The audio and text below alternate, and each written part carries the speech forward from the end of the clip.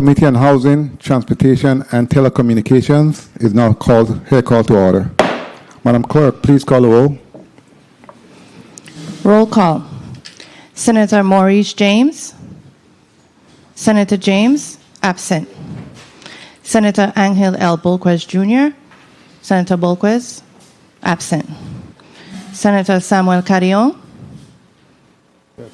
Senator Carrion, present. Senator Dwayne M. DeGraff. Here. Senator DeGraff, present. Senator Ray Fonseca. Senator Fonseca, absent. Senator Carla Joseph. Senator Joseph, absent. Mr. Chair, we have 2 present and 4 absent. Excuse me? We have 2 present and 4 absent. 3. Oh, 3, I'm sorry. Senator Marvin Blyden. Present. Senator Blyden, present. Okay, very well. Madam Clerk, are there any correspondence to be read into the record? Yes, we do. We have 2. Please proceed. Okay. October 21st, 2023. Dear Honorable Senator Marvin Blyden, Chairman of the Committee on Housing, Transportation, and Telecommunications. I'm writing to convey the delay in my attendance at your October 24, 2023 hearing and respectfully request your understanding and approval to be excused until my arrival.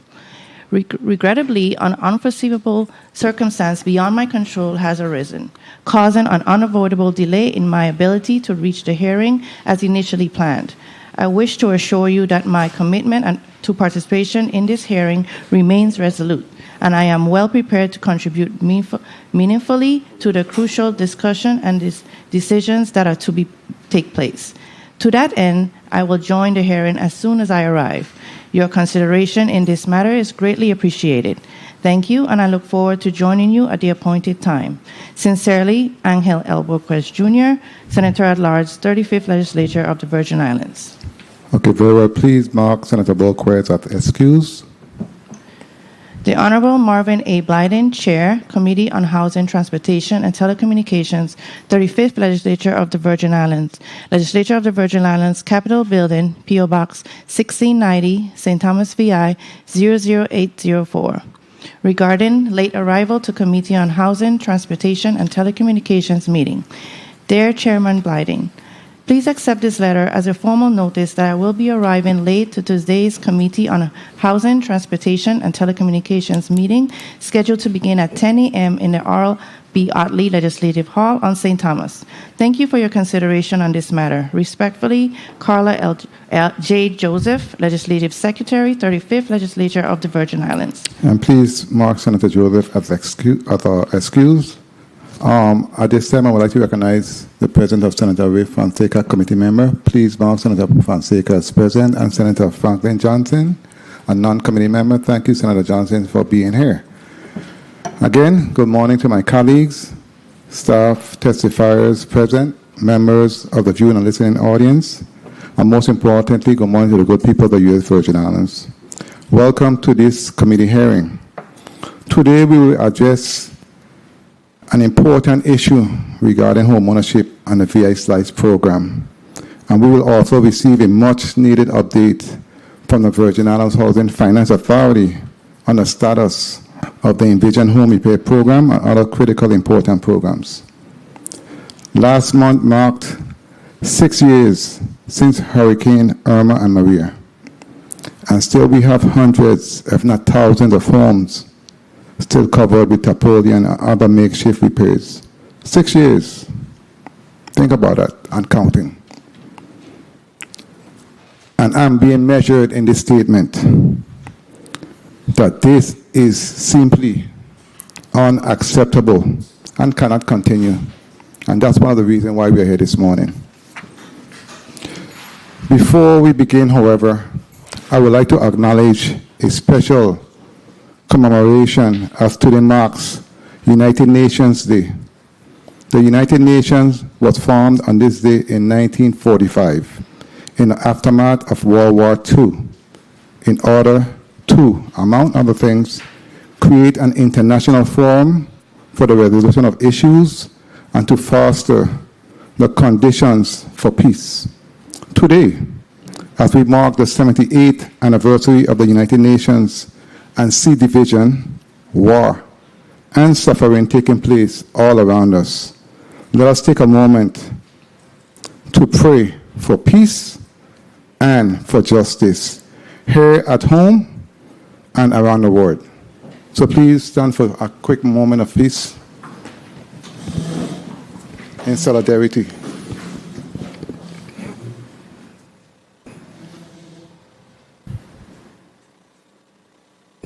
Thank you. At this time, I would also like to acknowledge the presence of Senator Potter. Thank you, Senator, for being here, a non-committee member. Madam Clerk, can you please read the agenda and announce the testifiers for the first block? Agenda for the Committee on Housing, Transportation, and Telecommunications, Block 1, 10 a.m. to 12:30 p.m. Update and discussion regarding the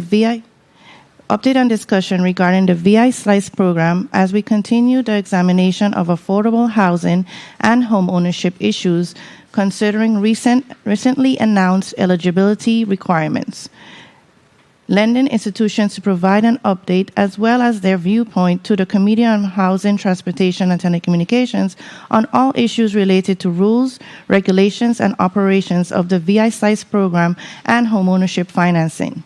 Invited testifiers: Mr. Wayne L. Biggs, Chief Executive Officer, Virgin Islands Economic Development Authority; Ms. Kimmy Bryce, Area Director, USDA Rural Development; Mr. Valdemar Collins, President, Merchant Commercial Bank; Mr. Michael Armendariz, Representative, Capital Mortgage Services; Ms. Dina Perry Malone, Vice President and USVI Marketing Manager, First Bank, Virgin Islands; Mr. Lee Smith, Senior Executive Vice President and President of Mortgage, New York Community Bank; Mr. Melvin Malero, Regional Mortgage Manager, Oriental Bank; Ms. Dana Clendenin, Interim Executive Director, Virgin Islands Housing Finance Authority. Mr. Chair, this concludes the reading of the first block. Thank you, Madam Clerk. Before I go to our testifiers this morning, and I'll have them announce themselves, starting from my far left, I'm going to take a minute or two to go on my full soapbox because, honestly, today I'm not feeling so warm and fuzzy. This is such an important topic of discussion in our community, and as I read the testimonies last evening, and I went through all of the testimonies, and which I will have the Madam Clerk read the testimonies for the testifiers in this block before I go to those in person. You know, I'm somewhat not feeling too warm and fuzzy, as my colleagues usually say, when it comes to our banking institution in the territory. You know, they play a critical and vital role when it comes to our people in terms of loans and having opportunities when it comes to securing a home for them and their families. And when I saw the testimonies, I was just really dumbfounded, really.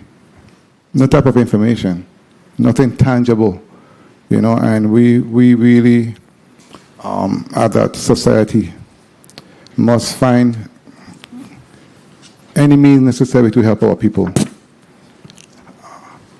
I must say that in my 8+ years, say 9 years here, as being in this body, I've always championed housing and home ownership opportunities. And we have had 2 major hurricanes 6 years ago. And in that 6 years, you know, one of the questions I will try to figure out what's really going on in that space is how many homes have we built for our people with all of the federal fundings, hundreds of millions of dollars. We're talking about FEMA, Envision program, APA funds, mitigation funds. We created a first-time home buyers fund in the 34th first-time home buyers program in the 34th legislature.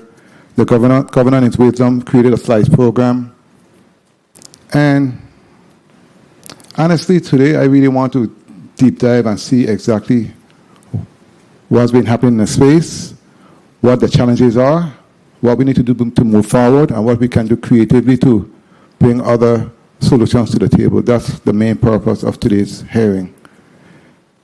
It's incumbent upon all of us to do our part and work together to really make an input when it comes to home ownership. I know back in the 60s when OLB and them was here, they did a very good job in helping their people. They are our people. We have to do what we need to do in doing our part and leaving our mark here. To say when we leave, at least we did something tangible for our people, especially with the amount of funds that we have at this time. You know, I mean, it's a lot. But at the same time, I'm sure we can and we will do what is necessary to get the job done. So I'll step off my soapbox right now and I'll have the Madam Clerk please read the testifiers'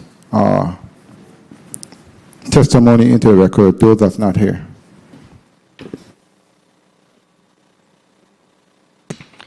This one was received via email, Kimmy Bryce from USDA.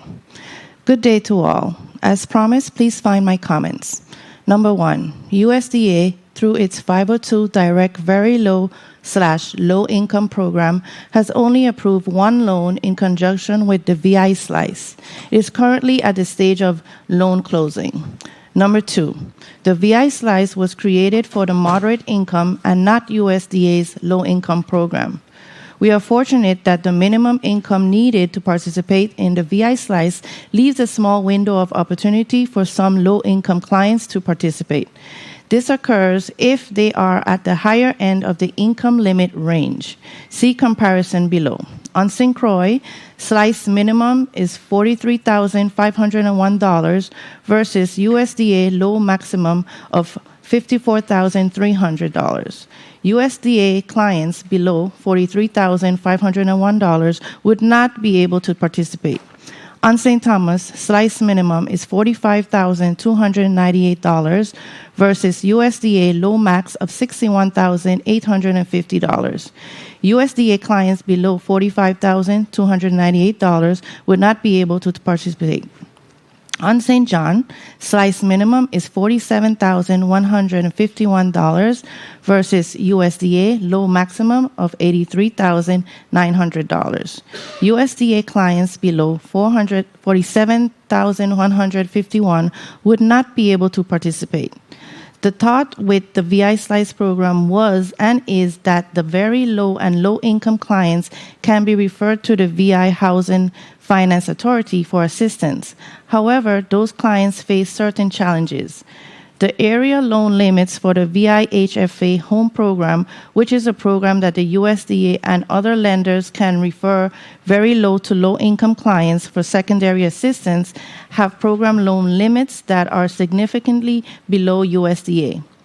Please see the below comparison on the program limits for the VIHFA program versus USDA, both serving the same very low and low income clients. VIHFA is actively working on trying to make program changes to hopefully match USDA's.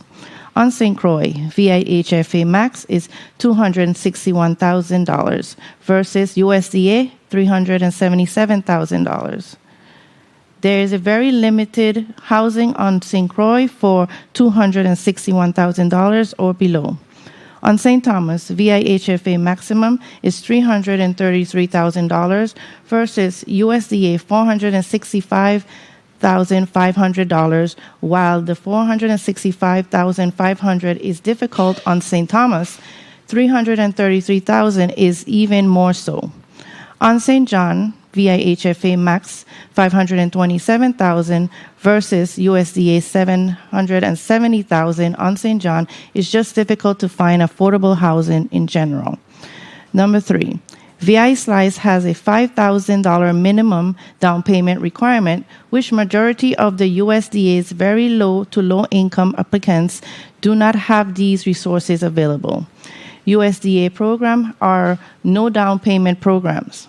Number 4, USDA also has a no mortgage reserve requirement. Our non-elderly, very low income to low income clients who have savings can keep up to $15,000 in assets, including cash, and non-elderly up to $20,000. This isn't transferred with USDA client participation in the VI Slice program. If they do not have savings, they are not allowed to keep only up to the equivalent of 3 mortgage payments. New homeowners have many expenses when moving into a new home, along with the need to have a financial cushion for life emergencies such as illnesses, vehicular repairs, home repairs, dependent care, etc., etc. One of the biggest issues remaining the lack of affordable housing that everyone is aware of. Our low to low income clients are challenged with securing contracts in the real estate market that does not have lot affordable units. And when they try to secure contracts, they can be easily outbidded.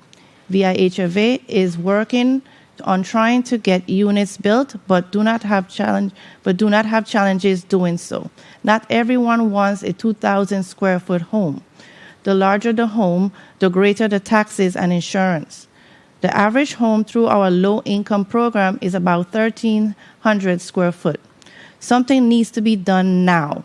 I do not have the answer, but the days are going back to development starter homes like Tutu, Mommy Jew, Strawberry, Zion Farm, and Castleburg, which were 1,000 square foot on average, may be needed.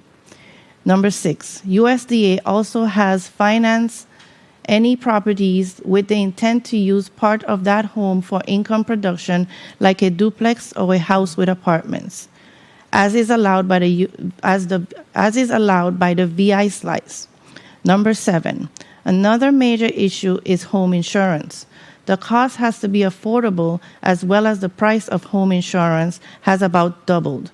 You should already be aware of the lack of insurance companies that remain. With the loss of the First Bank insurance, of the remaining ones, which are not plentiful. Some are limiting new customers, or the cost is just too high, and thus their payments no longer is affordable. Again, the larger the home, the larger the insurance. I hope this helps to learn USDA's thought on the matter. Have a good day. Kimmy R. Bryce, Area Director, Area 7, U.S. Virgin Islands, Rural Development, U.S. Department of Agriculture. Madam Clerk, can you please repeat number 6, because I want to make the record clear, because it was a mismention. Okay. Number 6, USDA also cannot finance any properties with the intent to use part of that home for income production, like a duplex or a home with apartment, as is allowed by the VI Slice. Proceed. Okay, second testimony. This was received from Merchant Commercial Bank. The Honorable Marvin A. Blyden, Chairman, Committee on Housing, Transportation, Infrastructure, and Telecommunications, 35th Legislature of the Virgin Islands, Capitol Building, P.O. Box 1690, St. Thomas, VI 00804, regarding VI Slice Moderate Income Homeownership Program, VI Slice Program. Dear Senator Blyden, your correspondence of October 11, 2023 was respectfully received. Owing to previously scheduled commitments, I am unable to attend the Committee on Housing, Transportation, Infrastructure, and Telecommunications hearing on October 24, 2023. Notwithstanding, from the perspective of Merchant Commercial Bank, which follows is our role relative to residential financing in United States Virgin Islands, USVI, as well as an update surrounding our efforts to utilize the VI Slice program for prospective moderate income home owners. Residential lending. For the past 17 years, Merchants Commercial Bank has provided state-of-the-art financial resources and solutions to the USVI businesses and consumers. Merchant Commercial Bank is the only locally owned and operated commercial bank chartered under the auspices of the Office of the Lieutenant Governor's Division of Banking, Insurance, and Financial Regulations, with deposits insured by the Federal Deposit Insurance Corporation, the FDIC. While we serve customers on St. Croix, St. Thomas, St. John, and Water Island, we have 2 physical locations at Tutu Park Mall, St. Thomas, and Islandia Building, Cruise Bay, St. John. With respect to the residential financing, Merchant Commercial Bank continues to offer a full range of products geared primarily towards satisfying the needs for timely, service-driven lending decisions. The residential loan products that Merchant Bank Commercial offers include residential mortgage loans for construction, residential mortgage loans for acquisitions, land loans, home improvement loans, and home equity line of credit. Since we do not sell our loans in the secondary market, Merchant Commercial Bank does not offer any conventional 30-year fixed-rate mortgages. However, the bank provides residential mortgages with a balloon feature that amortizes principal and interest payments over 30 years and is particularly suitable for those borrowers that do not qualify for conventional programs. Status of VI Slice program. On March 2nd, 2023, Merchant Commercial Bank became the first bank in the territory to formally execute a Memorandum of Agreement, an MOA, in participation with the Virgin Islands Economic Development Authority, VIEDA, to participate in the VI Slice program. Notwithstanding our collective efforts over the past 8 months to leverage the VI Slice program to increase homeownership rates among the moderate income household in the USVI, as this writing, Merchant Commercial Bank has not closed a residential mortgage transaction using the VI Slice program. From our internal data collected since signing the MOA on March 2nd, 2023, we have gathered the following information specific to Merchant Commercial Bank. A total of 64 households contacted Merchant Commercial Bank to inquire about the VI Slice program, and of these 64 households, 45 of these households, or 70%, or below 70%, did not complete the Uniform Residential Loan Application, the URLA, or provided required supporting documentation to advance the underwriting process, such as file taxes or construction estimates.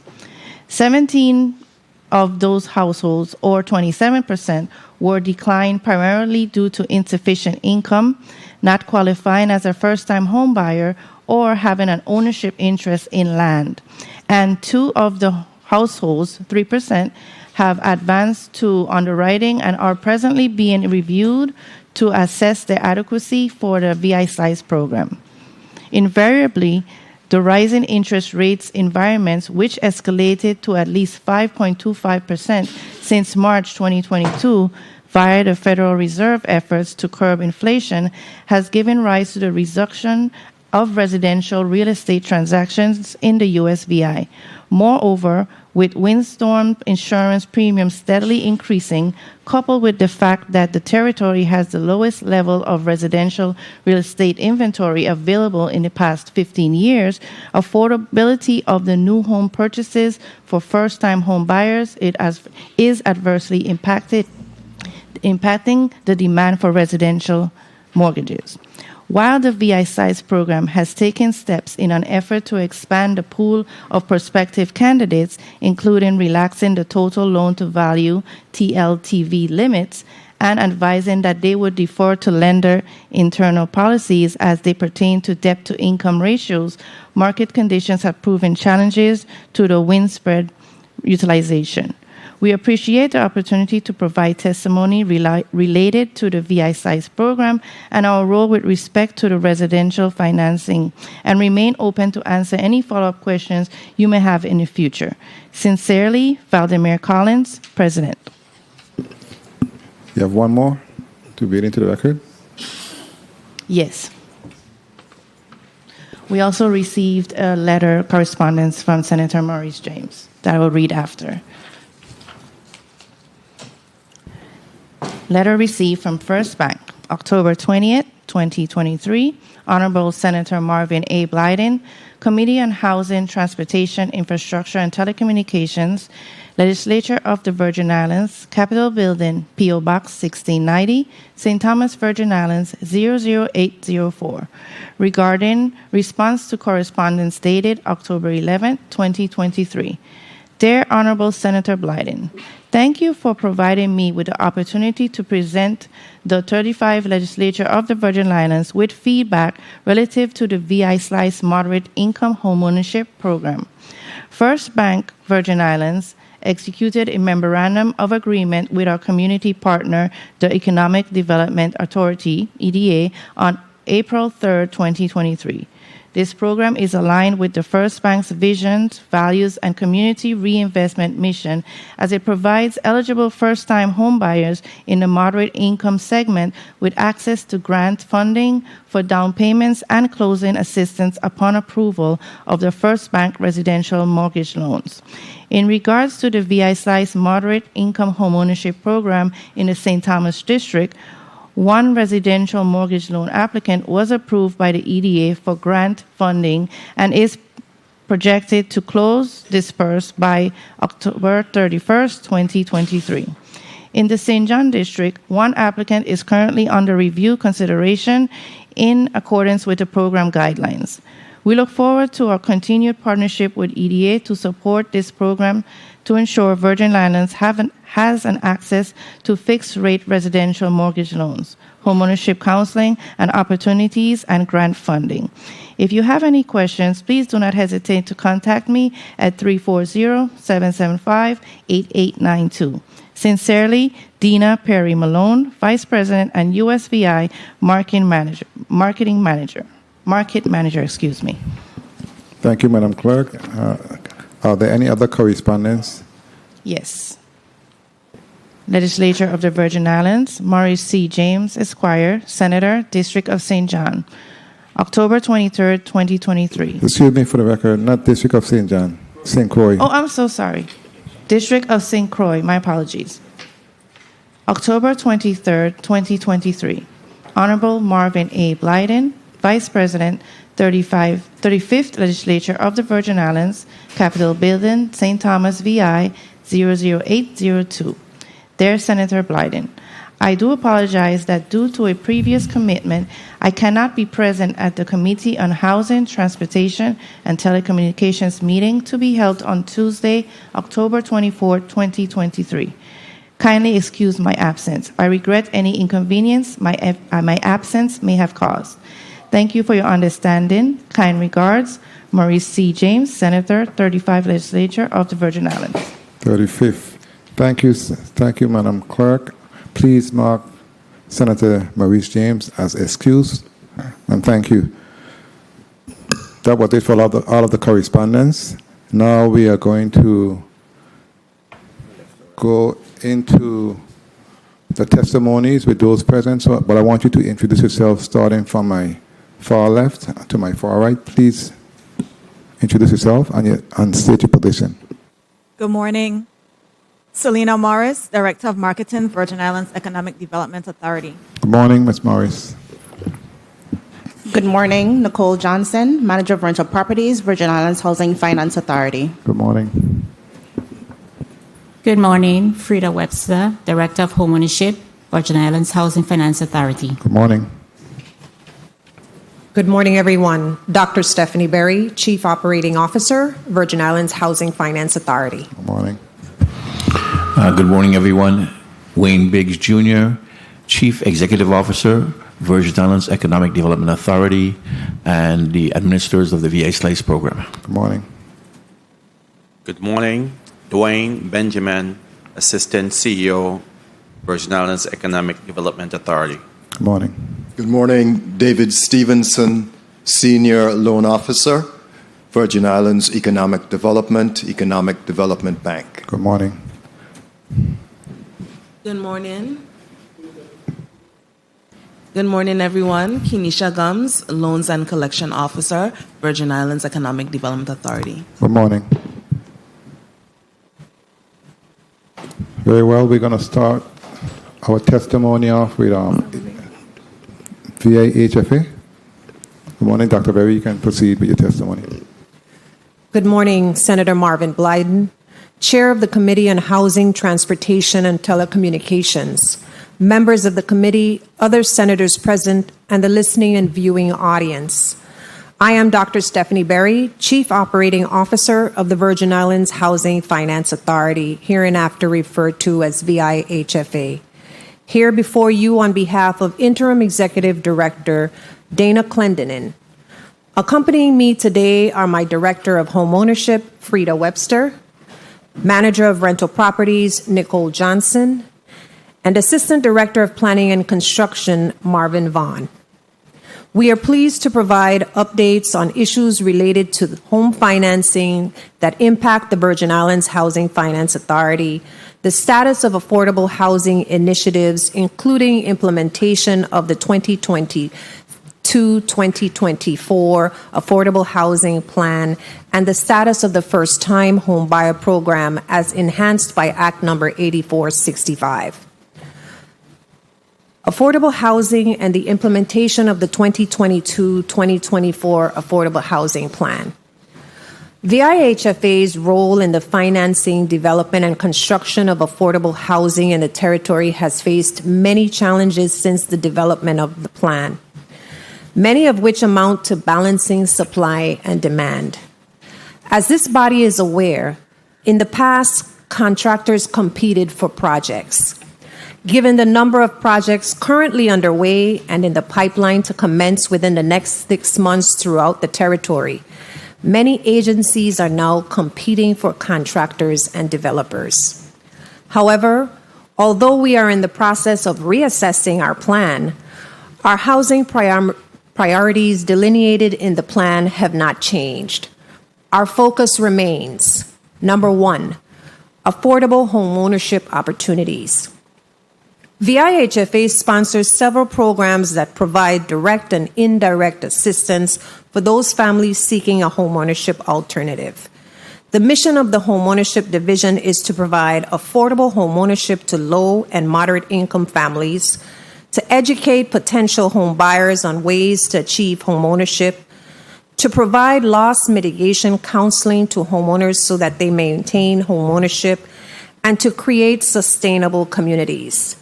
This undertaking is accomplished through pre-qualifying, financing, educating, and counseling potential buyers and current homeowners.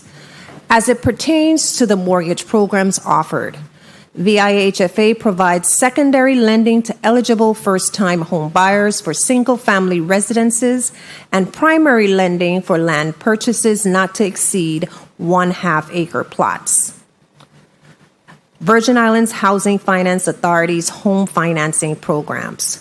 The current maximum loan limit established by HUD for our home program is less than the current cost to construct or purchase a home in the territory. Similarly, secondary financing for our non-home eligible clients remains a challenge given the current construction, renovation, and purchase costs. We are currently reviewing how we can increase the loan limits for non-home funded transactions, which we anticipate will assist this pool of clients. Additionally, given these current costs and not wanting to undertake the responsibilities associated with obtaining a contractor, many of our clientele have specified sole interest in turnkey homes. Act 8465. The Virgin Islands First-Time Home Buyers Program Act, as amended in August of 2021, allowed for the appropriation of $4 million from the Internal Revenue Matching Fund to the Homestead and Home Loan Fund to assist eligible prospective home buyers. Secondary financing up to $250,000 can be obtained through VIHA for a single-family home once applicants are qualified and referred through a local lender. We want to reiterate to the public that these funds can be used for down payment assistance as well. As presented, Act 8465 allows for loans that will create a revolving fund for future use. However, there are programs that offer financing for single to multifamily units with a grant component, which is far more appealing than our current loan programs. Cistern and Slab Program. We offer for your consideration the reinstatement of the Cistern and Slab program with an annual appropriation to provide financing to eligible residents of the territory who own up to 1/2 acre plots of land. The program can be structured as a 75-25 allocation, with 75% as a grant and 25% as a loan. The amount of funding would be up to $75,000 for Cistern and Slab, and if the property cannot connect to the public sewer system, then up to $100,000 to assist with the construction of the septic system. Once the client obtains financing for the construction of the home, if the lender chooses to pay off the loan portion, the grant will remain for the remainder of the 25-year period, and HFA will subordinate to a second position. This program would only be available to first-time home buyers with no interest in other real estate and cannot result in a duplication of HFA program benefits, such as if a client purchased a lot through VIHFA's Buy a Lot, Build a Home program, that client would not be eligible for additional assistance through the Cistern and Slab program. As it relates to new construction, including those listed in the 2022-24 plan. Estate Bon Esperance St. Croix. We are currently reviewing a proposal for construction of up to 100 single-family homes and infrastructure on the remainder of VIHFA's property located in Bon Esperance, South Side. This project will be completed in phases and is projected to commence in the second quarter of 2024. Cotton Valley, St. Croix. Given the demand for turnkey homes, our plan to subdivide and develop roads that provide an additional 20 1/2 acre lots for sale to clients is deferred to the first quarter in 2025. Estate Jealousy, St. Croix. We are currently reviewing a proposal for construction of up to 20 single-family homes and infrastructure. Estate Mount Pleasant, western side of St. Croix. HFA will develop 6 additional homes in this subdivision, and solicitation is projected to commence in the first quarter of 2024. With the approval of disaster recovery funds, an additional 7 turnkey homes are slated to be constructed, and solicitation is projected to commence no later than the second quarter of 2024. Estate Solitude, St. Croix. We are currently reviewing a proposal for construction of infrastructure and up to 6 single-family homes. Estate Fortuna, St. Thomas. With the approval of disaster recovery funds, this project, referred to as Wild Pineapple, which consists of 20 turnkey homes, is slated for solicitation to construct the first phase no later than the first quarter of 2024. Estate Nazareth, St. Thomas. Our plans to subdivide this property and provide 30 lots and 40 homes for sale is deferred until the first quarter of 2025. Queen Louise Apartments, St. Thomas. With the approval of disaster recovery funds, 16 townhomes are slated to be constructed. Construction is projected to commence no later than the first quarter of Solicitation, I stand corrected. Solicitation is projected to commence no later than the first quarter of 2024. Estate Dunou, St. Thomas. The completion of 2 turnkey homes is projected for the second quarter of 2024. The solicitation of bids for the construction of 8 turnkey homes is ongoing, with the anticipation of commencing construction no later than the third quarter of 2024. Estate Bethany, St. John. We are currently reviewing a proposal for construction of infrastructure and up to 6 single-family homes on the remainder of VIHFA's property located in Estate Bethany. Second, affordable rental housing for working singles and families across the territory. The continued increase in the cost of rental units throughout the territory, coupled with many long-term rentals being converted to short-term, has created a greater demand for long-term rentals. Ross Mixed-Use Facility in St. Thomas. The site for this project is located on the corner of Alton Adams Senior Drive and Williams G. Lewis Lane. With the approval of disaster recovery funds, this 3-storied building consists of commercial bays on the 2 lower floors and 8 residential units on the 3rd floor. Construction is slated to commence no later than the first quarter of 2024. 20A Strand and 5BB Smith Street, mixed-use facility in St. Croix. We are currently performing site assessments to determine the viability of renovating our existing building to become a multi-use facility, which will include residential units. Our third area, emergency housing. VIHFA's emergency housing program is a short-term housing program that is not considered or meant to be long-term. Emergency housing temporarily assists persons who are displaced from their current household due to a natural disaster, catastrophic incident, domestic violence, or financial hardship.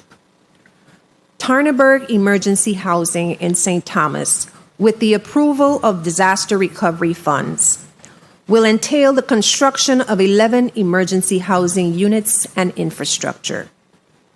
Stable and Apartments in St. Thomas. Repairs to this 3-unit building impacted by the 2017 storms are underway and is projected to be completed by the first quarter of 2024. Charlotte Apartments in St. Thomas has 6 buildings. Repairs to the buildings impacted by the 2017 storms are projected to commence no later than the first quarter of 2024. We are currently assessing this site to determine the cost-benefit of further renovations versus demolition and new construction. Prophet Hills Emergency Housing, St. Croix. This property has 3 buildings, 12 units. Solicitation for repairs to one building impacted by the 2017 storms will commence no later than last quarter of this year. Anna's Hope Emergency Housing, St. Croix. No later than the first quarter of 2024, solicitation for repairs to the 16-unit building impacted by the 2017 storms will commence.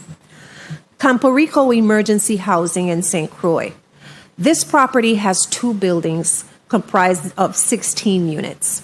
Repairs to one building impacted by the 2017 storms are underway and is projected to be completed by the second quarter of 2024. The Granagata Inn, St. Croix. With the approval of disaster recovery funds, solicitation for the renovations to this 18-unit building will commence no later than the first quarter of 2024. In the past year, we launched a new homeownership survey, which looked at the needs of our population through the lens of not only what they can afford, but also what is practical for our community. The time of sprawling homes is gone. And as you heard earlier, we are looking at the possibilities for more multifamily residences, condos, townhomes, and mixed-use buildings. Subsequently, VIHFA has been soliciting proposals from qualified consultants firms to provide a comprehensive housing demand study for the territory that will provide community leaders and stakeholders with a basis for formulating community-specific housing priorities and provide foundation data to assist in developing policy alternatives and intervention strategies.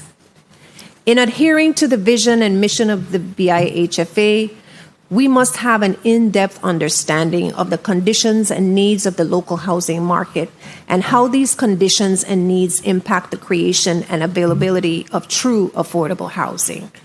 The last documentation on local housing demand was prepared in 2015 and used existing data, including U.S. Census data. The Virgin Islands has experienced a vast shift in population in the 8 years since the last study was conducted. As a result, the housing market and housing demands have changed.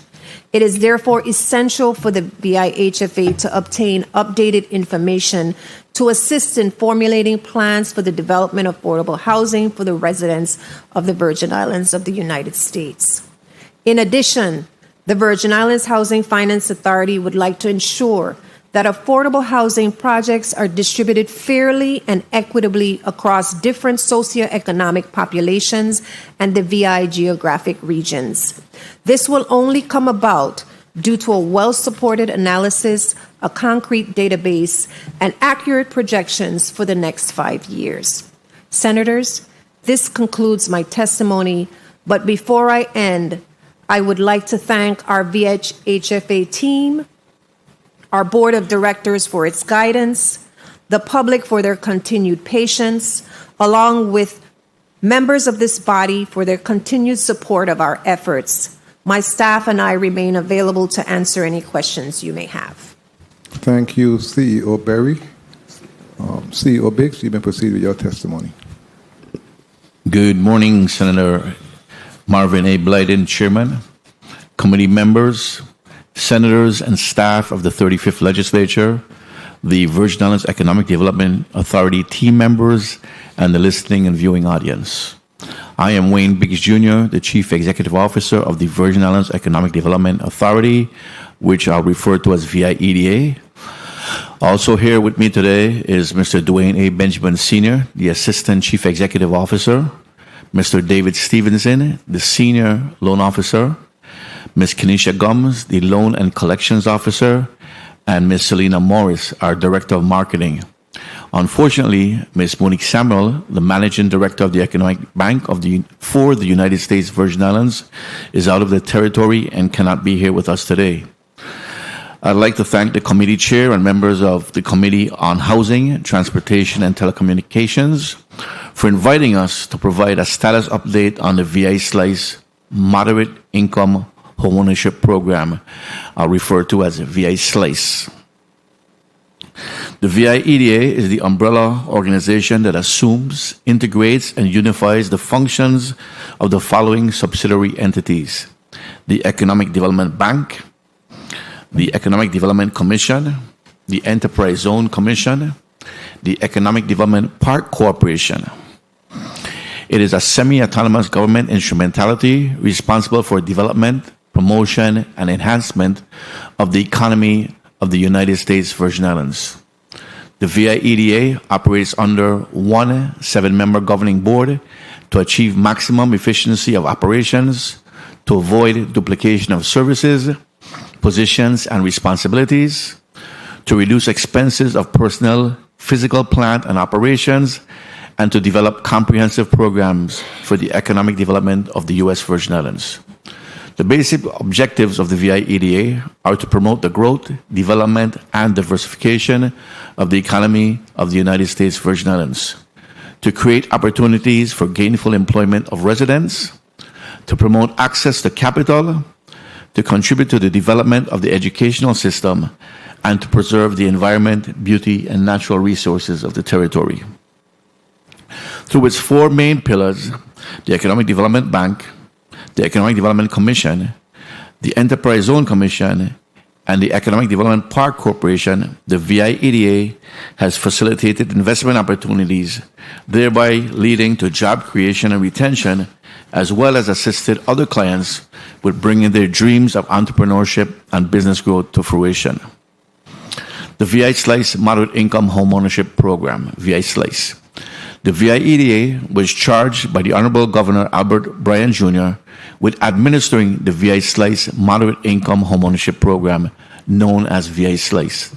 The primary goal of VI Slice is to establish opportunities that may increase homeownership rates amongst moderate income households in the U.S. Virgin Islands by offering gap financing. The program will support long-term sustainability, resiliency, and economic viability across the territory by providing financial assistance to expand affordable homeownership opportunities. VI Slice is a gap financing program funded through a $20 million American Rescue Plan Act or ARPA grant.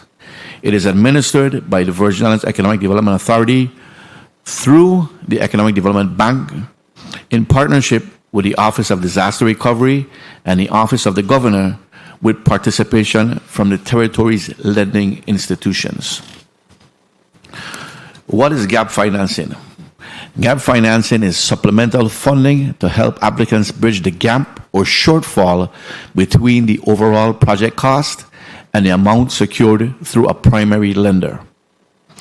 VI Slice supports the following activities: home purchase with rehabilitation or without rehabilitation at a limit of $200,000, new construction at a limit of $200,000, and down payment and closing cost assistance within a limit of $100,000.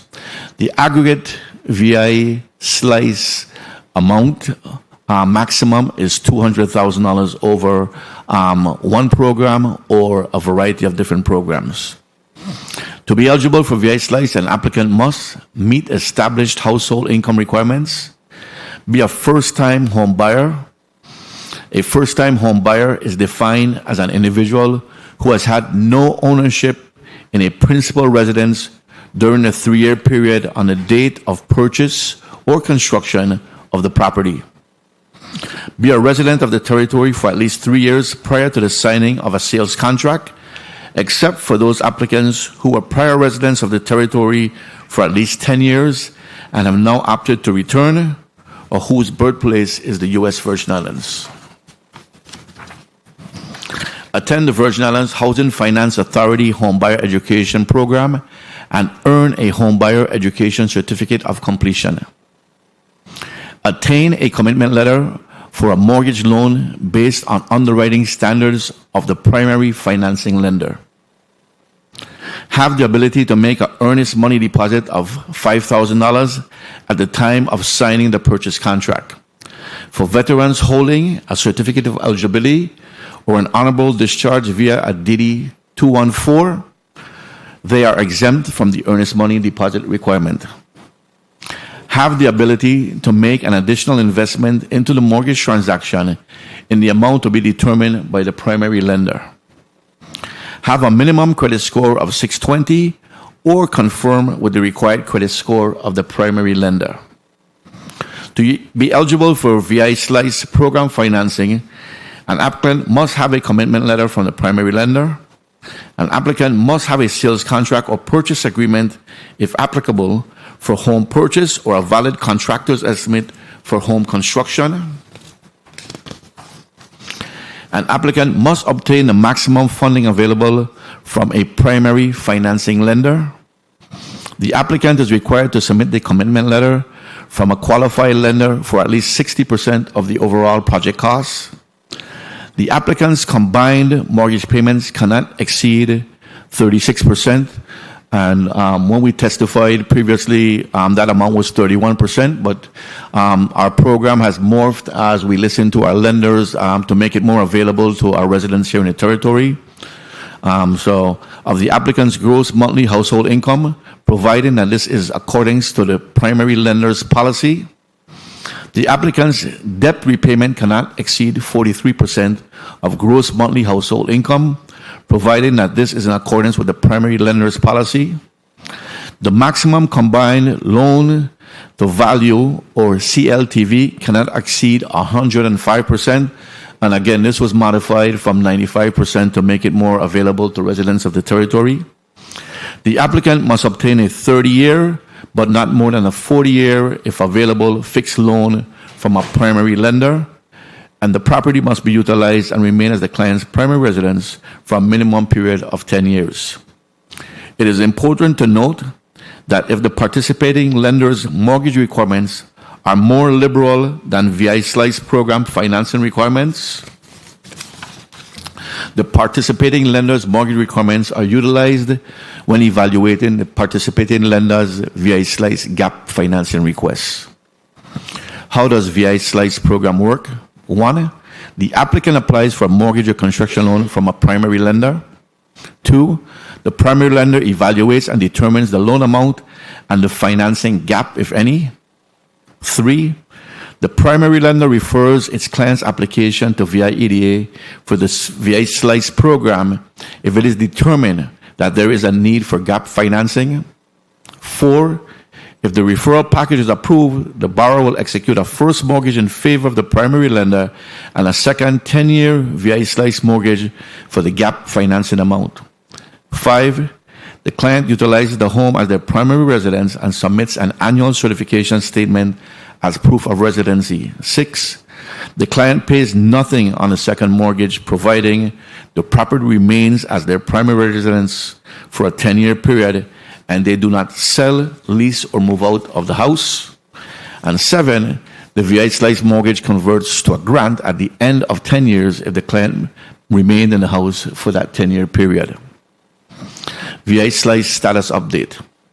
As of today, 8 VI Slice homeownership transactions have been approved, totaling $614,757.95 in gap financing, with an overall bank financing of $2,196,641.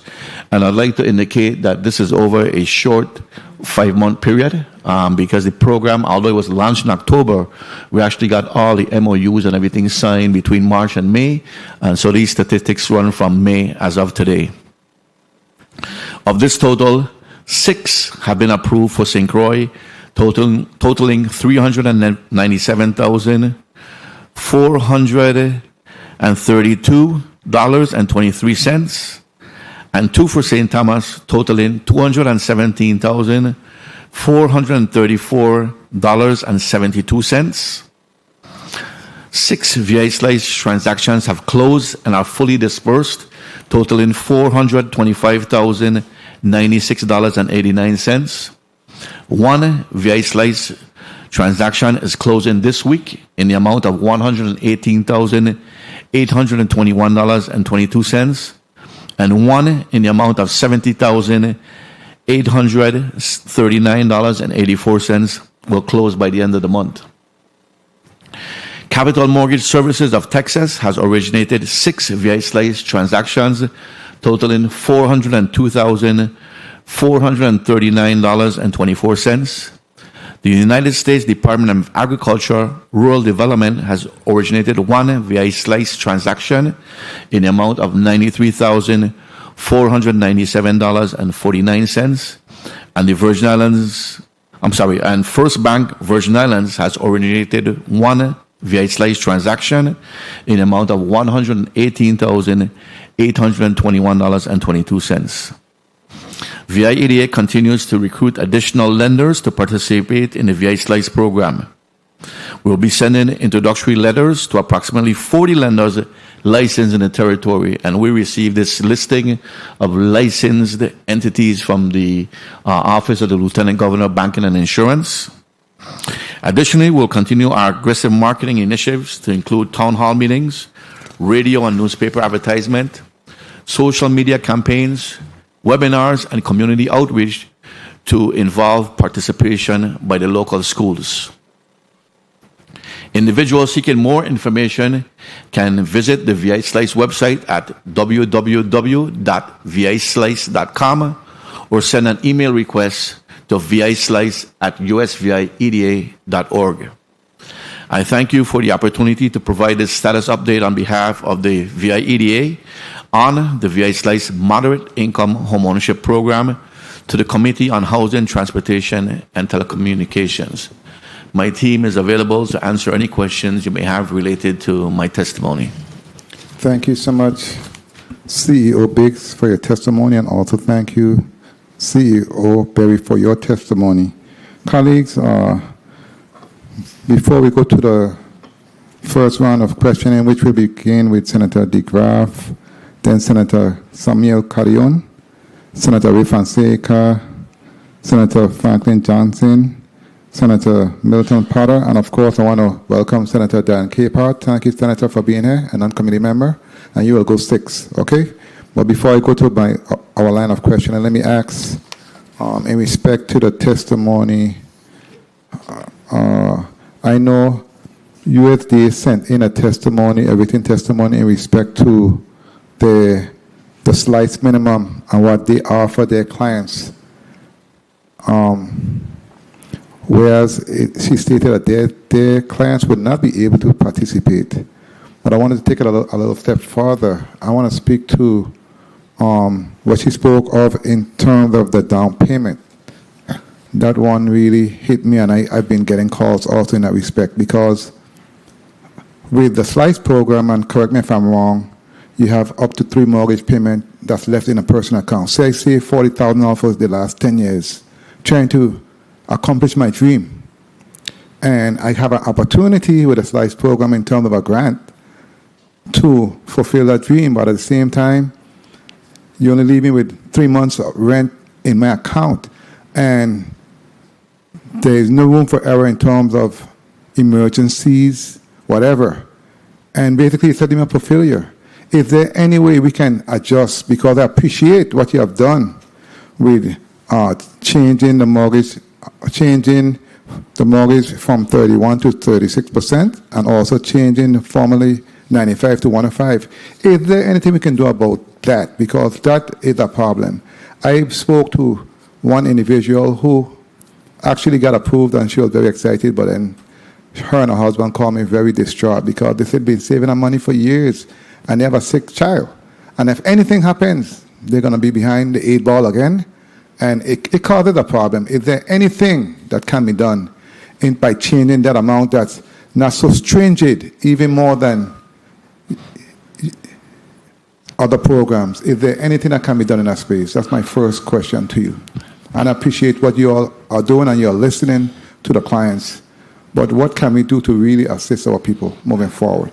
Yeah, again, the VA Slice program was not designed to enrich anyone. So, of course, as I indicated, if the primary lender has a more liberal policy, we will look at that policy with justification from the primary lender, indicating that that's their normal policy. We've actually put the reserve policy in place to try to allow them to maintain some of the savings, so we don't have to deplete all of their savings as we're looking at the grant. So we're saying that the minimum that we're looking at in reference to some kind of reserve is 3 months. So if you do have that issue somewhere along the way, you'll have some money in reserve. So instead of pulling all of your savings and saying you have to apply all of your savings to the loan and then the grant fills the gap, we're saying you can take 3 months of your savings, put that in reserve, and that creates that gap that may be there. But again, if the policy for the primary lender is more liberal, we're happy to look at that policy in reference to that and move forward. And I think, as Ms. Bryce has indicated, and we do have one loan that we've worked with them, what happened is we do have some overlap between their maximum and our minimum, and so their clients that fit in that gap are able to take advantage of the VA Slice. But again, programs are designed with maximum and minimums, and again, they've been working fairly closely with us to make sure that their clients who fit that gap can potentially take advantage of VA Slice. And based on what I'm seeing, honestly, this is just my opinion, based on those policies, the number of individuals that's applying, that has something to do with it also, because everyone talks, everyone relates to everyone, and that's a problem. And not only that, what I'm seeing also, what it will do potentially is force individuals to hide the money. We don't want that. It's going to force individuals, knowing what they know, what the program is about and how to get through. They're going to hide some of the money, and we don't want that, because back in the day, that's what our folks did, and when you get robbed, you lose everything. We don't want that. And they really don't circulate in the economy in terms of taxes, etc., interest, whatever. But I'm just saying, let's see if we can look at it and see how we can make some type of adjustment in respect to assisting our people. And finally, I want to ask, in respect to the testimony also, you spoke about, and I make a note, how can we make the program even more attractive for our individuals when it comes to the financing part? Is there anything that you can do to make it more attractive besides advertising? Yeah, I don't think we can make a lot more tweaks to the program in reference to trying to increase individuals' financing eligibility, because again, we're dealing with primary lenders they sell those loans in the secondary market, and there are certain requirements in reference to secondary market sales. So they are basically the ones, as I indicated, we're watching at their criteria, their requirements that they have to meet, and we're fulfilling those requirements. As indicated again, if theirs are more liberal than the VI Slice program as created, we go with their policies that are more liberal. But again, remember that they're selling a lot of these things in the secondary market, and they have to meet Fannie Mae and Freddie Mac and a lot of other requirements that are out there. So it's just not holding those mortgages locally, and they can make whatever kind of policies they wish to make. Okay, and CEO Berry, good morning again to you. And of course, the VIHFA basically is the main entity that deals with home ownership opportunity in the territory and programs, as a matter of fact, to assist individuals when it comes to land and building homes. In respect to your many programs that the agency has under its tutelage, how many homeowners would you say have been able to buy or build homes as a result of these programs, say within the last 10 years? 10 years. I'll give you 10 years. I would want to thank you for that question, Senator. Dr. Stephanie Berry, COO for Housing Finance Authority. I would not want to guess 10 years. I would say it's probably around maybe 10. Okay. And that's without me having the data in front of me, but probably around 10. And thank you for being honest. And that says a lot in respect to number one, education, because Ms. Rice spoke in respect to the chart she gave with the amount of people that were eligible, how many qualified, and how many actually got to the end, and it was like 2-3%, yeah. And many of them had challenges with their credit score, etc. So I think education is critical, and your agency plays a big role when it comes to that. What are we doing in respect to educating more people and really helping them to get to the place they need to be? Can you speak to that, please? I'll just give one example, and then I'll go and defer to our Director of Homeownership, Ms. Webster, to talk a little bit about what we're doing. I can be empathetic to the education component because 20 plus years ago, I actually sat in the home buyers education program at HFA. And since then, what we've been doing is really listening to the public. We just heard from our colleague and partner in housing, EDA, relative to the savings. Mm-hmm. A lot of people can't afford to save in this current economic market that we're in. So we are in the process of revamping our home buyer education program, and I'll defer to Director Webster to talk and just give you a little bit about what we're doing to ramp up our services in that area. Okay, very well. Good morning. Good morning, Senator.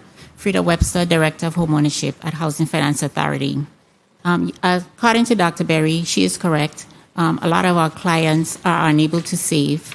And so what we've done at the authority is that we're enhancing our home buyer education program that we currently offer on a Zoom platform for a 6-week period every Wednesday for two hours, where we provide classes and guidance on topics such as credit, what is required from a lender if interested in construction, what is required to obtain a construction loan to build a house, what is needed for insurance. We even have presentation from realtors, and we have presentation from the insurance industry. Basically, what we're doing is that we're telling that small knit group of people that attend our class, sometimes it's as minimum as 10, it could be as high as $50, depends on demand at the time, what they need to do to acquire the dream of homeownership. Many of our clients that come to the Housing Finance Authority have the $1,000 down payment requirement that we look for. There are few that have more than that. So we encourage them ways in which they can save money so they could realize the dream of homeownership. As you all know, the price of homes in the territory are very high. And we encourage clients to realize that this is a process that may take 2, 3, 4, 5 years. It's not a 6-month process. But so we go out and we go to schools, we go to various government agencies. We had our housing expo this past June, both in the district of St. Croix and in St. Thomas, where we invite our lending partners, we invite industry vendors who are in the housing industry to provide, discussions on their products and services. We're physically out there. This weekend, we're going to be at UVI at the Energy Fair, because they're having an energy fair. So we're there, again, to provide information on our products and services. Thank you for that. And colleagues, I want to make a note, which I think is very important in terms of this discussion. The president for Merchant Bank, Mr. President Val Collins, he gave some statistics, and I want to repeat them. A total of 64 households contacted the bank to inquire about the SLICE program. And of those 64 households, 45 of those, which is 70%, did not even complete the uniform residential loan application. They didn't complete the application, which makes no sense to me. 45 of those did not complete the application in terms of supporting documents to advance to the underwriting process, such as tax returns, construction estimate, etc. 17 out of the 45, which is only 27%, were declined primarily due to insufficient income, not qualifying as the first-time homeowner, or having an ownership interest in land, and lastly, 2 of those households, which is 3%, advance to the underwriting process. That's a problem. That basically says we have a bigger problem in the territory besides the agencies that's providing the opportunities. Again, education is the key. We really, really need to do more, be more creative, have more outreach, have more educational classes, etc. But nonetheless, start on the graph. You recognize for your 5 minutes. Thank you, Mr. Chair. Good morning, colleagues. Good morning, testifiers, all of you listening and present. It's a gloomy day. I'd just like to ask the people of the Virgin to continue praying for Director George for fire emergency VI FEMS for recovery. So, but when I think on its VI SLICE program, I'm pulling my hair out because is it working? I hate to be the negative person, but I've been in the position of a police commander, SWAT team. I went to war, and I never accepted where, hey, well, maybe I could lose one person out of my team, because to hear 64 people apply for home ownership in the VI, and 70% didn't qualify, and then to come in a testimony and say it like it's a badge of honor, to me it's really disheartening. VI Housing Finance Authority, I'm not trying to be disrespectful, but it ain't working. VI SLICE program, it ain't working. No disrespect, and if you feel disrespected, I apologize, but it's no disrespect. It's not working. And I say that because what I envision that's going to happen in the territory is the governor is talking about, or we talking about, in building the territory, we're going to have to import people. We're going to import 10, 20,000 people to build our territory up, who going to qualify for VI SLICE, who going to qualify for these things, services and stuff, and then they're going to buy up all our properties and kick us out. And I hate to sound like I'm preaching, but I'm seeing it, because we have Virgin Islanders here who aren't perfect. When I went to buy my first house, the gentleman at the bank tell me, hey, who you owe? I don't owe nobody. I'm proud. I have a government job. I doing well. And I stuck it out and I own. But for us to sit down in this capacity here as a senator and who are put here by the people of the Virgin Islands, and to hear one person qualify for a house, where the government is giving a down payment and closing cost assistance limit of $100,000, then a down payment shouldn't be an issue. There's a limit. A new construction limit, $200,000. Home purchase and rehabilitation, if necessary, $200,000. If I had that when I buy my house, I'd buy 10 houses. That's how I feel. But so we have the money. We have more money here than people could know what to do with. We have issues with our people in terms of qualifying. I don't believe in dropping standards. So don't drop no standards to give nobody no, like you're doing them a favor. I'm a proud person. Don't do me no favor like that, because it's going to end up in a short end.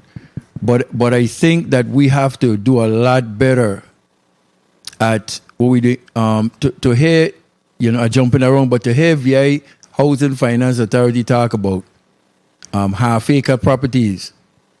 We got cut on half acres to quarter acres. You can't go have properties where we have half acres and stuff, and we're doing 8 properties and stuff. And 8, we went from 110,000 people to 80-something thousand people. We're doing 8 houses here. We're doing 11 houses here. So I think we need to do a reevaluation and assessments of how we trying to keep, we graduating 5,000 children a year. How could we keep them here? To keep them here, we got to have housing. So, again,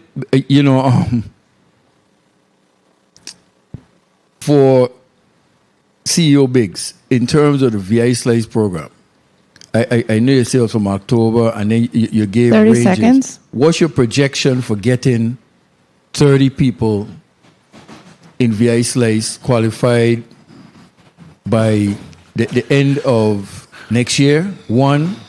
And for COO Berry, you keep mentioning about the first quarter of 2024. This is the fiscal first quarter of 2024. How does your money operate for, you talking calendar year first quarter 2024? Because we're in the fiscal 2024 first quarter. So those 2 final questions I could ask now. The answer. Thank you for the time, Mr. Chair. Yeah. Thank you, Senator DeGraff. CEO Biggs, you can start, and then CEO Berry, you can complete. Thank you. There's a lot that Senator DeGraff said, so let me start, I guess, at the beginning. First of all, I disagree respectfully that the program is not working. I think you can tell that to the 8 families who got an average of $76,000 that now are in a home. I think there are challenges that we as a community face, but the program is designed to assist, and it is assisting people that can qualify. There's not a lot we can do, as I indicated, with modifying the ratios and stuff, because some of these are sold in the secondary market, and there are requirements federally in reference to certain ratios you have to meet and stuff in that regard. I don't have a projection, in all honesty, for 30 people. If you figure 8 people in 5 months, I guess you could go out and say in another 10 months, we're going to probably get to the 30 number. I know there are loans in the pipeline. It depends on our people and how our people can qualify for the program. So we're marketing the program. We're going out and we're selling this program to the banks. The banks are actually anxious to do this because for them it's more clients. Unfortunately, as Senator Blyden said, I think part of it is education. We have to start teaching financial literacy in our schools. We have to teach people to save, and I know it's difficult in these times. And we have to teach people about credit and what credit means so they can qualify for these programs. Now, there are lots of other challenges, and I could go through the challenges if we want to talk about the challenges in reference to the program. But I think our program, similar to VA Housing Finance Authority programs and stuff, there are challenges that we meet because of just an island economy, the cost of construction, the lack of inventory. Let's break down construction right now. Construction on St. Croix is about $250 a square foot. If you build a 1,500 square foot home from scratch, you're talking about $375,000. So that's a significant amount of money. If you go to 2,000 square feet, You're talking $500,000 for that home. So there are significant challenges in reference to that. I think that we're going to have to change the paradigm in the way we construct. We no longer have to construct with 8-inch block outside, 6-inch and 4-inch block inside. I mean, there's other construction methods that we're going to have to look for and go away from our traditional, just like back in the day when we went from wood to block, we're going to need to move on to some of these newer traditional methods that also meet Miami-Dade codes and other building codes. Insurance costs. The cost of insurance is prohibitive. So most of the time you're getting a mortgage, you have to escrow the amount of money. Insurance cost is prohibitive. The cost of power, that's another additional cost when you own a home. It's a little different than when you're renting. So there's additional costs there. Again, the inventory of homes, the lack of financial institutions that are doing construction loans. Right now, the only entity in our program that's doing construction loan is Merchants Commercial Bank. We're still working with Banco Popular to work out some of the issues in reference to the MOA and get them online. And then even the type of homes we build. We like, in all honesty, we like the single-family standalone homes. I mean, maybe we're going to have to look at more townhomes. We may have to look at more mixed-use homes for a variety of different things. So there's several challenges out there, but I don't think the programs are the challenges. I think there are other challenges outside because, believe me, we'd love to get that $20 million we have on the street quickly, and we're doing everything that we can in our power to do that. But we do depend on the primary lenders. And again, we're just filling the gap in reference to financing. So we're not qualifying anybody.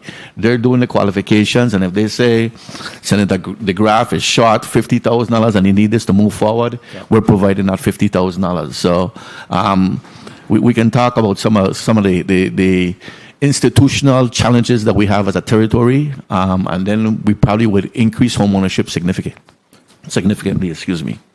Thank you, Mr. Biggs. Before I go to your response, CEO Berry, let me add, in respect to what you said, what keeps me up at night, honestly, basically what you said, the longer we wait, the more expensive it's going to get, period. So I do agree in terms of getting that $20 million on the street like yesterday because the prices are rising every single day. And that's the problem I see we have. That's why I asked how many homes have we built within the last 5 years. Because the longer we wait, the pool of funds that we have is going to decrease significantly. Yeah, one other thing I'd like to add that I don't think we even think about that adds really to the issue here also is the social economy with the advent of Airbnb and VIBRO and some of those other entities. We've taken a lot of homes that would traditionally go into the market off the market because people are renting those homes now instead of selling those homes. So in lots of cases, I can rent that home, for significantly more money than my mortgage payment. So I will hold on to that home if I move off island or whatever instead of just selling that home.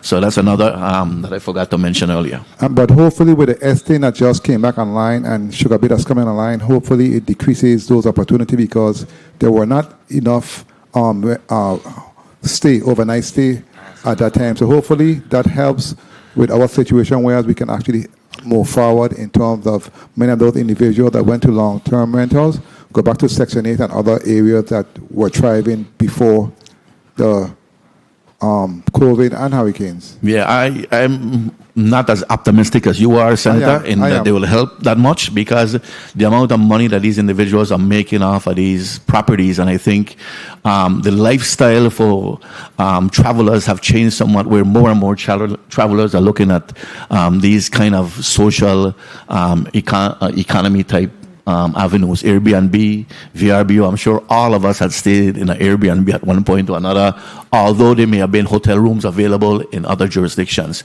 But it's not a problem that we alone have. I mean, if you look at New York State and how they're attacking the Airbnb issue, everybody is trying to attack that social economy housing issue as we move forward. So it's something that, like I said, is creating some institutional challenges for us here in the territory. Very well. CEO Berry?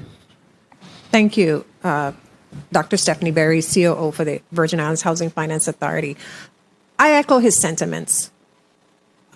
We share the same challenges throughout the territory, As I mentioned in my testimony earlier, the short-term rentals are taking over. They've taken over. And I don't foresee that even with the wonderful efforts to construct hotels, that this market that we call the social economic market of housing will decrease. So to go back to your first question, it is fiscal year. We do the budget by the fiscal year. It's just it's just a personal preference for me when I'm doing projections for our upcoming construction projects. Yeah. So that's why I just said in the first quarter of 2024. Education, construction systems, inventory, insurance, utilities, the downturn in the population. Even when you look at when we're planning for constructing in certain neighborhoods, most of you may know that I come from an education environment not too long ago. And over the years, you see the school population going down. That means redistricting in some areas if the school population goes down. That means transportation impact as well. So when you're planning for construction, those are some things that we don't even think about. We have to develop our properties. We have to put homes in place, but also we have to think of our other partner agencies, our educational institutions, the facilities that support these neighborhoods to assist them. So what you see before you are those people, those agencies that are really pushing forward community development, not just in housing, but it's going to be exponential. One fill the basket. Our plan did indicate it, great plans. We always have plans, right? But the reality that we're dealing here with in the territory goes beyond the agencies that you see before you today. And we have to work collectively together. And one last thing that I would like to add to CEO Biggs' comments is that we have to be realistic in our capacity as organizations and as a community in how much we could handle at one given point. I refer to my testimony where we talked about the fact that everything is going to happen at the same time. You're going to have education, building schools, breaking ground. You're going to have Charles Howard going up. You're going to have infrastructure happening in all districts. So we have to collectively work together to include housing in the conversation and make sure that we're not competing against each other and making this a reality of building homes in our community and getting our individuals educated to be able to afford the homes that will be built. Thank you so much. Point of information, Senator DeGraff. Thank you, Mr. Chair. Thank you very much for your answers. And again, I just wanted to be echoed again. But for me, a Virgin Islander, Savanero to the bone, I would disagree with any attempts to try change anything with Airbnbs or VRBOs. That's right. Because us as Virgin Islanders deserve a chance to make money. And if this is the way to do it, I support it 100%. Because we're going to keep putting it out as it's an issue, it's an issue. This is a chance for Virgin Islanders to make money. Let's allow it to happen. And stop saying it as an issue. Oh, they're taking away from the housing stock and stuff. We actually cutting off our nose to spite our face, so we got to stop it. And again, it's no disrespect toward anything that was said, but it's a reality to me to wait to be in this age group, to have a property that I could put out for Airbnb, to after we see how much money we're making versus the traditional way. No.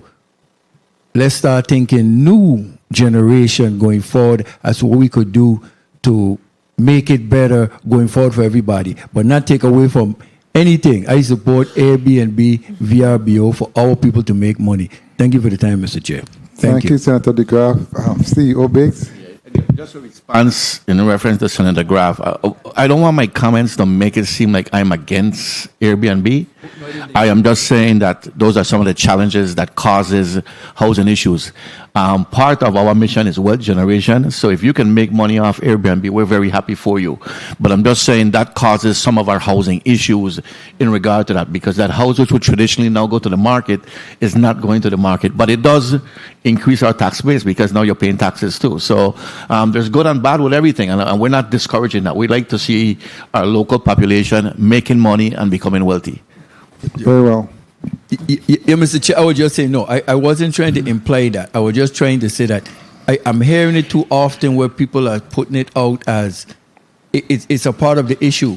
If we remove that, then I think we'll be able to see the picture a lot more clear than finding where, hey, what a local person making their money and trying to take it from them. Look at taking it away. It exists, period. It's another part of what exists in the world today, and move it forward. Thank you for the time, Mr. Chair.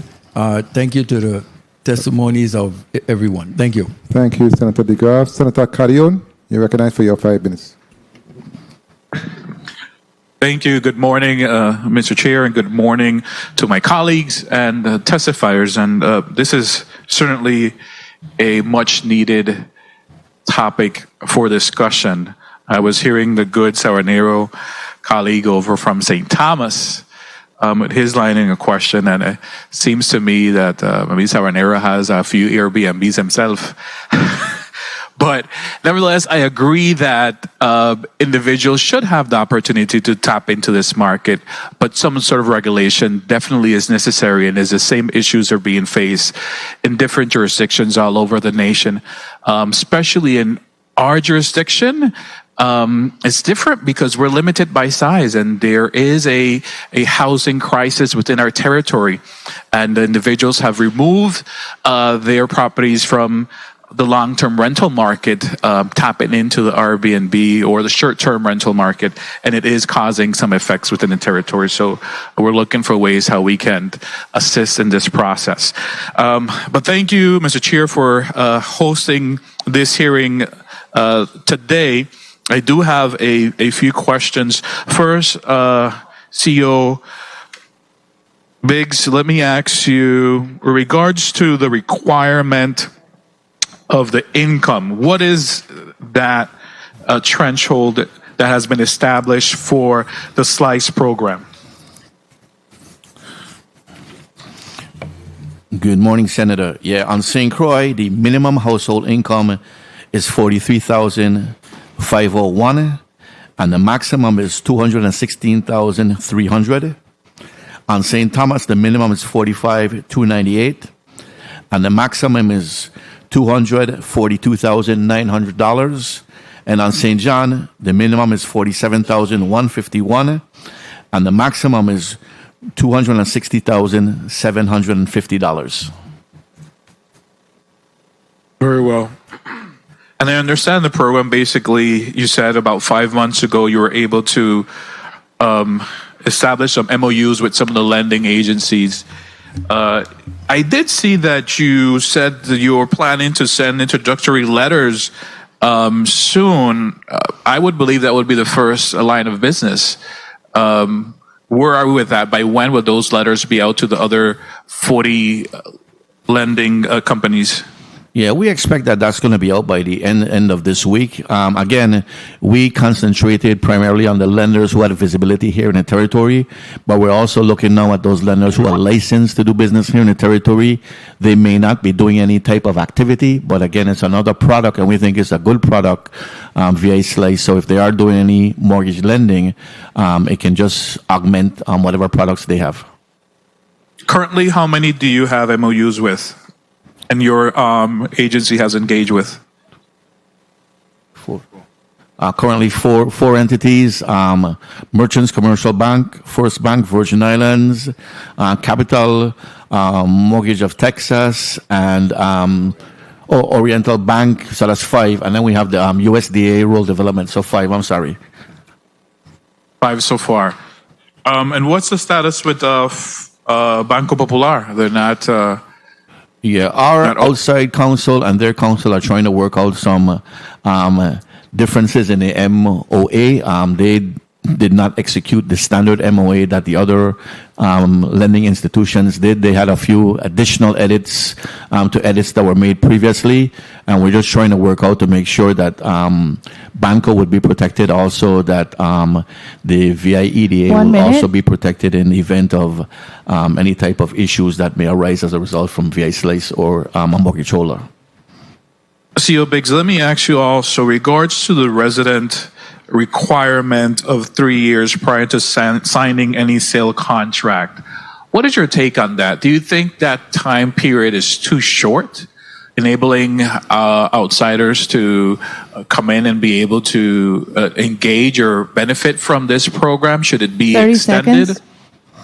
No, I think the 3-year time period is adequate. Again, we also have for individuals who are here 10 years and returning home, or people who are born in the Virgin Islands. But I think if somebody has established a residency here for 3 years, they become part of the fabric of the community.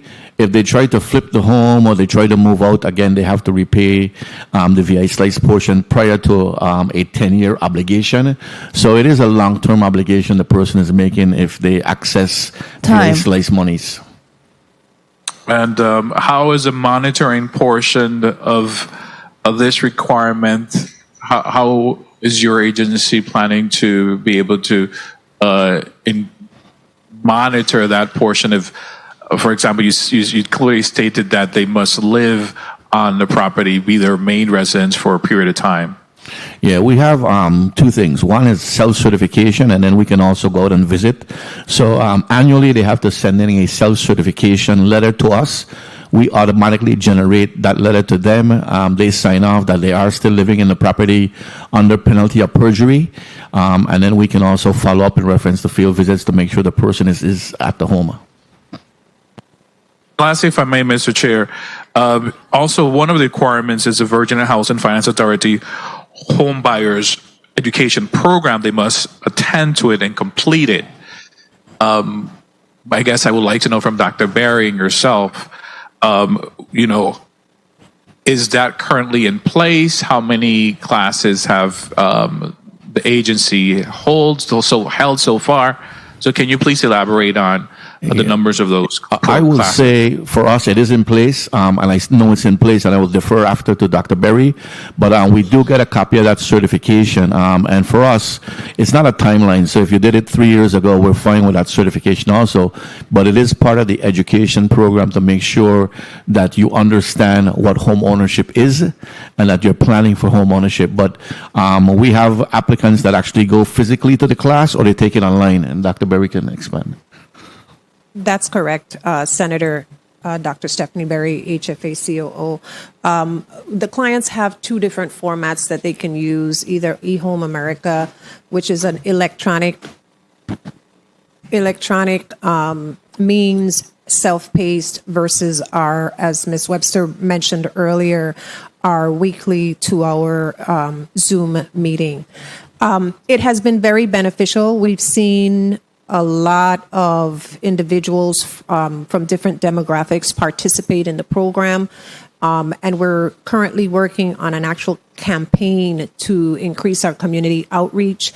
As part of our discussions in these sessions, we talk about all home buyer programs, not just one or ours alone, to make sure that there's enough options available to our home buyer education participants. How often is it offered? Is it a program that is already established and they could go on at their leisure anytime and take the classes, or it's something you offer every semester, monthly? eHome America is online and it's self-paced, so they can go on at their convenience.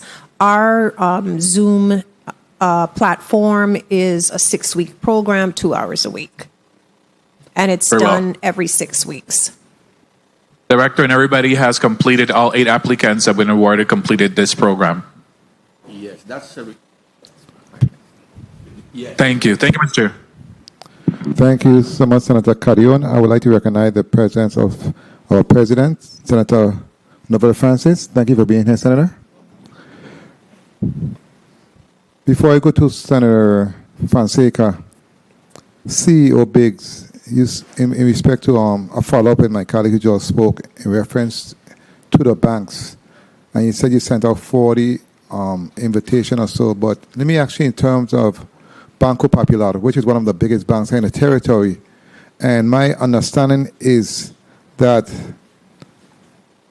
they are not part of the program, but I received correspondence that they sent an MOU to EDA for review since August the 4th. So what is the hold up in terms of reviewing and making it applicable where we can move forward to adding them to the program?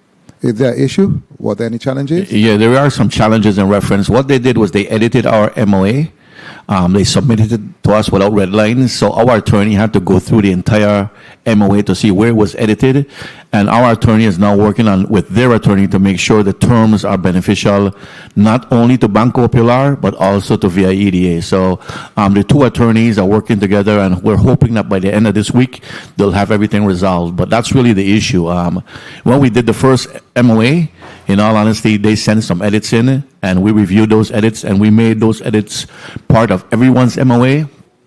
And when we returned it to them, they returned a document back to us signed that was again modified without telling us where it was modified. So we've actually gone through the document now, found the modifications, and we're negotiating with them in reference to the modifications. Thank you for that clarification and explanation. Senator Fonseca, you recognize for your 5 minutes.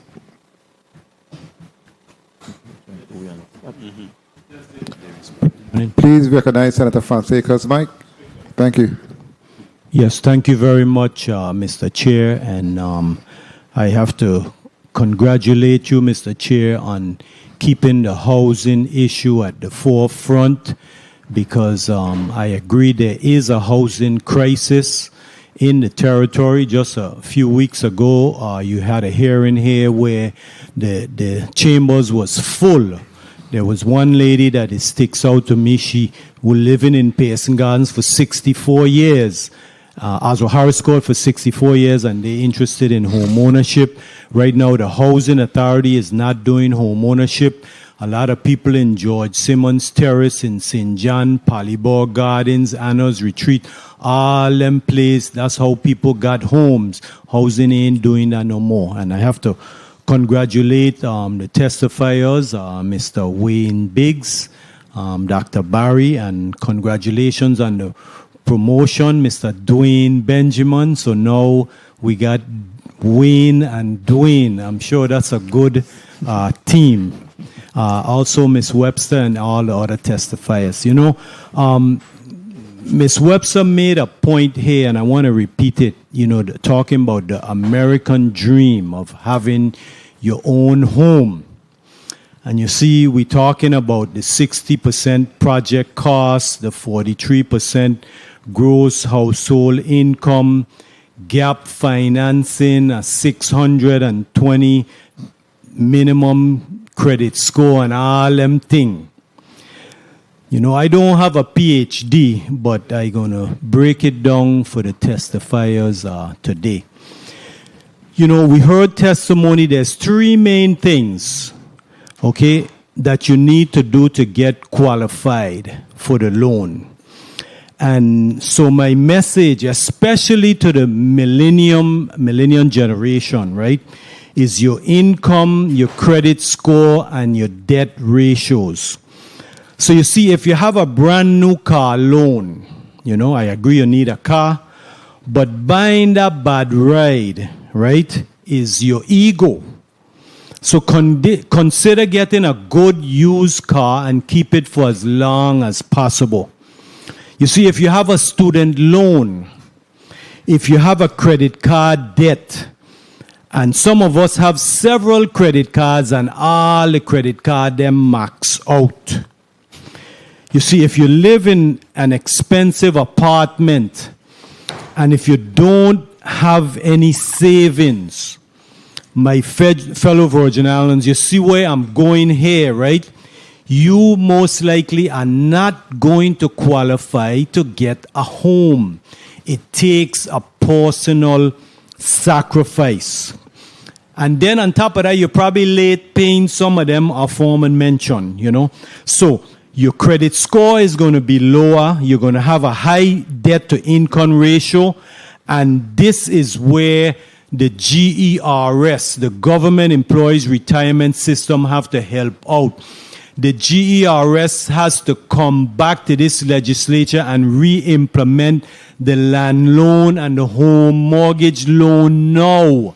This is how a lot of our people got homes. That's how I got my land, from the GERS, and then the GERS used to assist you with the financing and all the gap thing that Mr. Biggs talking about. That can be in the picture. So we need a commitment from the GERS. So I want to congratulate Mr. Biggs with the SLICE program, with changing those ratios. 1 minute. So quickly now, I want to ask you a quick question with the $5,000. I call it the down payment, the amount that you have to come up with.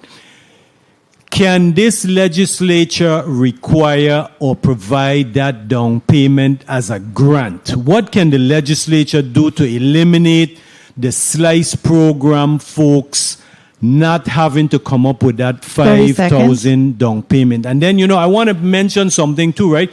Because Biggs, Ms. Director, CEO Biggs mentioned that there were 8 people approved, but there was only 2 in St. Thomas and there was none on St. John. So you see what happening here, right? St. Thomas and St. John, we missing the boat on this home ownership. So go down to Ms. Webster at the Housing Finance Authority and register for her program. See what kind of help you need. So, Mr. Biggs, can you answer the question, what can the legislature do to assist the home buyers with that 5,000 down payment, eliminate it altogether and convert it as a grant? Thank you. Yeah, again, I think you have to be careful in reference to that, because, again, these loans, for the most part, on the commercial institutions are sold in the secondary market, and they're looking to make sure that the applicant has some sweat in the game. And when we talk sweat, we're talking actually financial sweat in regard to that. So I think, of course, you have to be careful with that. But if you wanted to create a program with the legislature and you're going to fund a program where you're going to be doing $5,000, $10,000, $20,000 down payments, I think the legislature is free to do that if you have the funding source and you make that determination. I mean, I would be very careful in reference to creating that type of program, but you can do that. You have those types of powers, provided you have the funding source. For us, when we're doing the evaluation, we'd like, again, to see that something is being injected into the loan, because it does help with the ratios. Yes, and I understand that. Mr. Chair, if I can close, because you see, it is, like you say, it costs you $500,000 for what, a 1,200 square foot house, and that's a small house. So we got to help our people to the greatest extent possible. Thank you for the time, Mr. Chair. Thank you, Senator Fonseca. I would like to recognize the presence of Senator Donald Gregory. Thank you, Senator, for being here.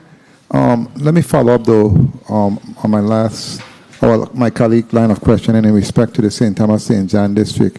I believe that those numbers reflect supply and demand in this district. That's correct. There is no stock, or barely any stock here in this district and the St. John district, in addition to the cost of construction in the St. Thomas St. John district. I just wanted to add it to the record because it is blatantly clear that to build a house on this side of the territory, especially in St. John, is very, very, very, very difficult to get a piece of paradise. That's why it's so critical that we really clamp down in terms of those opportunities that's here, to include educating our people of how to move forward. Senator Johnson, you recognize for your 5 minutes. Thank you very much, Mr. Chair. Good morning, my colleagues.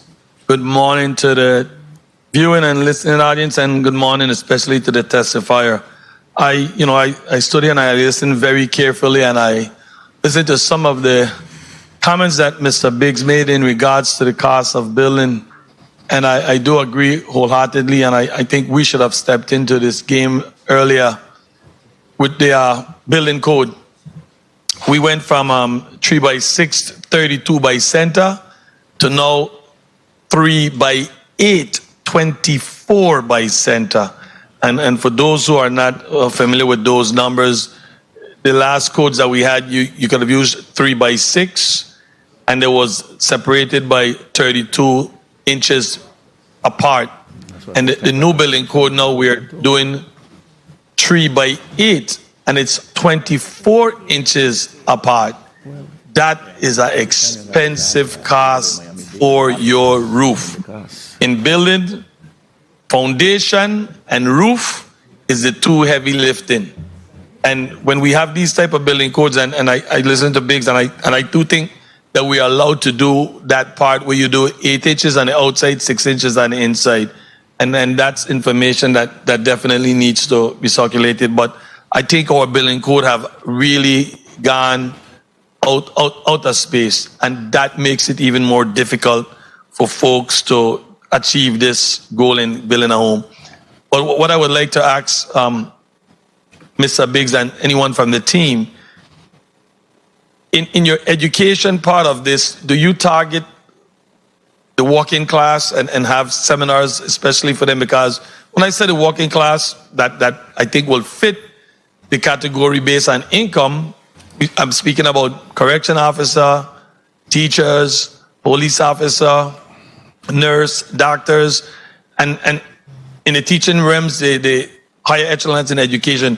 Do you find ways to target this group that I know should fall in that line as far as income, with lessons, with assistance in going through this process?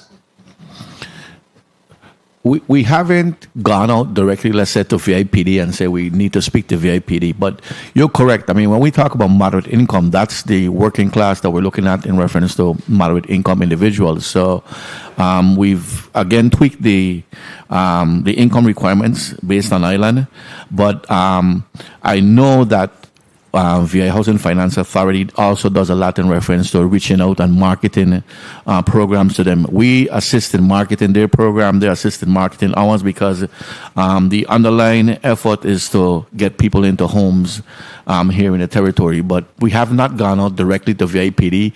Those are some of the things that we talked about in reference to our direct marketing and how do we directly market to individuals in reference to the housing finance courses that should be taken prior to being eligible for VI Slice. Go ahead, Dr. Berry. I'd also like to add to that we do our community outreach, and just to put things in perspective, you could make $100,000 a year and owe $120,000 a year to somebody.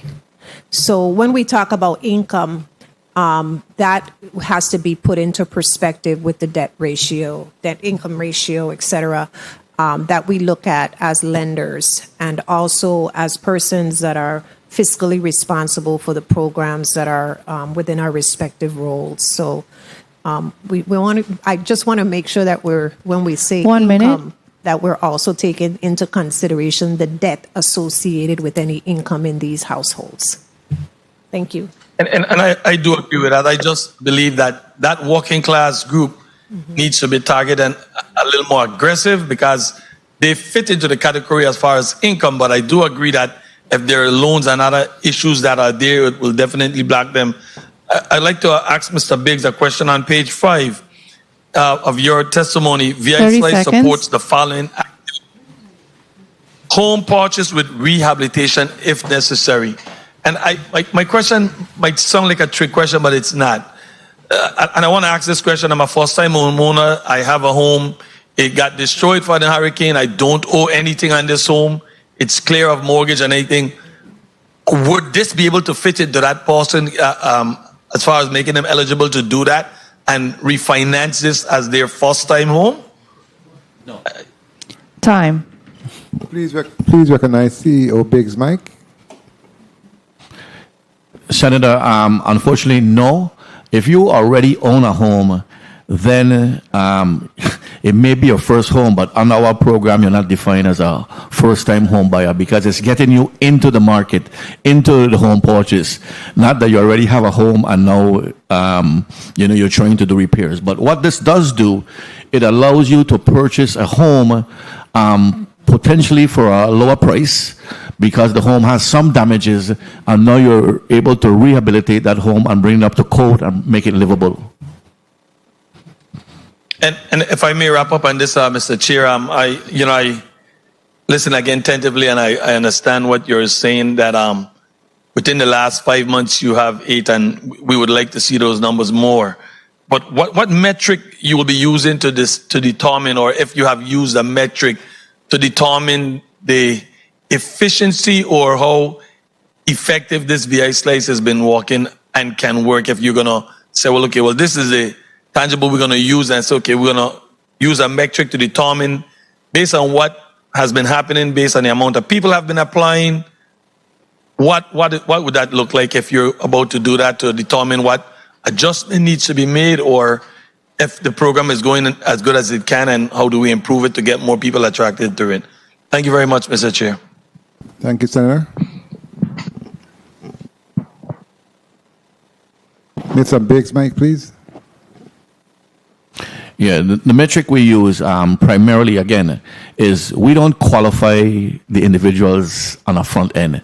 The primary lender qualifies them. So the metric we use is when we get an application from the primary lender, and the lender says this person potentially meets all of these criteria, if we're able to provide funding to them and at the funding level that's requested, then we think that there's some success. So we look at what's submitted from the lender. Again, the lender is our client, not the individual. So we look for what's submitted by the lender and what we're able to approve, and that's the metric we pretty much use. Of course, we would love to have everybody qualify, but unfortunately, just like, a Senate race, you got 60 people running and only X amount of people fit in based on the qualifications or how you voted. Not everybody is going to be in a position to own a home, and we understand that also. So if you're in a position to own a home and you meet all of these requirements and we're able to give you funding, then we consider it a success. Thank you, CEO Biggs. But let me add to your statement, because I know you did mention in your testimony that the primary lender evaluates and determines the loan amount and gap financing, if any, and that the primary lender. But you stated also the applicants must have the ability to make an additional investment into the mortgage transition in an amount to be determined by the primary lender. So what determines this additional investment, this amount required by the lender? What determines that, though? Yeah, the additional investment by the lender may be if your ratios are off. So if you have, let's say the loan-to-value ratio is 105, right? That we've increased the limit from 95 to 105, but you come in at 107. There's no way to reduce that but to have you put additional investment into the property. So that's why we say you may have to make those additional investments, because if the ratios are off and you can't qualify based on the ratios because they can't sell them in the secondary market, or they don't meet the internal lenders program requirements, or they don't meet VI Slice program requirements, you may have to invest some additional funding to bring those ratios within those limits. So that's what we talk about when we say you may have to make some additional investments. Which goes back to the large down payments that we spoke about earlier to the bank, correct? It could be on a down payment side, it could be on a purchase price side, it could be a variety of different things here that can cause those ratios to go off. As Senator Fonseca indicated, you may have some additional debt that you just need to pay down that debt also. So there's a variety of different things that may require those ratios to be modified. Okay, very well. Senator Potter, you're recognized for your 5 minutes. Thank you very much, Mr. Chair. Good afternoon, colleagues, and a special good afternoon to the executive leadership of the Virgin Islands Housing Finance Authority, as well as the EDA. I believe the chair mentioned earlier today that one thing that really keeps him up at night is the issue of affordable housing in the territory, and that is likewise one of the handful of things that keeps me up at night, because you sort of try to find this one program or this one initiative that's going to fix all of our woes, and we know that there isn't any one program that's going to do it. There really isn't. I know VI Slice was touted as the program, but it was unfair to expect that Slice would just now fix everything and everything would just be fine. Everybody who wants a house can now get a house. It's not realistic. But I wanted to ask you, CEO Biggs, are you optimistic, having said that, are you optimistic with the trajectory of the VI Slice program? And what, in your view, would constitute a successful program? Let's say from an annual evaluation, how many, and I know you don't deal with the eligibility of persons for the program, it happens on the financing, the lending institution level. What would you like to see as the program administrator in terms of numbers that would constitute a successful program? Yeah. If I can see 95% of the applications submitted by the primary lenders to us being approved for some sort of VI Slice funding, then I would think the program is successful. So I put a very high bar. I want 95% of those applications that come to us because they've already been reviewed on the front end. And if we can approve 95% of those, then I think we would have a successful program. Excellent. Now, I know you mentioned that you're going to have a letter of invitation to the lending institutions regarding this program. I was wondering, do we need to do more than that? Do you need a sit down with the participating lending institutions to talk about VI Slice, to talk about how we can maximize the program's intent? I mean, I know that there is only one local bank that I see who has successfully, I think you used the word, completed a transaction. I'm saying it wrong. But there's only one bank that has so far completed a transaction regarding the Slice program. So I'm wondering if there is that real commitment on the part of the banks. And I say that because two people called my office, and the impression that they got, and I'm not going to mention the lending institution, but the impression that they got was that there wasn't that real commitment and drive on the part of the program, of the banks, regarding Slice. But you can comment. Let me just say, the invitation is sort of our introductory letter, and then we actually go and we have either a Zoom meeting or face-to-face where we go through the entire program with the bank. So that's our introduction. We have this product that's available that potentially can allow you to have more clients and service more clients so you can make more money. So that's our introductory letter, and then we do have sit-downs with them in reference to talking about the program, how the program works. I am not one of the representatives in the bank, so I can't tell you how the bank necessarily sell the program. Yeah. But if I was a banking manager, I would be selling this program heavily because it's not costing the bank anything, and potentially they're the ones getting the client. The mortgage payments are being made to them. So now they can make more mortgages, they can make more money. So they should be pushing a product such as this. The product really works flawlessly. We have certain criteria. For instance, once they give us the closing date, 5 days before the closing date, we ACH the money into their bank, so they have that money in hand. They know that money is there to close and move on. The only thing they have to do is record that second mortgage, and we prepare all of those documents and give it to them. So they record it along with it. So there's no burden to the bank in reference to moving this program. All of this program is done online. They submit everything in a portal. Everything is transaction back through the portal and back through email and everything. So it's a very quick, very fast program. And I don't see why a bank will not be pushing it, which allows them to get more clients. I know my time was called, Mr. Chair, if I may just wrap up. So I'm glad you said that. So there really is no downside to the banks in terms of any hesitation on their part for getting a participant, to be routed through the Slice program. And you said it, so I'm not necessarily asking you to comment on that. But the one thing that I think we all sort of alluded to somewhat, and you spoke about it to CEO Biggs, and it's difficult for us to overcome, and that's the cost of construction in the territory. That's the big elephant that's in the room. I was speaking to someone who was doing a construction project, and they were talking about the cost of concrete.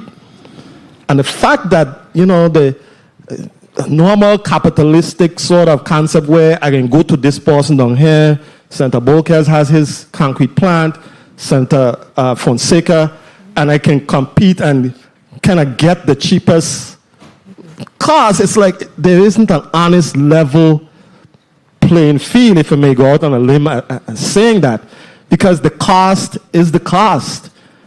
Whether you go to Senator Bolkers or you go to Senator Fonseca, it's almost as though, and I don't want to, it's almost as though there is an agreement that is the cost, and that doesn't help the consumer, and it is aiding in escalating the cost, the just overwhelming cost of building a home in our territory.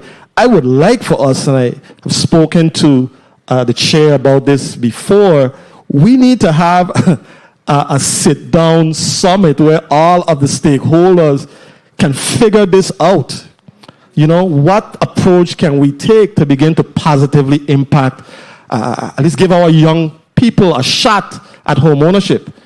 My children and your children, they're not going to be coming back home because it's just unrealistic. They can go to Atlanta, they can go to Dallas, they can go to Fort Lauderdale, and the chances of them getting a home is just way more realistic than doing so in the Virgin Islands. So, it's hard to blame anybody for this situation that we're in right now, but I think we need to put our heads together to figure out a more realistic approach. And maybe Dr. Berry mentioned earlier about we need to shift. I think she said the time for sprawling homes is gone. So maybe that's a part of it too. But I know I'm just rambling, but it is a troubling reality that we find ourselves in this territory with regards to finding realistic strategies for affordable home ownership for our people. Yes, Senator, I think, as I indicated, I would be happy to be a part of that. I'm sure I'm a volunteer, Senator Berry also. When we talk just about challenges, because challenges is the things that we have to overcome. The cost of concrete, the cost of labor. I mean, labor has gone up. You try to get a laborer off the street now and they want $30 an hour for labor. So the cost of labor has gone up. Everything has gone up. And Senator Johnson made a very interesting point that I didn't mention, but I will concur with him. Every time there's a disaster and we modify our building code, we add costs to building here in the territory. Mm-hmm. We went from 2x4 to 3x6 to now 3x8. So there's additional costs being added every time something happens here in the territory. And we have to look at those things really holistically as to how do we get costs down or how do we keep costs down. And again, I've been talking to some manufacturers in reference to modular. Mm-hmm. Modular seems to be the way that a lot of the industry people are going now. We broke ground, Senator, for the hotel that's going to be built over in Yacht Haven. That is going to be a modular build because that's going to keep costs down. So we have to change the paradigm, like I was saying in reference that we have to build with 8-inch block and that sort of stuff. There's no reason why drywall can be used inside. I mean, there's no reason why we can't use modular. So those are the kind of things we need to talk about as long as they still fit within the building code. But there are challenges that we need to work through, those challenges that are universal to territories in general, not only the VI, but any island nation that has to import everything, you meet those type of challenges. Thank you, CEO Biggs, and thank you, Senator Paula, for your line of questioning. CEO Berry? I just want to expound on that by adding that as we look at alternative construction systems, we also have to look at the insurability of those alternative construction systems in the territory, because we're finding that as we go through the process of vetting some of these modular homes and other types, I was just talking to colleagues last week about 3D printing homes. So, we just need to also look at the insurability because, again, we are lending arms. And if they can't meet the insurance requirement, then they're stuck without a home. Thank you for that. And honestly, I must say, today we have 10 senators strong to show that we are vested and we understand the challenges that we face. And we know that we have a housing crisis, and I look forward to having a forum. And all of these questions and all of these in the street and all of these individuals will be there to actually put what they have to offer on the table, and we can really come up with some meaningful solutions moving forward. I will also say in terms of senators, we have next Senator Cape Hart, then we have Senator Francis, welcome Senator Angel Boquist, thanks for being here. You're after Senator Francis and Senator Carla Joseph, you're after Senator Boquist, and Senator Dana Fred Gregory after Senator Cape Hart. I hope I didn't confuse you. You're after Senator Cape Hart. Okay, I'll call you as you come along, okay? No, Senator Cape Hart is first, and then Senator Fred Gregory, then Senator... Excuse me? You met Senator Francis here? Well, Senator Francis, you're after Senator Cape Hart. Anyway, Senator Cape Hart, you recognize for your 5 minutes. I apologize. We're just in the heat of stuff, and I appreciate all of the discussion and conversation. You had a point of information first, Senator Fonseca? Yes. Thank you very much. Real quick, Mr. Chair. I just wanted to put this on the record to be 100% clear. The 4 banks in the territory, Merchants, Commercial, Banco Popular, and First Bank. Merchants, and if the panel can answer that, Merchants is the only bank that does residential construction loans, land loans, home improvement loans, and home equity line of credit. Are there any other banks that's doing that? I think Banco Popular also is doing construction loans, to the best of my knowledge. Okay, thank you very much. Okay, thank you, Senator Fonseca. Senator Cape Hart, you're recognized for your 5 minutes.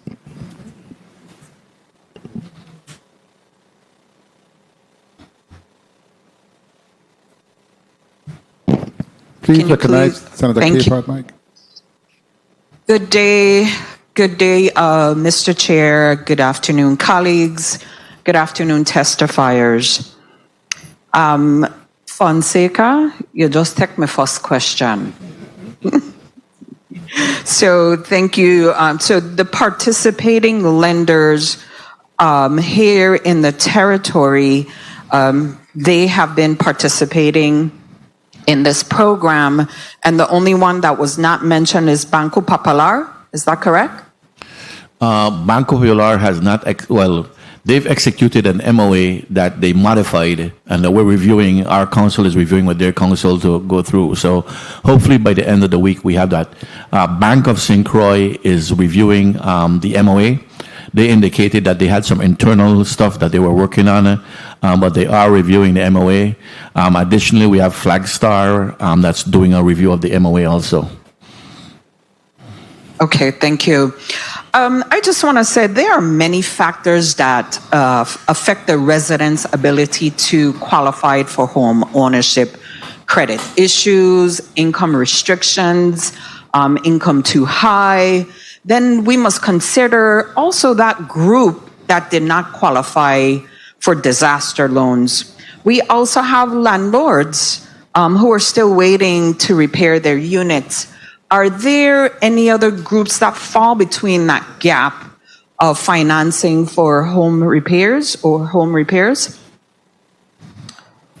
Can you tell this body can you do anything to capture that population who struggle to qualify for this assistance program? Not on the VI Slice. VI Slice is a first-time home ownership program where we provide gap financing. So there has to be a primary lender that's doing the first mortgage, and then we'll do the second mortgage for the gap financing. But I don't know if VA Housing Finance Authority has any programs under their purview. I'm not aware of any renter landlord programs that are currently active. One thing that I would strongly encourage the listening and viewing audience is to educate yourselves. We remain available to assist prospective home buyers as well as existing home owners in being able to navigate this current market. As much as we would like to offer assistance to everyone, there are eligibility requirements that we must make sure that we're enforcing, but we remain available to provide that educative component that's necessary for home buyers and prospective and existing. Thank you, Dr. Berry. So now that we're talking about eligibility guidelines, Mr. Biggs, how did EDA establish the eligibility guidelines? Did you mimic the national trends to serve the local residents? Because when I look at those guidelines, I'm sorry to say this, but it's so bureaucratic. It's so much for our individuals to go through. So can you even give me a timeline as to I come in today or I submit my application online today? How long does it take for an individual who have everything, all the ducks in place, a good credit, everything in place? How long does it take for an applicant to be qualified? Okay, let me first start off by saying we don't think it's bureaucratic at all. Again, the individual does not apply directly to us. The individual has to go to a mortgage lender, whether it be a commercial bank or one of the mortgage brokers that are here in the territory. And the mortgage broker uploads all the information, and we usually respond to them within 7 days. As I indicated, once we have a closing date, we provide that money 5 days in advance into escrow account, so they know it's available and they can go ahead and close. I have team members, colleagues, Mr. Stevenson, Ms. Gums, Ms. Samuel, who works directly with the individuals, the lending institution, and the banks to answer any questions they may have. So it's a very quick process. It moves along very smoothly. If we don't get a loan closed, it's not as a result of VI Slice. It's a result of issues that may happen between the bank and the client. And there's a variety of different issues that happens every day. The title search is incomplete.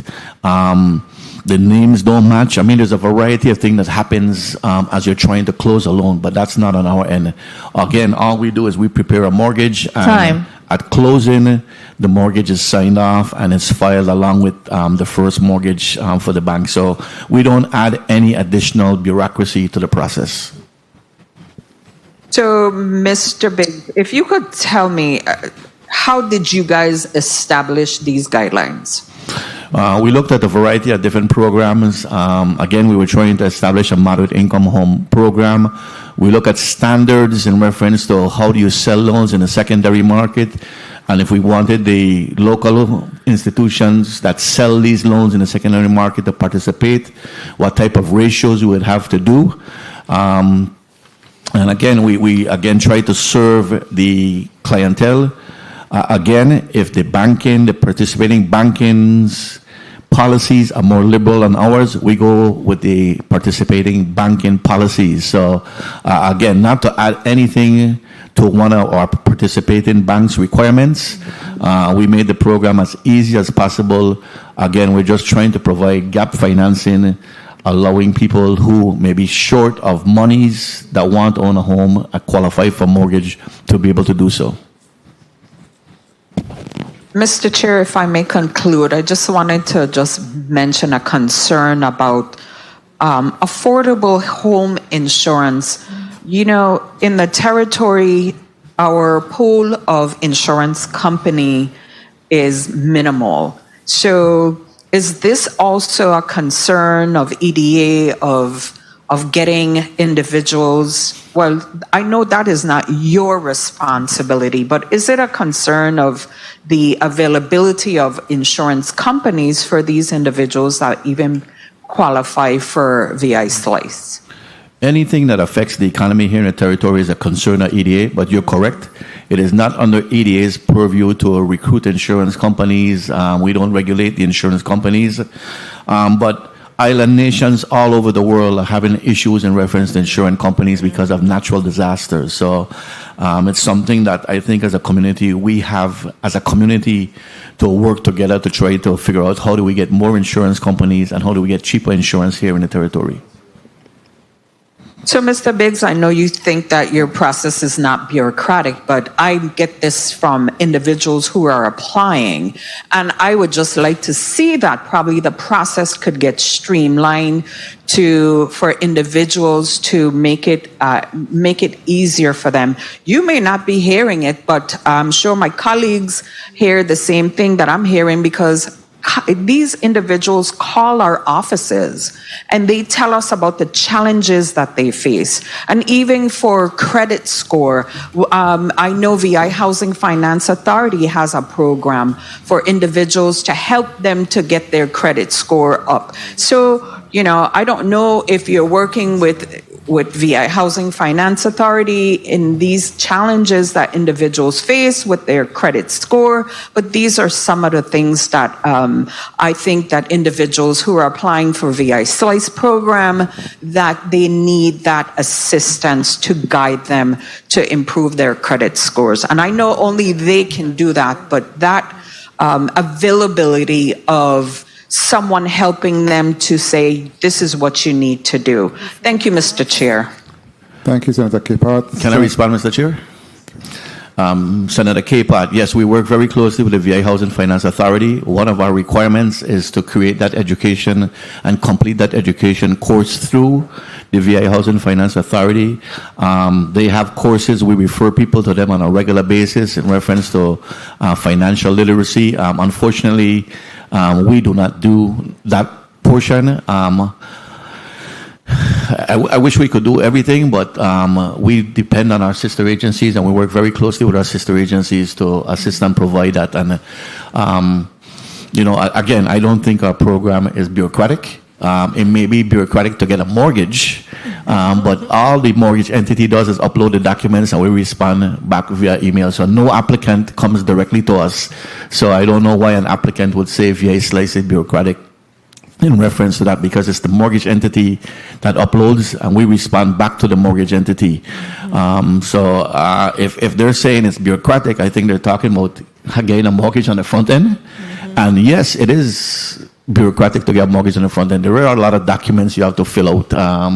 There are closing statements, there are title searches, there are insurance, there are escrow accounts. I mean, there are a lot of things in regard to getting a mortgage at a commercial institution or mortgage entity that are required. But as far as the VA Slice program, again, the mortgage entity works directly with us and we have communications with them on a regular basis. Thank you, CEO Biggs. Senator Francis, you recognize for your 5 minutes. Thank you very much, Mr. Chair. Good afternoon to you, my colleagues, and good afternoon to the testifiers. And thank you very much for this very, very important discussion. I think that we continue to have a circular discussion in respect to our housing crisis, and it's important. I heard individuals spoke about perhaps a summit. We need some type of a think tank. We need to really bring all of the stakeholders together to really address this problem that we're experiencing. And I wanted to ask, what is the level of synergy? Because I'm still thinking or I'm seeing or hearing that individuals are still working in silos. So I think this body has been at the forefront in supporting many, many initiatives to support home ownership. And we're still missing the mark. That's the honest truth. While we want to say that it's not bureaucratic, there's a minimum amount of red tape. The individuals that we're seeing here, even when we talk about middle income, they're leaving. They're leaving and calling back home. And these are our sons and daughters and family members or whatever. They're leaving and saying that they have gone and relocated elsewhere, and within 90 days, they're able to assume a piece of the rock. So while I really want to hear what is the level of synergy that's being had in regards to all of the stakeholders really coming together to remove the barriers. I think there's synergy, Senator, in reference to some of the agencies that work to administer these programs. Again, I think there are institutional challenges, and we can have that discussion in reference to institutional challenges, but I don't think it's necessarily the programs that are bad. I think there's just the institutional challenges, and we're trying to be, or we're unrealistic in reference that we create a program that does gap financing and that's going to resolve the housing crisis. Where's the inventory? Where's the cost in construction going down? Where's the insurance cost going down? Where's the utility cost going down? Where's the contractors to build these homes? So there's institutional stuff that we have to really deal with and not necessarily programmatic. The programs are fine. I mean, here it is, we're giving you $200,000 to help you purchase a home. If people are not qualifying for that $200,000, I don't think it's the problem with the program. It's a problem with other things that are related here in the community. So we work very closely with Virgin Islands Housing Finance Authority. We know that they have a good educational program for first-time homeowners. That's why we put that requirement in there so people can understand what it is to purchase a home and maintain a home, and we're working with them on a regular basis every day. So, Dr. Berry, where are we missing the needle on this? Every several weeks or months, you come before this body and we talk about this housing crisis. We talk about what we need to do to resolve the issue. What is it that really truly needs to happen in order for us to be able to move the needle on this? I mean, it's briefed well. We continue to have this discussion, but we're not seeing the benefit of it. Can you point to what needs to happen in regards to being able to move the needle on this particular issue? Workforce, contractors, education. Those three. I can come before you in every session and say in the first quarter of next year, we plan to solicit for 2 major projects that will result in 20 homes in the territory. And if I have contractors that are already maxed out with other obligations or they're thin or as it is with workforce, there is nothing that I can do to build these 20 homes. So those 3 areas, I would say, are the areas that we need to work. Very well, thank you. And exactly what you have said, as well as what Mr. Biggs have indicated, is really some of the challenges that we're experiencing. And how do we address that particular problem? We keep talking about the capacity and the issues. Homes were built here in grand style in this territory in the 60s and 70s. FHA and all these other lending institutions supported these initiatives. Today, we have a lot more of a population, but we're seeing and continue to miss the issue here. In respect to the building codes, I too believe that we have some significant challenge in this. We got FEMA come down here every single storm and then determine what our building codes should be. 3x8, 24 and center. Ain't no place in the United States that requires that. They're building with Douglas fir. They require us to have all these treated lumber. They build with truss, with 2x4 truss. And they're requiring us to have all of these heavy lumber that's costing significant amount of money. So we really need to be able to sit down and have this earnest discussion as how do we really address the needs of this community, so that we could be able to meet the needs of our community, because we're providing the funding. We provide in the finances, but we are still not seeing the homes being built in a timely fashion here. My time has been called. Thank you very much for the time, Mr. Chair. I just want to say that if you think it's bureaucratic for being able to get a mortgage, talk about foreclosure. Because once you own a home, that's the next thing that, again, they push for, because you have to be able to maintain that home. So we have to have skin in the game. We can't just continue to give away the shop. There must be a commitment from those individuals. Building a home is not easy. It's not a fun game. But to maintain that, because it's a lifetime commitment once you construct that home. Yes. Concur. Thank you very much, Mr. Chair, for this. Thank you, Senator Francis. And it's the most important investment that you can make. Senator Fred Gregory, you're recognized for your 5 minutes. Thank you, Mr. Chair, and good afternoon to the testifiers, and good afternoon to my colleagues, and good afternoon to the people of the Virgin Islands. I was just sharing with one of my colleagues that as I sit here, my heart is palpitating. My watch just said to me, you're sitting, but your blood pressure rate has gone up. And you know why? Because what we've done with this program is we've created, it briefs well, but we are talking about VI Slice, right, Mr. Chair? We have created unrealistic expectations. We have. So it's not only about the red tape and the bureaucracy, because I agree with CEO Biggs that they do what they have to do once it gets to them. But my question is, has the VI Slice program, the introduction of the VI Slice program, change any of the requirements that our banks have in order for one to qualify for a loan? I think I know the answer, but I'm going to ask the banks to respond. And oh, the banks are not here. That's right. They're not here. Yeah. No. So the answer, I think, is no. No. So that's why I opened by saying unrealistic expectations.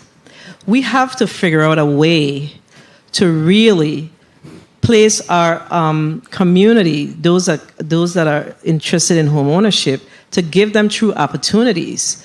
So this $20 million, I have to ask, and I don't know if anybody here could answer the question, but these are ARPA funds, correct? Correct. And there is an expiration on the ARPA funds, correct? Correct. And once those funds expire, what do we do with them? Because it doesn't look, what do you remember what year it is? Is it next year? I think it's 2026, if I'm not mistaken. 2026. So once, if we are unable to move the needle on this, then what happens to those funds? It goes back to the federal government. So I think my colleague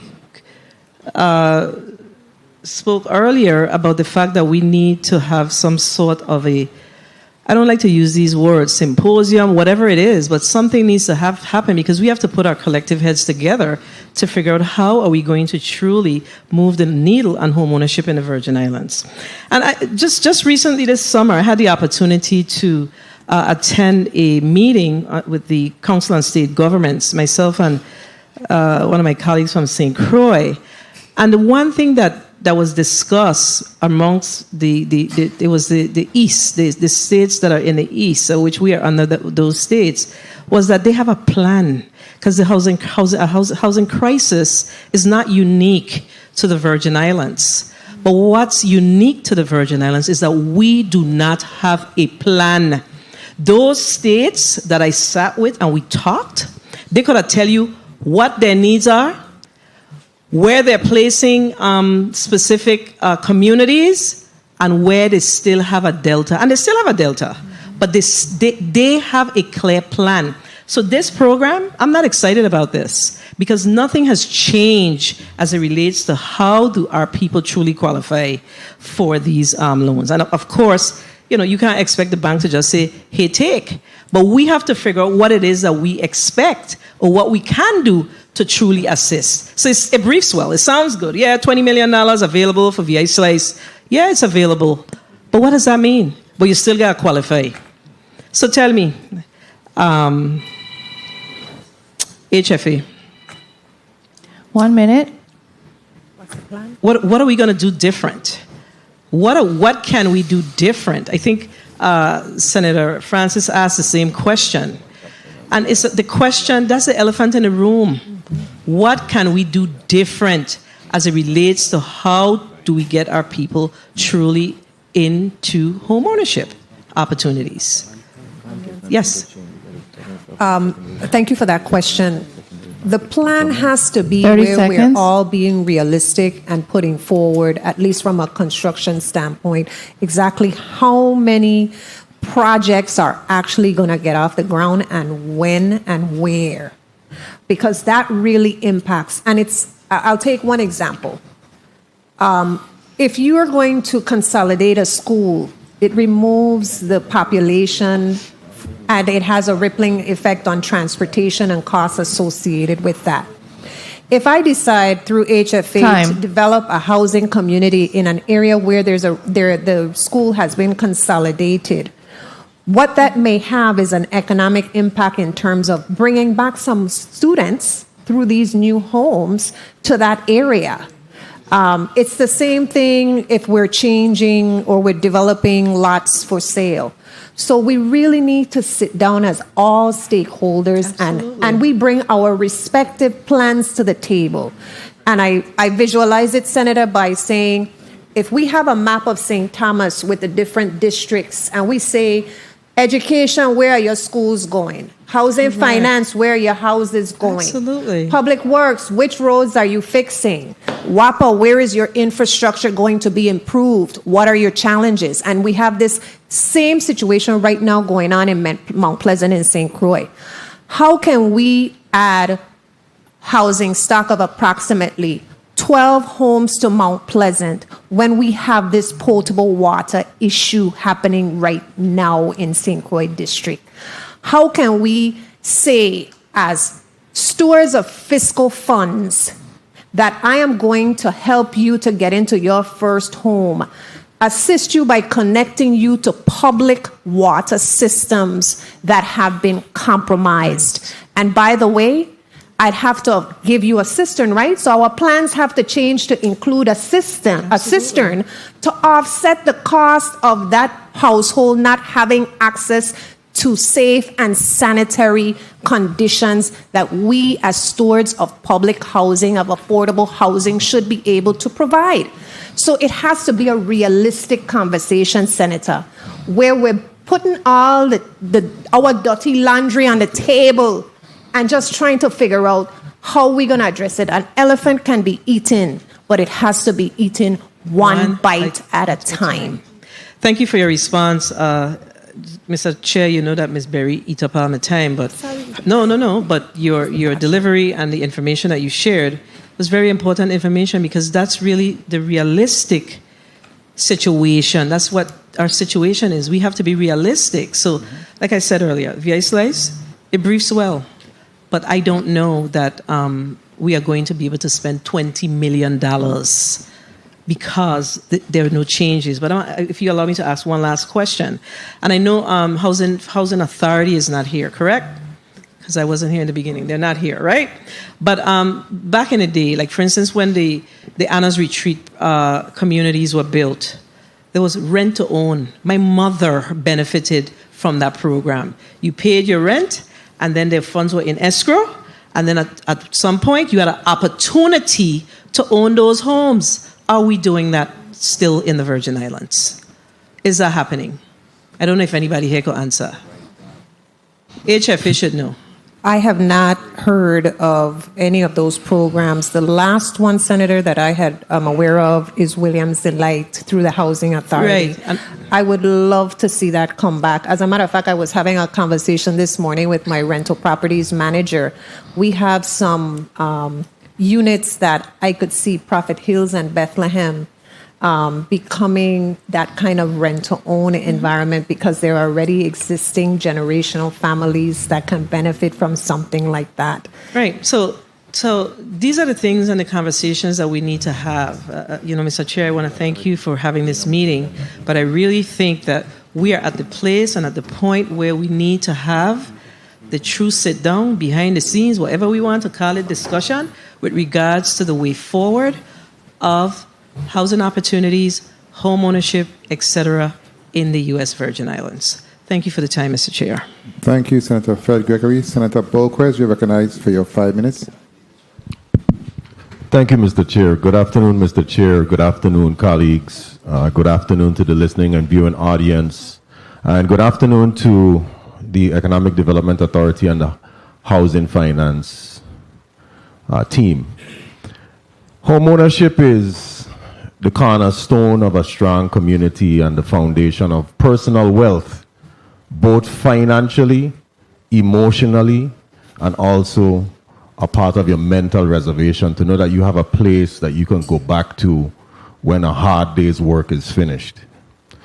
And here in the Virgin Islands, we have children living with their parents and grandparents. And when I say children, I mean adult children, because it is hard to survive out here with the price of living. It is steadily increasing, and we must do what we must in reference to providing options and opportunities for home ownership in the Virgin Islands. I wanted to start off by asking if you could, and this is for the EDA, if you could provide us some details concerning any timelines for recruiting additional lenders, because I know that is a challenge. I'm not quite sure if it was already mentioned, but has Banco Popular come on board? Senator, Banco Popular is not on board yet. As I indicated earlier, they have submitted a signed MOA to us that they modified. They did not redline it. They modified it and sent it to us. We have reviewed it. I'm going to cut in, and I usually let you talk, because whenever you speak data, information, and facts. But today I'm going to cut you off, and I'm going to cut you off because the biggest financial institution in the Virgin Islands is not on board with this program. And for me, that's a problem.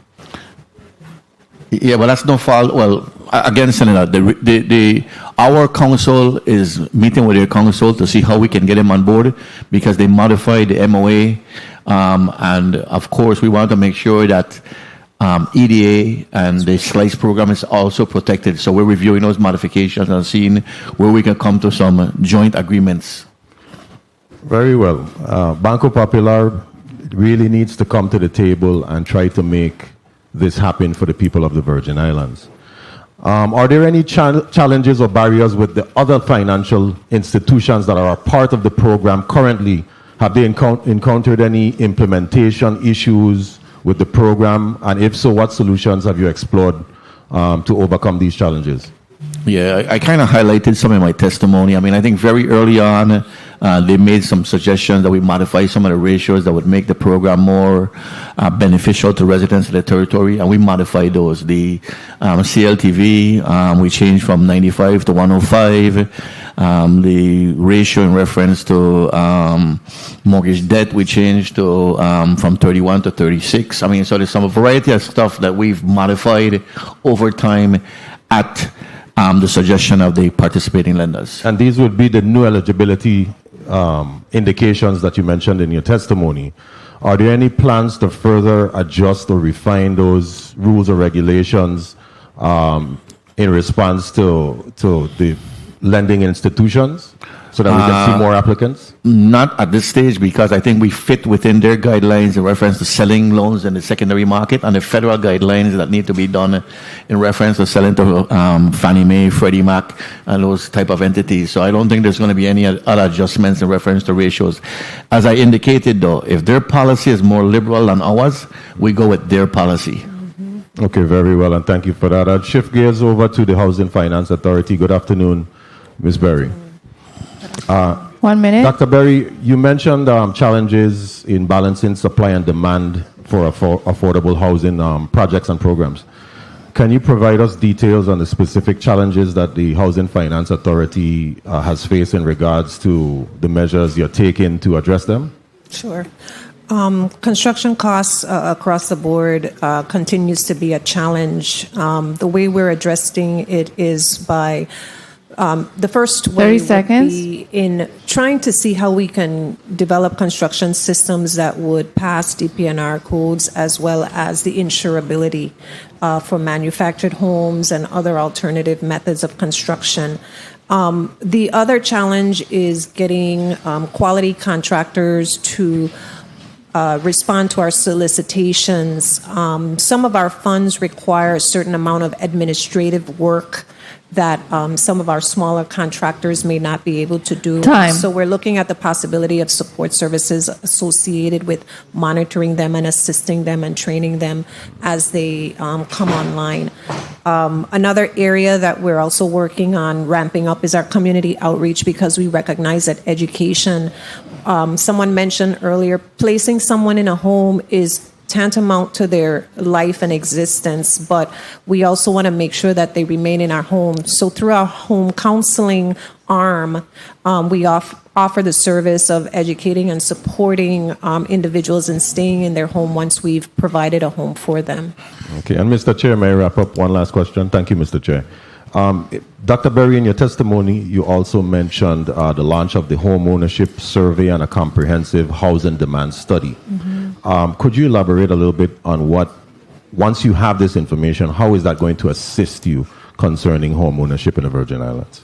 We can look at demographics as one component. And based on what we've seen, let's say, for instance, you may see a younger population.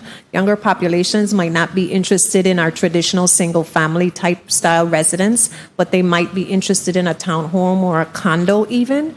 And that can also drive how we decide to test out different varieties of construction types to accommodate the millennials and those younger generations. And then we have multi-generational families as well, as you described. You know, you got your auntie, your grandmother, the generations all living in one house because they can't afford to live separate. So we don't want to move away from those single-family residents, because the reality of the current economy is that sometimes we do have to all come back into the house. whether it's temporary or permanent. But we also want to make sure that through this data, we're able to provide a more diverse housing stock portfolio for our residents in the community. Is there a timeline for the survey and the study, by chance? I don't have that data readily available, but I can get that through the chair to you. Okay, thank you so much. Thank you, Mr. Chair. Thank you, Senator Bulk. Senator Joseph, you recognize for your 5 minutes. Thank you kindly, Mr. Chairman. A pleasant good afternoon to everyone. And a pleasant good afternoon to the testifiers here today. I know you're very hardworking. I do want to take the opportunity to, of course, extend my heartfelt condolences to the family of Mr. Winthrop Elsko. He was a centenarian. I knew both him and his late wife, Miss Dorothy Elsko, and I want to really say thank you to them and their families for their hospitality. And we're talking about housing, and hospitality is a huge issue for us. Housing and being able to be hospitable and open our homes and to have homes to open. And so with that, I really have some deep concerns regarding what we are doing. I know one of our senators mentioned about the plan. So Dr. Berry, a housing plan. Kindly indicate for us, what is the status of the consolidated plan? Is there a consolidated plan for the Virgin Islands currently now? Senator, I'm not aware that there is a current one. Okay, so I worked as a consultant at the turn of this century, helping to put together a consolidated plan that was submitted to the U.S. Department of Housing and Urban Development annually. It would be like a 5-year consolidated plan, and it had to be approved by the U.S. Department of Housing and Urban Development, which is one of the Housing Finance Authority and the Virgin Islands Housing Authority's funding source, federal funding source. So I don't know if that is on the radar, but it is on the radar. So it needs to be updated. That is one of the ways that we work collaboratively and we plan our actions, because it's going to be founded in data and it's going to drive based on all the data we've gathered from the census. So we want to look at those things and put them in place. The other thing I wanted to mention is regarding the VI Slice. Is these program, do they have the ability to layer funding sources? Meaning, can you only you're giving up to a certain max, which I read is 200,000? Correct. Okay, good. I'm good at reading and comprehension. Okay, so it has 200,000. This home may be able, cost maybe $600,000. I'm just talking for the St. Thomas because that's looking, and I look at the housing book practically every month, and I see it. 600,000. You're giving 200,000. The bank will only qualify the lender based on the moderate income for, say, a loan for 200,000. So you have another portion of it, which is the next 200,000 that this homeowner can't meet. How are we working with that? Is it that Housing Finance Authority, you can utilize some of the monies that this body appropriated to you as an additional gap funding to layer? Do you follow my question? I follow your question, and I would say we have not done any layered programs such as that. We do gap financing. So if your gap is bigger than what we're able to do, we basically say our program does not satisfy your need. I don't know if Housing Finance Authority may have a program that can satisfy that need. No, we don't. Not for the home buyer. And that is the impetus of my concern. If we truly are about providing opportunities for our people, because the market is so incredibly seller driven. Okay, we have a seller driven, and so they have these escalated costs. And it's not only here in the Virgin Islands, it is also nationally. I remember in Georgia, you could have gotten a nice house for about $150,000 or $200,000, maybe about 6 years ago. That is not, Mr. Chairman, may I? That is not the case. It's like $400,000. So similar to what the housing finance does, and this is something that you need to look at creatively and collaboratively. You can layer. You can layer with home funds. You can layer. You can layer with CDBG funds, the purchase, and look at that as an avenue to help make it a reality. That's what we are driving home. That's what I want to drive home. Make it a reality for our people, especially those of moderate income, because then we are going to reap the benefits. We are going to be able to earn property taxes, which pays our salary. Okay, stamp taxes, all of those things. So if we are really, truly interested, we can look at mechanisms, which is there and which you will need a consolidated plan for, to be able to layer the possibilities of reality for home ownership for our people. Mr. Chairman, I thank you so much for the time. That's the end of my question.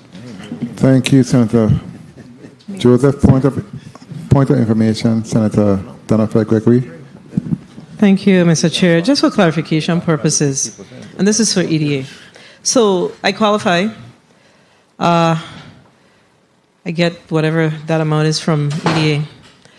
During that 10-year window, is there any payback? Is it like a second mortgage, or you no payback during the 10-year window? So there's no payback. So there's no second mortgage on this. A second mortgage is placed on the property, but there's no funds that are received as a result of that second mortgage. That second mortgage is there to protect in the event you sell the property or you don't fill up that 10-year period, then you can't move the property without coming back to us and refunding the program because you didn't stay there for that 10-year period. So that second mortgage impacts your credit?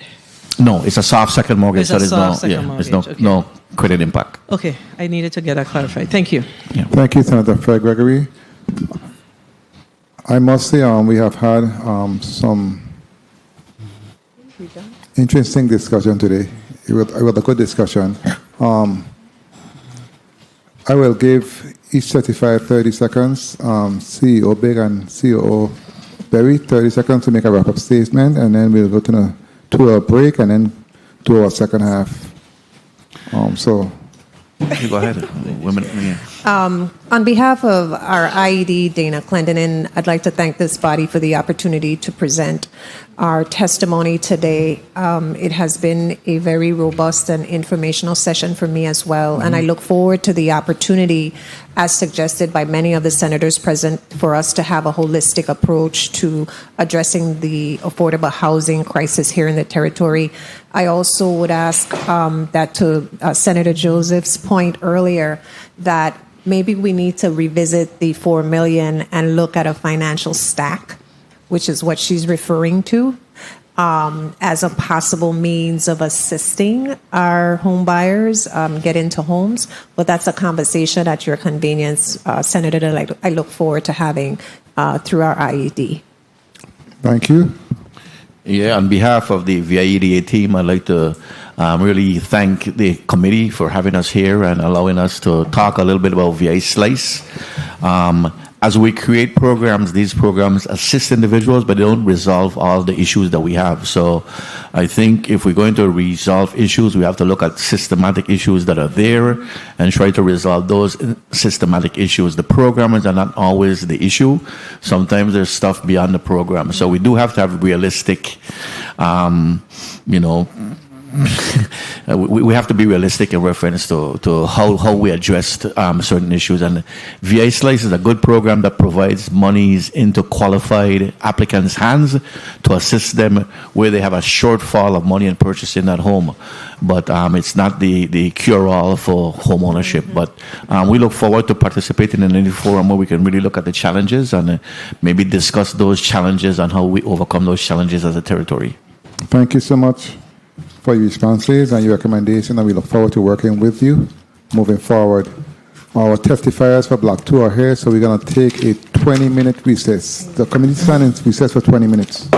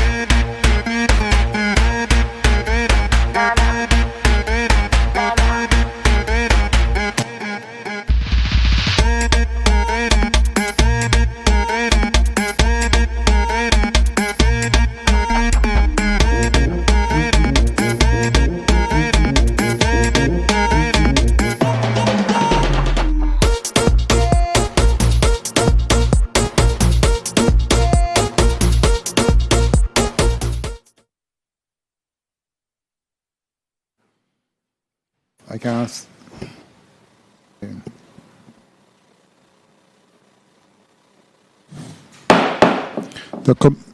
The Committee on Housing, Transportation, and Telecommunication is back on record. Madam Clerk, can you please read Block 2 agenda onto the record? Agenda, Committee on Housing, Transportation, and Telecommunications, Block 2, 1 to 4 p.m.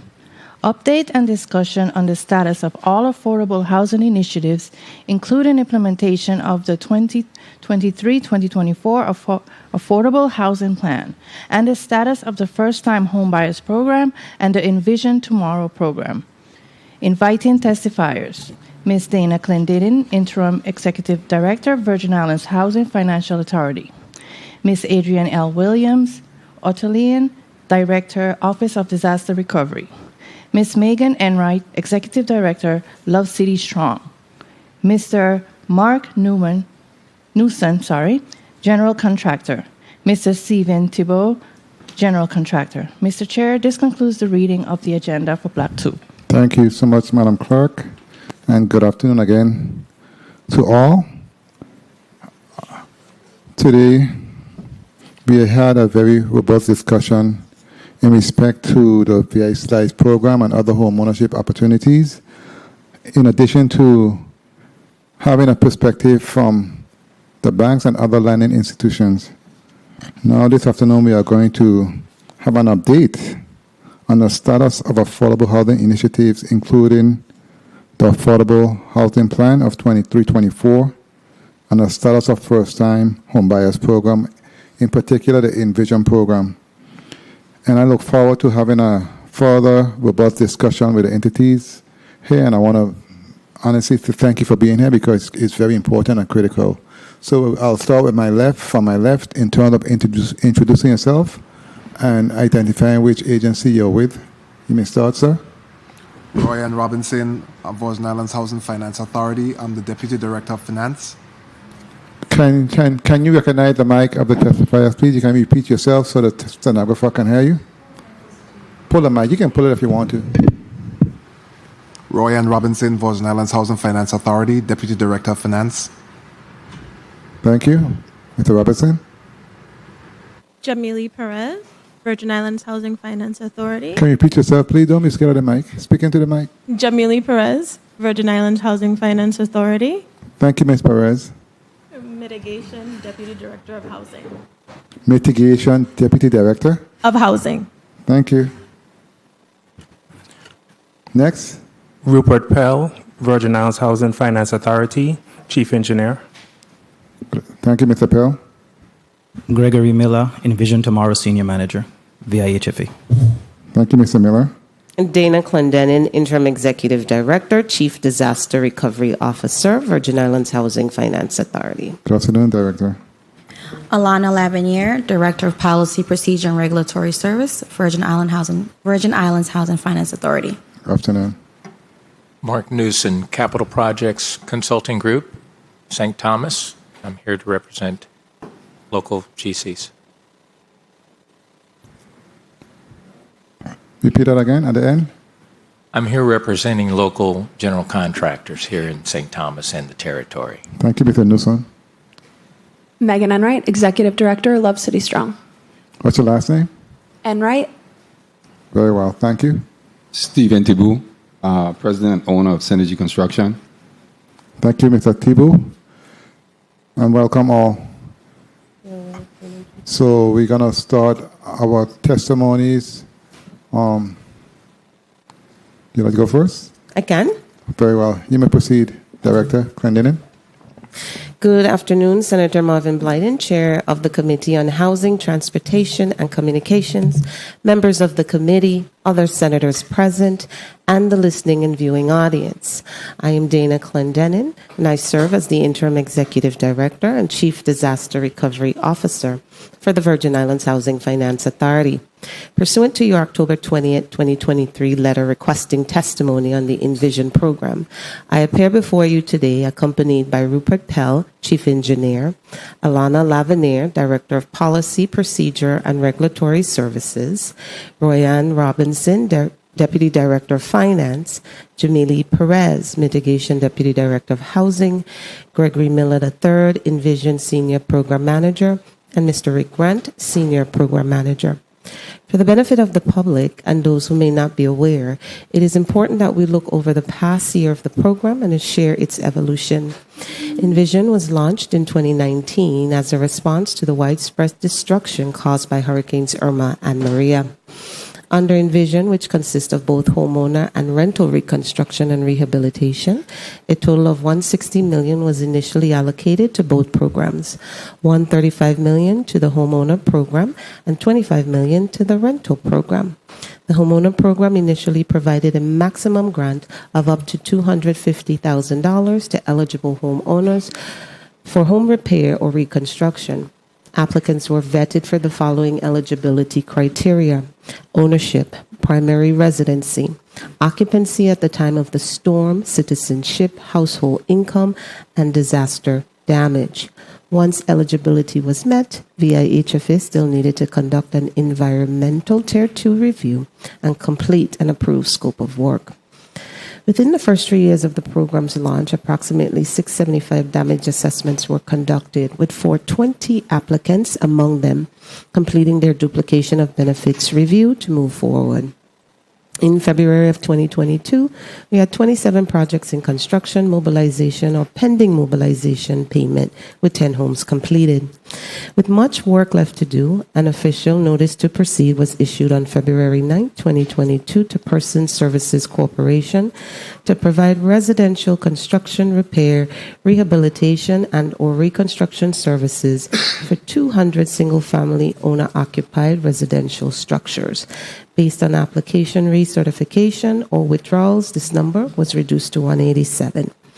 To enhance our workforce, we reissued a construction staff augmentation RFP to support our internal construction managers in tasks such as managing scopes of work, performing field inspections, preparing new scopes of work with estimated repairs, and generating architectural drawings when necessary. Our team goals was to eliminate delays in performing required environmental assessments, increasing grant signings, and improve the construction completion process by reviewing and adjusting, where possible, policies and process flows. VIHFA finalized its third substantial amendment to the DR Action Plan. With its approval by HUD, the program received a budget increase of a little over $195 million for the homeowner program and a little over $50 million for the rental program, bringing the grant award for homeowners up to $355,000 and rental properties up to $150,000. Temporary relocation assistance was also included in both the new grant awards, along with storage of household items and flood insurance for 2 years for qualified residents in the homeowner program. In August of 2022, a short 6 months later, the Envision program had increased its output with 13 homes completed. The mobilization of Person Services Corp increased the number of projects into active construction. Meanwhile, VIHFA continued to award small projects, less than 20 homes, to smaller firms to ensure that our local contractors were still part of rebuilding our community. The onboarding in October 2022 of Grant Engineering and Construction Group to expedite projects under the Envision program has also been a game changer for the program, along with the simultaneous hire of a dedicated civil engineer and a director of housing for the program. With the focus of this group, 448 cases have been assigned to Grant Engineering for reassessment, 314 engineering cost estimates of repairs completed, and a total of 178 drawings completed as well. 27 homes have been completed to date, and we continue to make strides in getting more into construction. In the past 6 months, 5 solicitation packages have been published for repairs to 40 more homes territory-wide.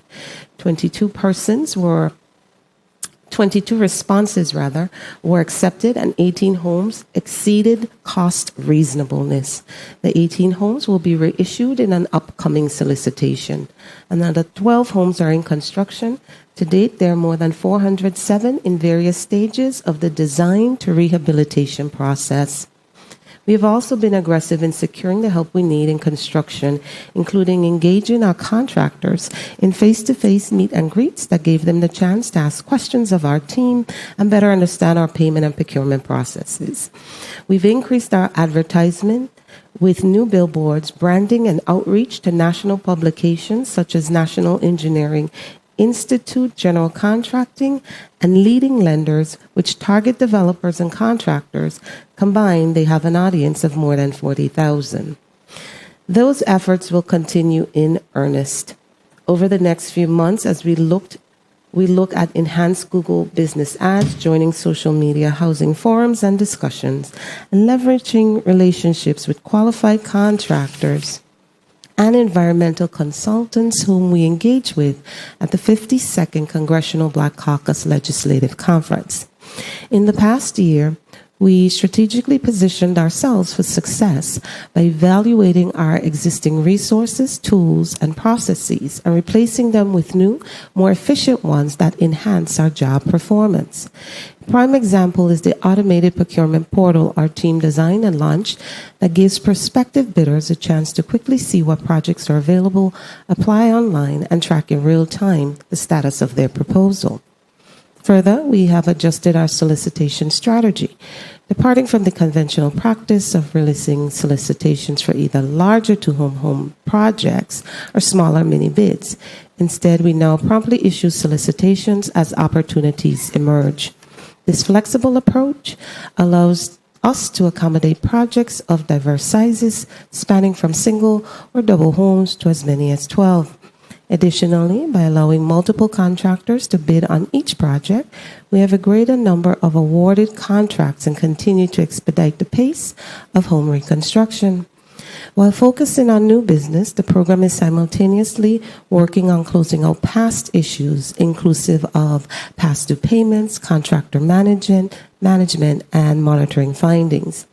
Senators, one of our biggest challenges has included the submittal of incomplete payment packages from contractors, which prevents us from being able to process payments. The program has provided and continues to provide dedicated support to contractors in an effort to aid in the submission of correct payment packages. A little over $5 million has been paid to date to contractors, and all submitted pay requests are currently under review, pending final inspections or contractor actions. Payments can only be made to packages that are complete. The Envision program had a total of 10 unresolved HUD findings ranging from 2019 to 2022. As of September 2023, we are thrilled that we've been able to close all but 3, which are tied to our standard operating procedures for closure. The compliance team with the Envision team is actively working to address this. The authority, in consideration of the pending transfer of the disaster recovery programmatic oversight to ODR, has collaborated with them on the standard operating procedures. After the subrecipient agreement between ODR and VIHFA is executed, the SOP will be transmitted to HUD, thereby closing these findings. The final open finding for Envision is partially closed and is in regard to our procurement process. We are currently reviewing contracts and will submit documentation for closure. Since August 2022, we have improved processes, and as a result, we have no findings for the Envision program in our August 2023 HUD monitoring. As you are aware, VIHFA proposed its 4th substantial amendment that the Virgin Islands Public Finance Authority's Office of Disaster Recovery have programmatic oversight of the CDBG-DR grant. HUD's approval of this structure came on August 24, 2023, with conditions to include detailing specific tasks delegated to ODR, the creation of clear performance and outcome metrics, and providing VIHFA's monitoring plan to ensure continued progress in the recovery. We have since provided all required documentation to HUD, along with a new draft subrecipient agreement that is currently under review. If HUD accepts the documentation, VIHFA will then enter into a subrecipient agreement with ODR. We anticipate a decision before the end of October. Based on the conditional approval, as of September 11, ODR began working alongside VIHFA staff to do their assessment of programs and projects. It is important to note that this transition will not affect the status of any current Envision applications. Participants may continue to inquire about their application status by calling 888-239-3387. Alternatively, in-person assistance is available by appointment only, which can be scheduled by contacting the program. Due to the volume of applicants, walk-in service is not currently available. Senators, this concludes my testimony. I would be remiss if I did not thank the men and women of the Virgin Islands Housing Finance Authority, particularly those you see before you today, for their work, dedication, and continued commitment to the program. Together, we are reintegrating our families into their homes and providing a secure, code-compliant dwelling aimed at mitigating the impact of future disasters. Thank you, Interim Director Clendenin. Next, we'll have Ms. Love-Chitty Strong. Ingright, Ms. Ingright. Good afternoon, Senator Marvin A. Blyden, Chairman of the Committee on Housing, Transportation, and Telecommunications, committee members, 35th Legislature staff, all other senators in attendance today, and all those in the viewing and listening audience. Thank you for the opportunity to address the committee today. My name is Megan Enright, and I currently serve as the Executive Director of Love City Strong, a 501c3 nonprofit organization.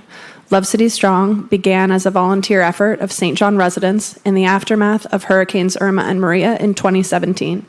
Our team was recognized early on by federal and local government responders for our ability to identify and address the most immediate unmet needs in the community, and we were brought in on various disaster response and recovery projects.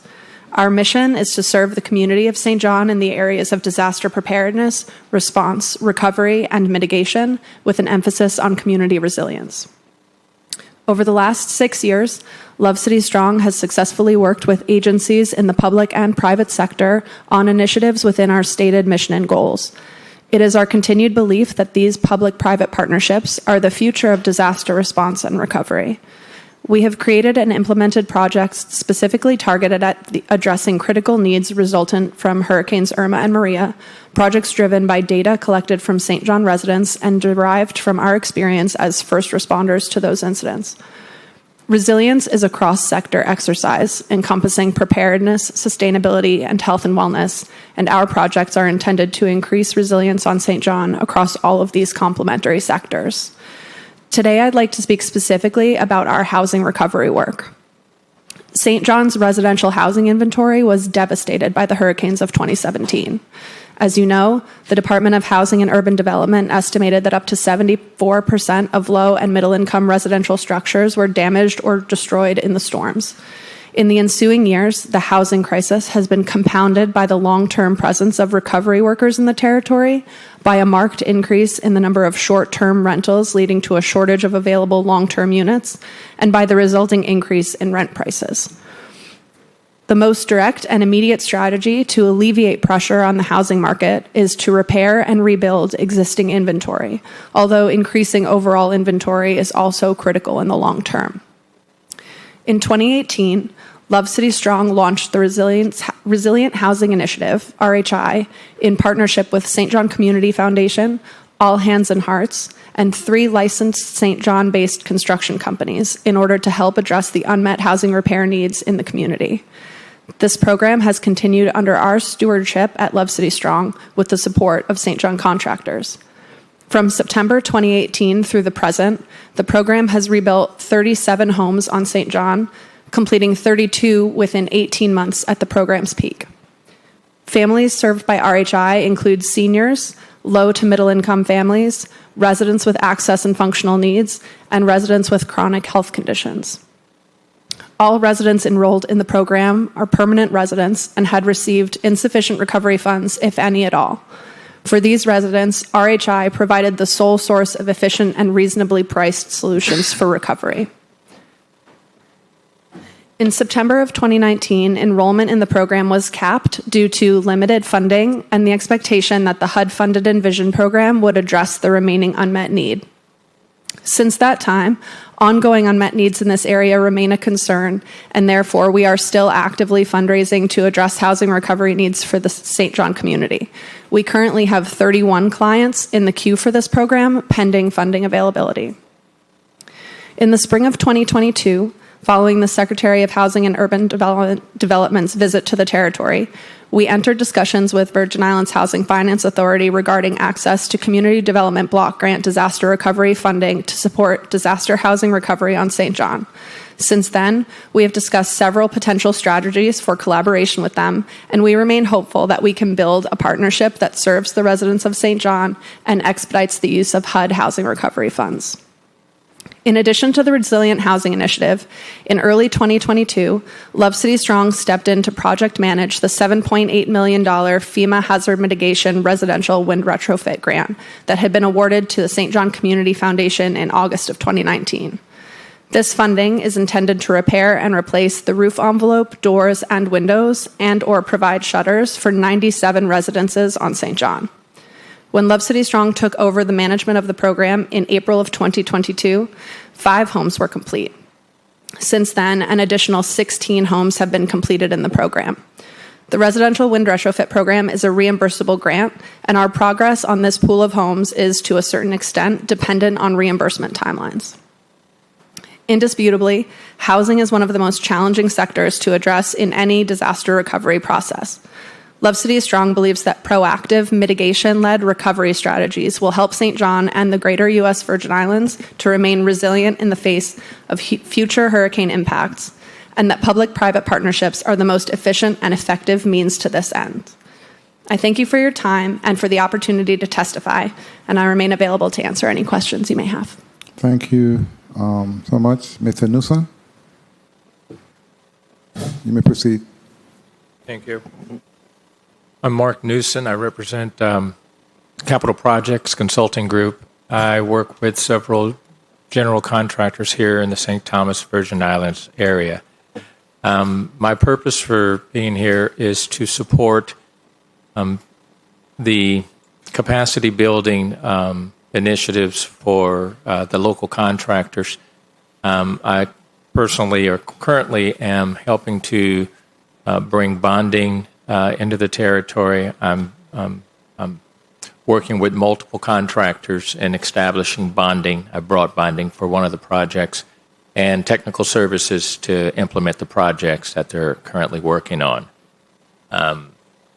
Thus far, we haven't been successful at landing any of the solicitations published by the Housing Authority or Finance and Housing Authority as of yet. My tenure here has just started a few months ago, so we're looking at projects as they become available to participate in competitive awards.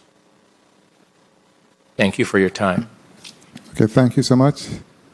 Next, Mr. Thibault.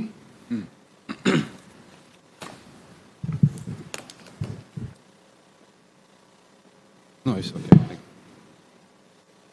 Good day. My name is Stephen Thibault. I was born and raised here in St. Thomas. I'm the owner of Synergy Construction.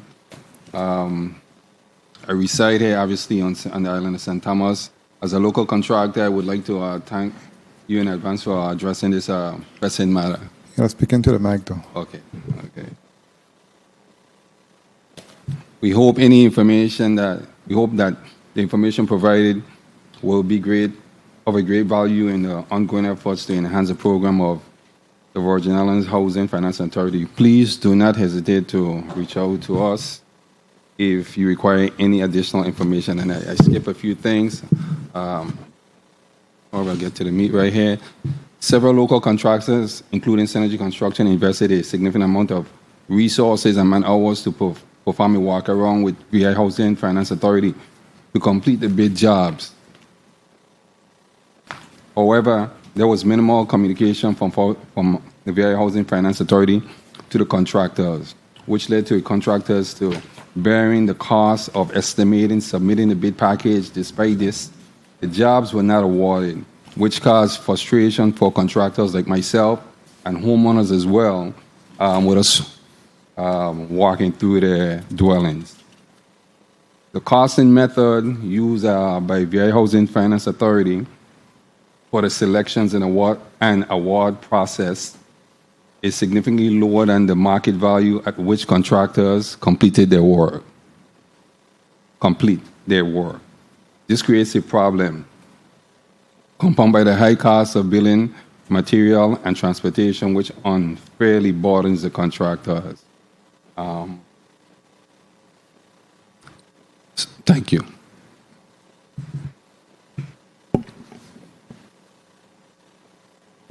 Thank you for your testimony.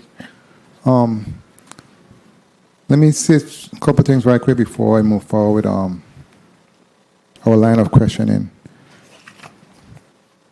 In respect to this block, I know we see the executive vice president. I'm sorry, I'm tripping. We see Director Actalin in this block, and my team brought to my attention that honestly there were miscommunications, so I apologize to my colleagues in that respect. She did not respond, basically. So I do not believe that she received the correspondence for whatever reason. But things happen, so I just wanted to bring it to the attention and put it on the record. In respect to, I know why some are wondering why we have folks from the construction area. I think it's critical and important that we have a broad perspective and an overall picture of exactly what's going on in the space and how we can basically move forward in terms of there are any challenges on either side. Okay, earlier today we had a very broad discussion to include the banks, etc., and it was a very good experience in terms of assessing what areas we need to focus on more and how we can move forward. And likewise, in this block, I would like to see the same type of vetting and type of discussion moving forward.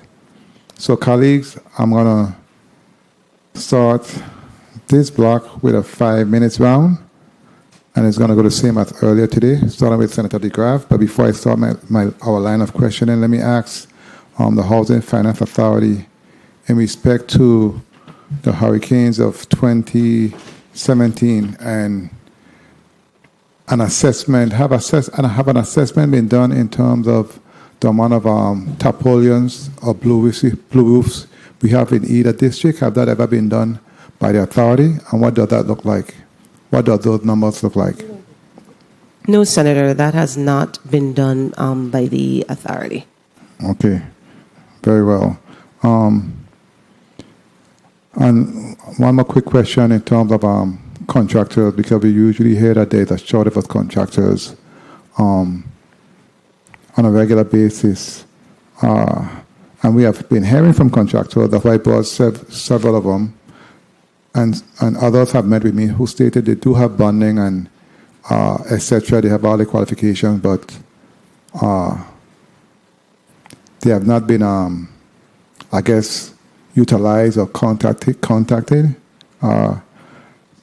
In your opinion and in your portfolio, do you believe we have an issue with contractors, bringing contractors online, or do we have an issue with contractors who qualify, who don't, or who do not qualify, whether it comes to bonding, whether it comes to amount of workers, etc.? Are there any challenges in that space? There are, Senator, and of course I will let Mr. Pell, Chief Engineer, just speak to that as well, who sits on some of the our evaluation committees. Of course, there is some challenge with the getting the contractors to bid, and when they bid, what we're finding sometimes is, as stated in the testimony as well, the cost is far beyond what we can pay. It's far beyond what our engineers' estimate says this work should cost. So we have challenges in that area. So and we know historically some of the contractors have been maybe a little tired with the payment process. It has taken too long. They don't want to overextend themselves. So we are diligently working on that with Mr. Robinson as well and the Envision team of making payments more timely. But yes, we do have that problem in both spaces and places. But I do want Mr. Pell to elaborate a bit more. Okay, thank you. Mr. Pell? Good afternoon, Rupert Pell, Chief Engineer. One of the things that is good about the Envision program when you mention bonding is that none of the projects that we put out do require bonding. Our policy states that it will be projects over $500,000, but with the Envision program, the grant program is capped at $350,000. So we don't have projects that are going over the $500,000, and even though we might put out a block of 20 projects for bids, a contractor can choose to bid on one project, two projects, or all the projects. So there's some benefits to allow the smaller contractors. There may have been some misinformation in the community about the programs, like Mr. Tabu mentioned, about what he was speaking of with pricing. That was the former process. We have totally changed that. It is not that way anymore. We are having the engineer firm do the cost estimates with prices locally, and that has allowed us to get better prices. So what we started doing was the meet and greet with the contractors in order to give them more information and be open to ask and answer questions for the project. How had the feedback been, or how had the outcome been when it comes to having those meetings with the contractors? Have you had a good amount of contractors participate? When we did the one in St. Croix, we had about 20 different people that appeared, representing many different contractors, and we shortly put out a IFB after that, and we actually had more people get involved and participated. The meet and greet for St. Thomas, it was scheduled and unfortunately got canceled or rescheduled, and it's going to be forthcoming, and we plan to do one in St. John as well, because we realize it's a different dynamic for doing construction work in St. John, where you have to bring everything in. If somebody's more familiar with the zone, they might be able to give better prices when it comes to that. Okay, very well. I look forward to hearing those dates. I'm going to be there. I'm going to look forward to hearing those dates. And let me ask you one more thing right quick before I go to the first, Senator. In respect to the scope of work and the bonding, and you say the cap is $350,000, so you do not need any bonding. With that being said, I'm going to ask you a question in respect to construction, period. And I say this over and over again. We have a lot of expert builders in the territory, and you know that, and I know that. You have expert individuals who just does roofing. You have individuals who just deals with blocks. You have an individual who deals with tile, carpentry, electrical, plumbing, the like. We have a lot of folks, more than enough, who have all these expertise in these areas. Since you do not need bonding, can't you come forth with a program where you have a supply chain, where you have these individuals you can just choose to do a home based on the scope of work and have them work and not those homes? Can't you do a trial pilot project, whereas once you see how these individuals perform on the work they do, can that be done with those funds? It makes sense. As a builder, it makes common sense to me. It's an excellent idea, because one of the problems you encounter is when you bid on a home, it's not just the roof or not just the tiling. Correct. It's a variation of things that needs to be done. The policies that are currently in place may not allow it, because HUD requires us to follow our own policies, which we don't want it to come out as a selection process. It has to be a fair and open competitive bid process. Again, I understand HUD policy. I work for HUD my whole career. But HUD is very lenient, very open. And if we can show them the reason why we need to do it this way, I guarantee you, I'm sure, 90% sure they don't have a problem with that, But we have to push back and let them know why. Who, what, when, where, and why. And I'm telling you, it makes so much sense. It makes so much sense. Many of those guys are just there, but they cannot be part of the process, the rebuilding process. And I think it's up to us to be creative, change the policy. We would have to adjust our policies to. Please, I'm begging you to please look into that like ASAP, because there's a lot of funding that's there, and we need to make sure we utilize the funding. It's our job to look out for our people, and we must do what's necessary in order to fulfill them. And that's a fact. I'm sure my colleagues will agree with me, so I look forward to having further discussion on those initiatives and be creative in the process. When it comes to construction and building, I can't say I'm an expert, but I've been a part of that from the time I've been a little boy with my dad, and I understand how it works. And I know how many individuals around here build their homes basically the same way, but it wasn't a program, but that's how they get a home built. They couldn't get it built without some individuals coming and assisting who had the expertise. It took them no time. I know a man who could just look at a roof and tell you exactly what goes up there, the measurements, just by looking. So we must really utilize our people in any way possible to help move this territory forward. So that's my soapbox for the day. Senator DeGraff, you're recognized for your 5 minutes. The Chair, good afternoon, colleagues. Good afternoon, testifiers, all viewing, listening, and present. I could become my own contractor and hire out people. What bonding I need? When I go to the bank tell me that I qualify for this. That's my bonding. You know, the Envision program started when? 2019. 2019. You know, it's been too long. We killing our people. We here talking about the generations that leaving the territory. It because of us. They're going to say the senators. They're going to say the housing finance. They're going to say everybody. Because I bought my house here through a financing company from the States.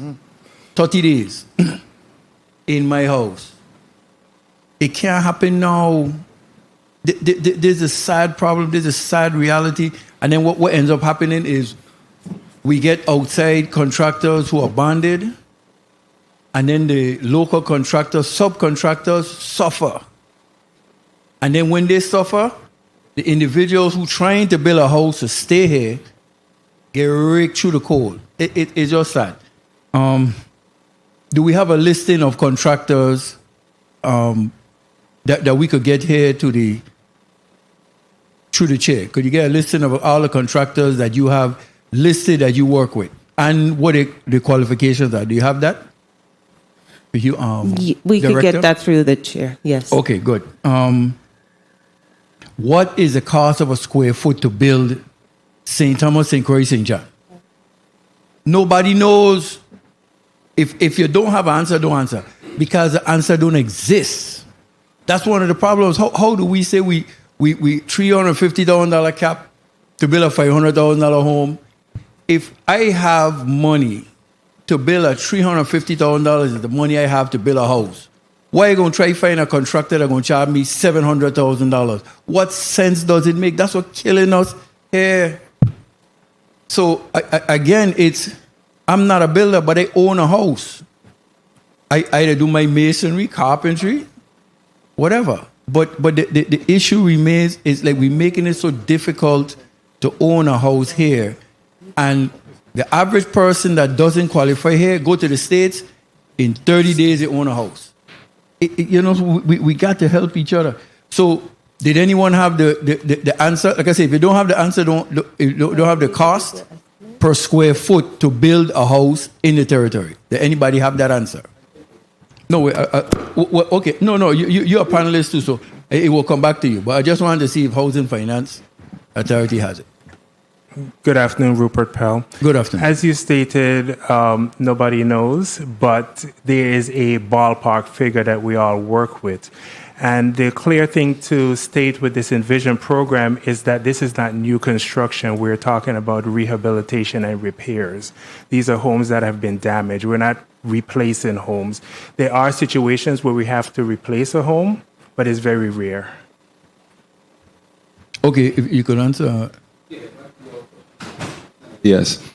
State your name, I guess it needs. Stephen Thibault, President of Synergy Construction. A couple of things. I think you've asked this gentleman the same question before or suggested something, Senator Blyden, which is with the specialist, the tile guy, the roofer, the framer. You see, what happened here is the perception. Wait, excuse me, you go hold my time. You're answering your question, so if I could get back that time. I'm going to come back to yours too. Don't make it sure. Don't make it I'm going to sure. come back to yours Thank too you. with it. You're going to come right back. The perception. The perception of a general contractor here is that he carries a tool. He has a tool belt on his waist and a T-shirt, and he's actually performing some of these duties. And there are some general contractors like that, and they're phenomenal. But then you have the contractor like myself. I can't tile. I can, but I don't tile. I run a business. Okay? I see that too. If I could get those guys, I would get those guys and I'll put them to work. The problem is that if I charge just like a Benton or a custom builder, it seems like I don't get that respect for my number.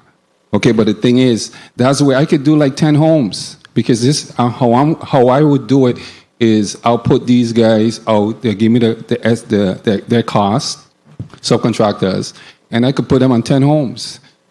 As far as subs, and then I would manage them. My job is to make sure that we come into cost, we come into schedule, okay? But we're not given that opportunity. Because we look at like, hey, he can only do one home. That's not necessarily true with every contractor. Some guys have strengths, some guys have weakness in some areas. Back to Senator DeGraff. As far as the cost per square foot, I think you asked the same engineer also a question about how much it costs to build in St. Thomas, St. Croix, and St. John. And this was in October. This was in January and March, because I watched the hearing. He said $370 a square feet for St. Thomas and St. John's. It's no way that could happen, because of the cost to get the materials to St. John is going to be higher. But it's not 370. It's not. 1 minute.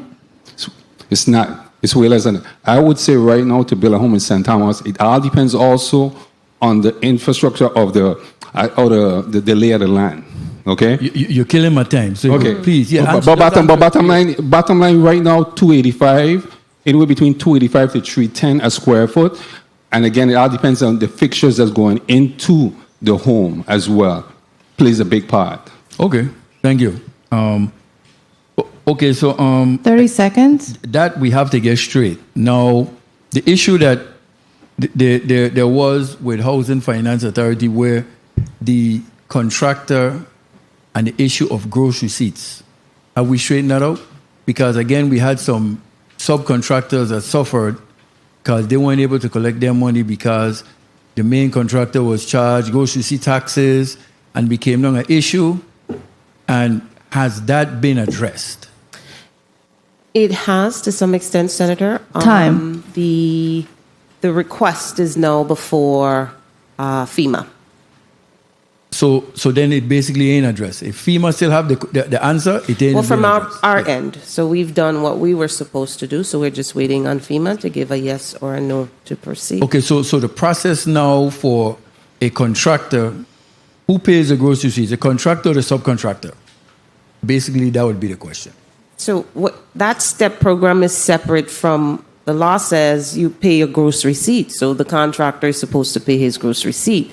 I think that law spoke to federally funded projects, and I don't have it before me to give you the exact details, but it is the expectation that the contractor pays their gross receipt taxes. No, I just want to make sure, because like I said, that was a big issue that's still lingering, that caused a major problem. Now, in closing, to wrap up, the building and Virgin Islands Housing Finance Authority, Fortuna, you have 20 turnkey homes getting ready to be built. Estate Nazareth, you have 30 lots, 40 homes. Senator, I don't have those particular details right before me. I know Dr. Berry testified just before me. If Right. that was I'm there, reading her we just- testimony. right. We just have, we were asked to testify on Envision, so that's what I have. Oh, okay, before me. okay. Well, it actually said update and discussion on affordable housing initiatives. Not on the letter we got, Senator. Oh, no? Okay. So then I was looking at what the agenda said versus, so they only have on the Envision program? Is all we're addressing?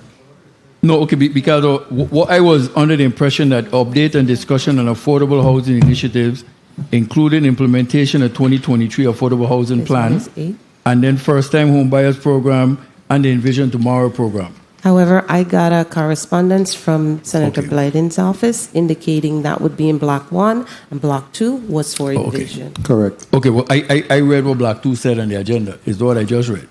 So that's a confusion, and I didn't want to be like, I'm going to put you on the spot. So basically, I guess what I mentioned to Dr. Berry and was trying to get a clarification on, which she basically did say, was she mentioned about the first quarter of 2024. The government operates on fiscal quarters. We are in the first quarter of 2024. When are these projects supposed to actually start? We're operating, and what she spoke of was in the calendar year, so the first calendar year. So by March 2024, we are projecting to see something be done. Okay, so you don't get your funding in the fiscal year quarter, though? Well, we get our funding quarterly, yes, but however, for our planning purposes, for those particular projects, we're doing that on a calendar year. Okay, so then it costs interest. It costs an additional fee. So you are actually starting in the second fiscal year quarter versus the first If fiscal you're year doing quarter. fiscal years based on how government allots this funding, yes, this October to December is the first quarter, January, right. So that's what I'm saying, but the federal government pays out on a fiscal year. For us, the federal government pays us when we submit for reimbursement. So it doesn't matter what time of the year it is, as long as they are to work, they will process the payment because we get it. It's like a reimbursement. Or Okay, it sounds a little off, but thank you, testifier. Thank you for the time, Mr. Chair. Thank you, Senator DeGraff. Senator, if I may, I just want to clarify, we don't have a pot of money sitting down. So we don't have a pot of money that, okay, this is your budget for the year. What we have is a grant that says, this is your grant. You get $1 billion. As you need it, you draw, you send documentation, etc. Please recognize Senator DeGraff, Mike. Contrary to the statement is we do have a pot of money. That's why I wanted to clarify in terms of timelines, because there is a sunset date for the monies that you have for the programs. We have a grant. The grant has been awarded to us. However, there's no cash in the bank. Just the grant. When does it end? When is the sunset of the grant? The grant is slated to end in 2026. However, we are going to ask for an extension. HUD did tell us we could ask for one in 2024. Thank you, Director. Thank you, Mr. Chair. Thank you, Senator DeGraff. Senator Carrion, you're recognized for your 5 minutes.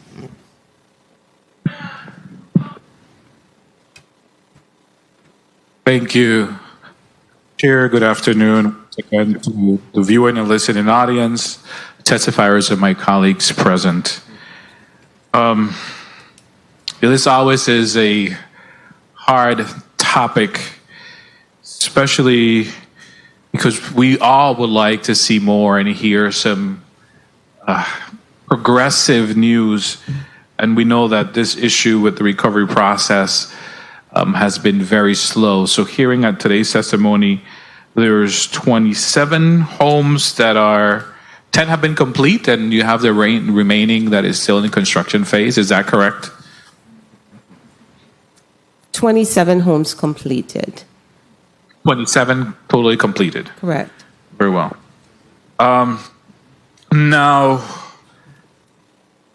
in the case of individuals, for example, I know one in particular that passed away, and he was on that waiting list. What happens with that home? And like that, I don't know if you have a listing of individuals in our community that have enrolled in the program, Envision, and they have passed. Do you have those numbers? We could certainly get you the number, Senator, but we don't have it before us. Often, and Ms. Perez can expound, we will work with the families for those that are in probate that were listed on the application or listed as part of that housing unit to still keep them on the program. But I do want Ms. Perez just to expound a bit on that. Jamili Perez. So yes, we do have a portion of our policy that states that we do have the individuals come in, we do have a conversation with them, and we have to go over the logistics of the airship. As Director Clendenin alluded to, we do have to go through all the legalities of it, but there is a provision where we can still provide assistance. And so, okay, because they were informed, this family was informed that they will not be receiving assistance since the main owner has passed. So that information then is incorrect. Explain it. Yes, Senator. The only way that we would get into a situation where the individuals would not be eligible to participate in the program is if they have no claim to the home, no legal claim to the home. Okay, so I guess you guys need to do a better job maybe in communicating, reaching out. What's the total applications that you have pending waiting, individuals that are in the program?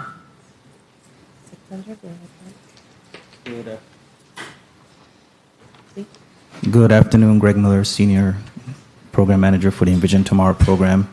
Currently, we have about 570 applicants pending.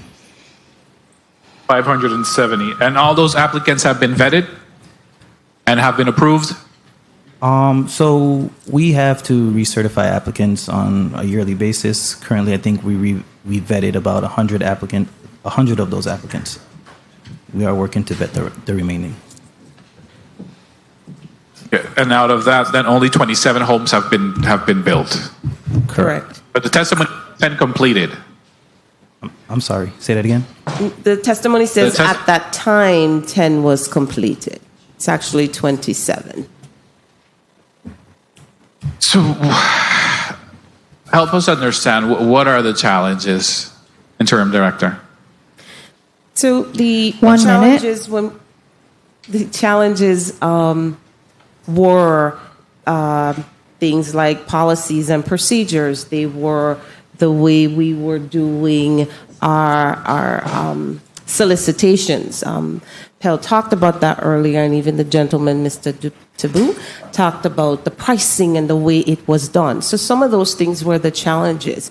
We've had to restructure a lot of the program internally so that it starts to make sense, and it started to make sense. So those were some of the challenges, Senator. And then, of course, cost. So when those challenges have been dealt with. Yes, to a lot of extent, this team has worked tirelessly to get it to this point. Yes. So we should start seeing. I mean, we want to see these homes being built. So and you absolutely will. As dying waiting.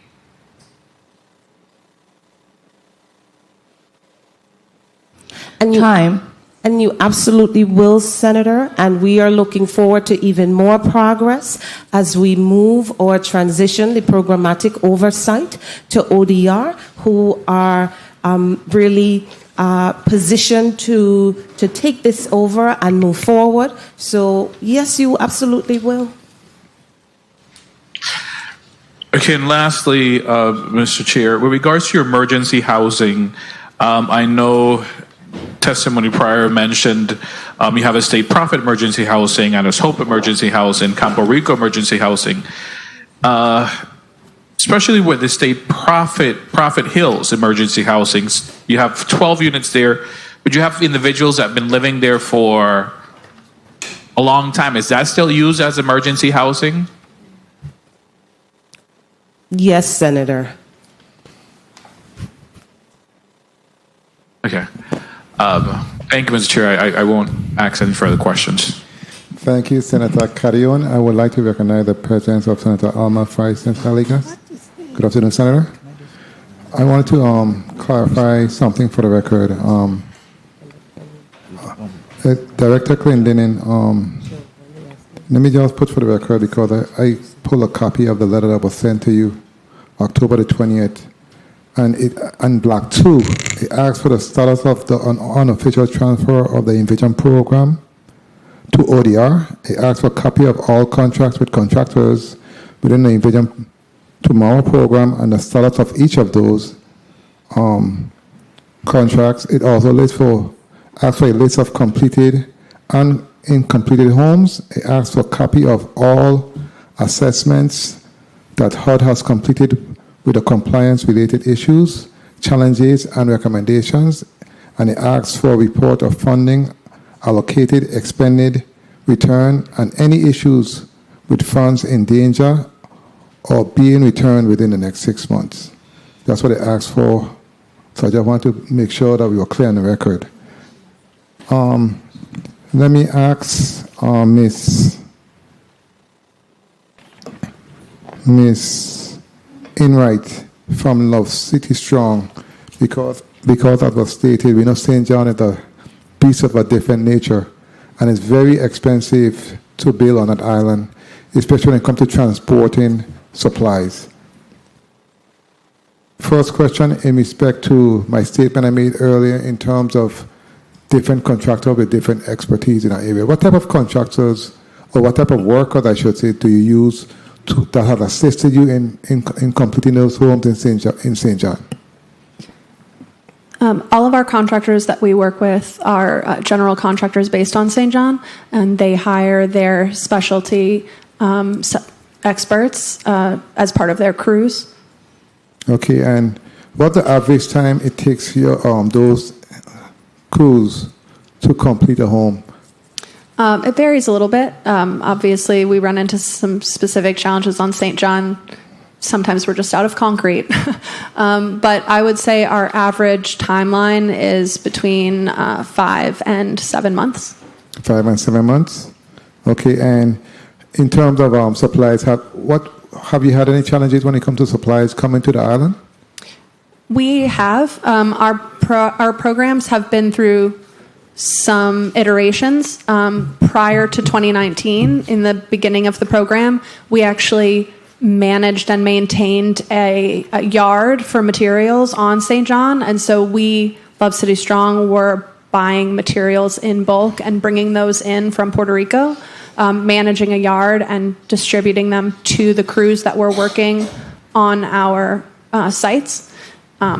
Once we demobilized that part of the program in 2019, and we shifted into sort of a smaller scale of the program, we now contract the bid to each contractor, and they include materials in their bid. So we put out the scope, and contractors in the community bid on it, and they provide their material bids as part of that. So there are challenges with materials. Of course, it's just part and parcel of island life. All of our contractors on St. John are very familiar with the process, and we trust them to navigate that as they see fit. Okay, thank you for that. And one more last question from Interim Director Clendenin in respect to your stockpile that you have had since the hurricanes of materials, lumber, sitting in areas. Number one, in respect to the condition of those materials. Number two, how has that assisted in your process when it comes to having those repairs done in a timely fashion? Can you speak to that? Sure. Or have someone speak to it? Sure. Thanks for the question, and then Hell or Miller will follow up. But the lumber, it is moving. What we have done, and Miller was kind of essentially reminding me we've had to restart this program, if you will, late last year. But it is moving. We now put it in the contracts. The contractors know that we are not providing or paying for any lumber, etc. It must come from that space. Do you want to add? Sure. Mm-hmm. Good afternoon again. Can you recognize the third mic, please? Good afternoon again, Greg Miller, Senior Manager in Vision Tomorrow. So like Ms. Clendenin stated, the program did essentially restart back in September 2022 when we brought on Grant Engineering to do our A&E. It started with reassessing all 620 plus applicants that are eligible for the program. As it mentioned in the testimony, we've completed about 448 of those assessments, and roughly 170 we've done the A&E on those as well. We did start publishing home for solicitation, and we are seeing more, I guess, activity in that space, but we really need to reach out to our local contractors to get more involved. So you plan on doing that? Yes, definitely. That started with the meet and greet on St. Croix, and hopefully we get the ones on St. Thomas and St. John soon. The one in this district will be held within the next several weeks, or is it going to be longer before you actually meet? I'm not certain when we'll schedule the meet and greet, but we'll be sure to let everyone know. Before the end of next month? We certainly will hope so, but we're also waiting on the approval from HUD for ODR, so that will transition. So kind of want to give a clean plate to ODR. Very well. Understood. Thank you so much. Senator Fonseca. But as a matter of fact, no, Senator Johnson was here before you, but earlier made an error. So let me let him go, and then I'll let you go. Okay, Senator Johnson, you recognize for your 5 minutes. Thank you very much. I appreciate this. This is one agency that breaks my heart. And I will start off by saying that there is a God. Because after Tommy passed the Virgin Islands, Tommy became a hurricane. God know we couldn't take nothing. There is a God, and I'm so thankful that he knows that. But I need to understand something here. Love City Strong built 37 homes in the little island of St. John, and this Envision did 27 in Tree Island. Is it correct to say that? Somebody please help me understand this math. Is it correct to say that's what I'm reading here? Yes, Senator, that's correct to say. However, I'm sure Love City Strong does not have the federal hurdles that HFA has to include environmental assessments of every single home before one dime can be drawn or put out on solicitation. So, yes, you are correct. Now, on page 3, temporary relocation assistance was also included. I know a young lady, 80-something years old, they're out of her house 6 months now, and she ain't getting no kind of help. None. Storage, no other help. And she's living from one family member to the next. I know a young lady is 80 years old, been living with her neighbor from the time the hurricane hit. And none of these homes are touched yet. These things drive me crazy listening to my constituent. It drives me crazy. Please help me. How does these people get this help that is in this testimony saying that there is temporary relief for these people, relocation? Absolutely, help Senator. me, please. Of course. It's an application as well. They would have to apply and qualify. We have a number of individuals in which we have relocated them to other places across the territory. We are paying their rent. We are paying storage. So I ask you to email. You could email gmiller@vihfa.gov or make a call to VIHFA so that our housing specialist, thank you, can assist and see if they qualify to take advantage of the relocation assistance. The agency Envision is who told them that they were going to assist them with storage and with rental assistance. It never happened. It never happened. It never happened. Senator, These are seniors, our seniors. What are we doing to our people? I am And you know, we went through this for the longest while. I'm always pissed when you guys come here. I'm being straight. Because I listen to my constituents calling me morning, noon, and night with this program. And every time we talk, we got to go for extension. The lumber yard, I guarantee you, 50% of the lumber is going to be thrown away. 50%. I passed by Concordia School last week, and the board is skinning and twisting and turning all over. We're failing our people. We are failing our people. There's no explanation to me. None. On page 4, there's some, you spoke about now, some 18 homes that exceed. Wouldn't these homes exceed the cost based on how long they've been in the element? We did estimate after estimate, and these homes are in the element.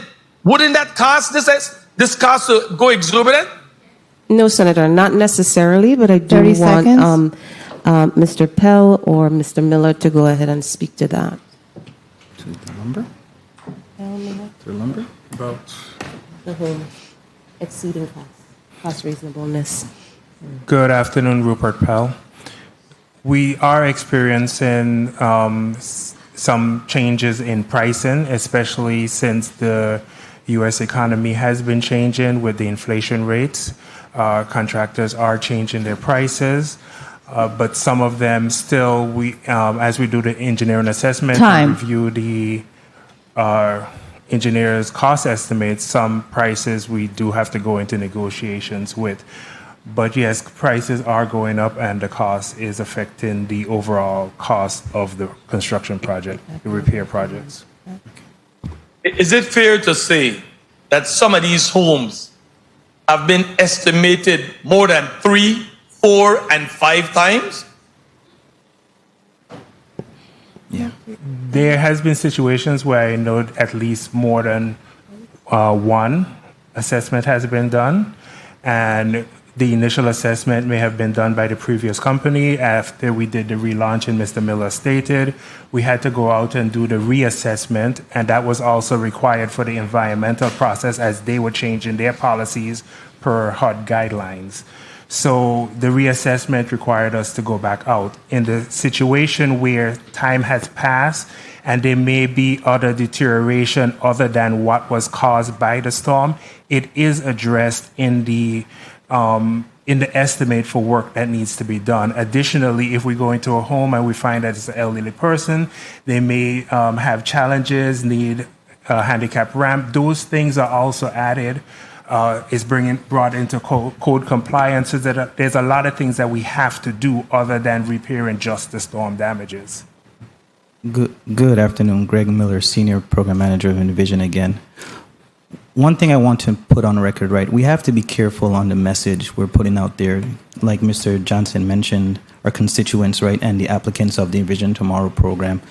When it comes to relocation, we can't relocate you until we at least have a notice to proceed on the project, or even if the applicant may have a grant signing. So we can't just relocate people because they're displaced from their home, right? Those funds we have to account for. Remember, we're dealing with a federal program here. So. Samela, I'm going to give you my number. Because this young lady that's 80-something years ain't just move on her own. My number is 340-474-4131. And for the time of Mr. Chair, I'm going to wrap up on this. I know I'm very upset with this. I'm very upset with this. And I'll tell you why I'm really upset. I know at least 4 people that died already. And you know what the family is being told now? They no longer qualify for this program. I know, me, Senator Johnson, know 4 people that died, that been under this program.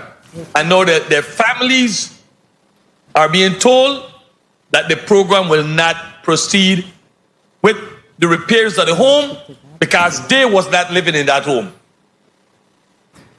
I'm actually happy. So what are we going with the remainder of our people who are elderly? And if they die, what happened to their home now? So thank you, Senator Johnson. Your time has been called 4 minutes ago, but you have a very good point, so I'll let you continue, but I'll have the young man respond, and then we'll move forward. But thank you so much. You may respond, sir. So we are adding language to our policy to address the heirship, right? So if an applicant passes away, if the heir of the property intends to move forward with the program, we will be assisting them going forward. And we have been assisting applicants that have passed away before. That was my understanding moving forward, and I really appreciate you. I needed you to put it on the record because my colleague is correct. But yes, you needed to put it on the record. It's important for our folks to know that the work continues, and we appreciate that. Senator Fonseca, I'll let you do the honors, okay, because you were the one that got the confirmation. You recognize for your 5 minutes, and you can make the Yes, thank you. Statement. Thank you so kindly, Mr. Chair. It's with a sad heart that I announced that our fire director, Mr. Darrell George, has passed away, and we offer our condolences to all the family and friends of our beloved fire chief, and may the good Lord continue to bless his soul abundantly, and he rest in peace. Darrell George, VI Fire Chief.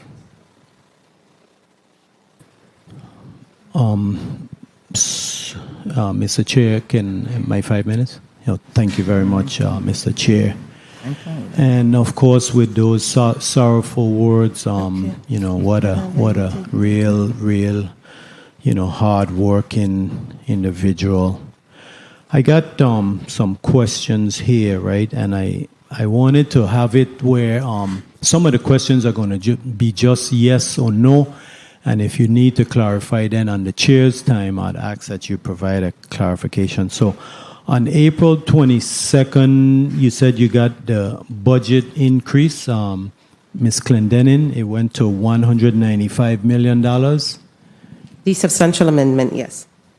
Okay, good. So there were 675 damage assessments completed, and 420 was moved forward due to the duplication of benefits or completed. But then 187 were awarded to Pearson Services Corporation. Is that correct? Persons up to 200. 187 were. It dwindled down to that, yes. Okay, good. And were they awarded a contract for $25,564,598,000? In that neighborhood, yes. Okay, good. So they've billed about $3 million, and there's a balance of $22,486,000. So here's my question, and this is a yes or no. Does this project, this $25 million project, have a construction progress schedule approved? That 187 homes to Pearson Services Corporation for $25 million. Is there approved construction progress schedule? It's not possible to have a construction schedule. No. Just tell me yes or no, please. Is a construction progress schedule approved? You can clarify in the chair's time. I just want a yes or no. It appears is no. No, not possible. Okay. Are weekly reports generated for this contract? Yes. Who prepares those weekly reports? The contractor and the construction inspectors. Okay, good. So I would like this to be presented differently, because I need to see a start date for these 187 homes, and I need to see a completion date. Because without a start date and a completion date, I have to take your word for all these things going on, but I'm not seeing when it was to start, when it was to finish. So this could go till thy kingdom come, for lack of a better word. And then in addition to that, I want to make sure that there's the architect of record or the construction manager in the detail. You see this chart that you presented here? It's hard for me to understand it. You know, I don't have a PhD, but I could read a little bit, you know. So another issue here, right, is Love City Strong, right, on St. John, right? You did about how many homes you renovated on St. John? Since 2018, we've done 37 complete rebuilds. 37 homes. Okay. So going back to Pearson Services Corporation for the 187 homes, how many are completed?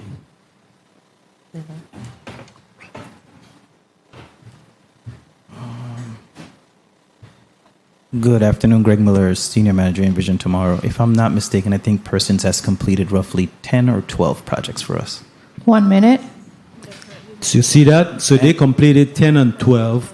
Love City done completed, how much you said? 37 on St. John, right? Since 2018. Since 2018. So you see the difference? So when did you start this Pearson Services Corporation? When does that contract award? And that's what I'm saying, right? I need to see start date and completion date because I can't have a frame of reference. I don't know when the thing starts. 30 when it seconds. finish. When was that contract awarded to Pearson Services Corporation? That contract was awarded February of 2022. February of 2022. Okay, so you said you have 407 in various stages of design. So somehow, right, my addition ain't correct because you said 420 were moved forward, 187 was to Pearson's Corporation, but you have 407 still in various stages. So 187 plus 407 is 594. So explain that to me because somehow the numbers ain't adding up. How do you go from 420 moving forward and you still have 407 in various stages of design, but you tell me 187 was awarded? The numbers don't add up. On the chair's time, can you explain that? Absolutely. Go ahead. Good afternoon again, Greg Miller, Senior Manager of Envision Tomorrow program. The best way I can explain that is Persons was awarded up to 200 projects with the program. Not all of the 448 homes that were assigned to Grant Engineering belong to Persons. And if I can just provide some clarification, Persons has done 12 projects for us. I think they have roughly another 10 or 11 projects in construction. Those timelines, construction timelines, are provided to us once we turn the projects over to Persons and we agree on a bid price. You good, Senator? Thank you very much, Mr. Chair. Mr. Chair, again, I just want to, if I can, just put on the record, we are certainly proud of the work that Love City Strong is doing on St. John. But again, some of the environmental reviews, some of what the program has to go through, Love City Strong certainly does not have those hurdles. We were really impressed as well with what they were doing and did ask to enter into some partnership with them so that they could take over those homes on St. John. But I'm sure Ms. Einhart could tell you the process just for them as well. Okay, thank you for that. Point of information. Point of information, Senator Johnson. Well, sorry, it was point of inquiry. And I don't understand if Love City did some homes for them, it should have been under the same guidelines. But my point of inquiry is, how much is VIHFA paying for the security of those lumbers at each site? I want to know the cost for holding those lumbers at each site. If it's included security, what's the total cost? To the chair. Well, if we could give us a moment, we'll get Sure. Okay, Senator Johnson, they're trying to put that information together. And while they're doing that,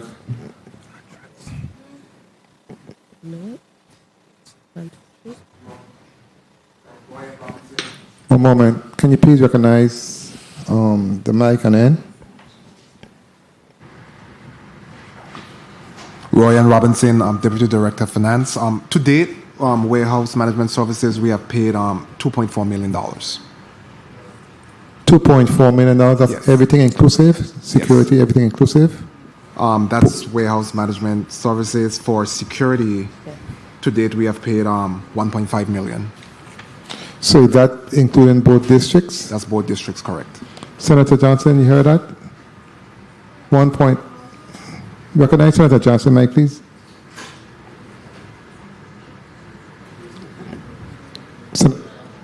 Senator Johnson?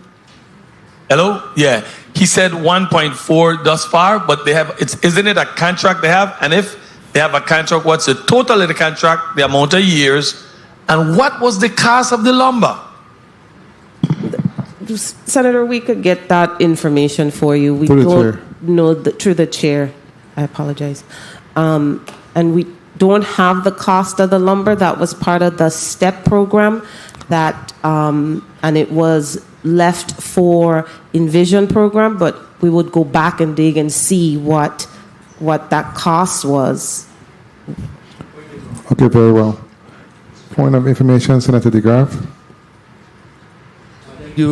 Thank you, Mr. Chair. Along the same lines, in the contract, there is a given markup. What is the percentage markup per year for these federal contracts in terms of if I issue the contract in 2022, 23, because the cost of living and everything goes up, a construction cost goes up, is there a markup in the contract built in on an annual basis for that?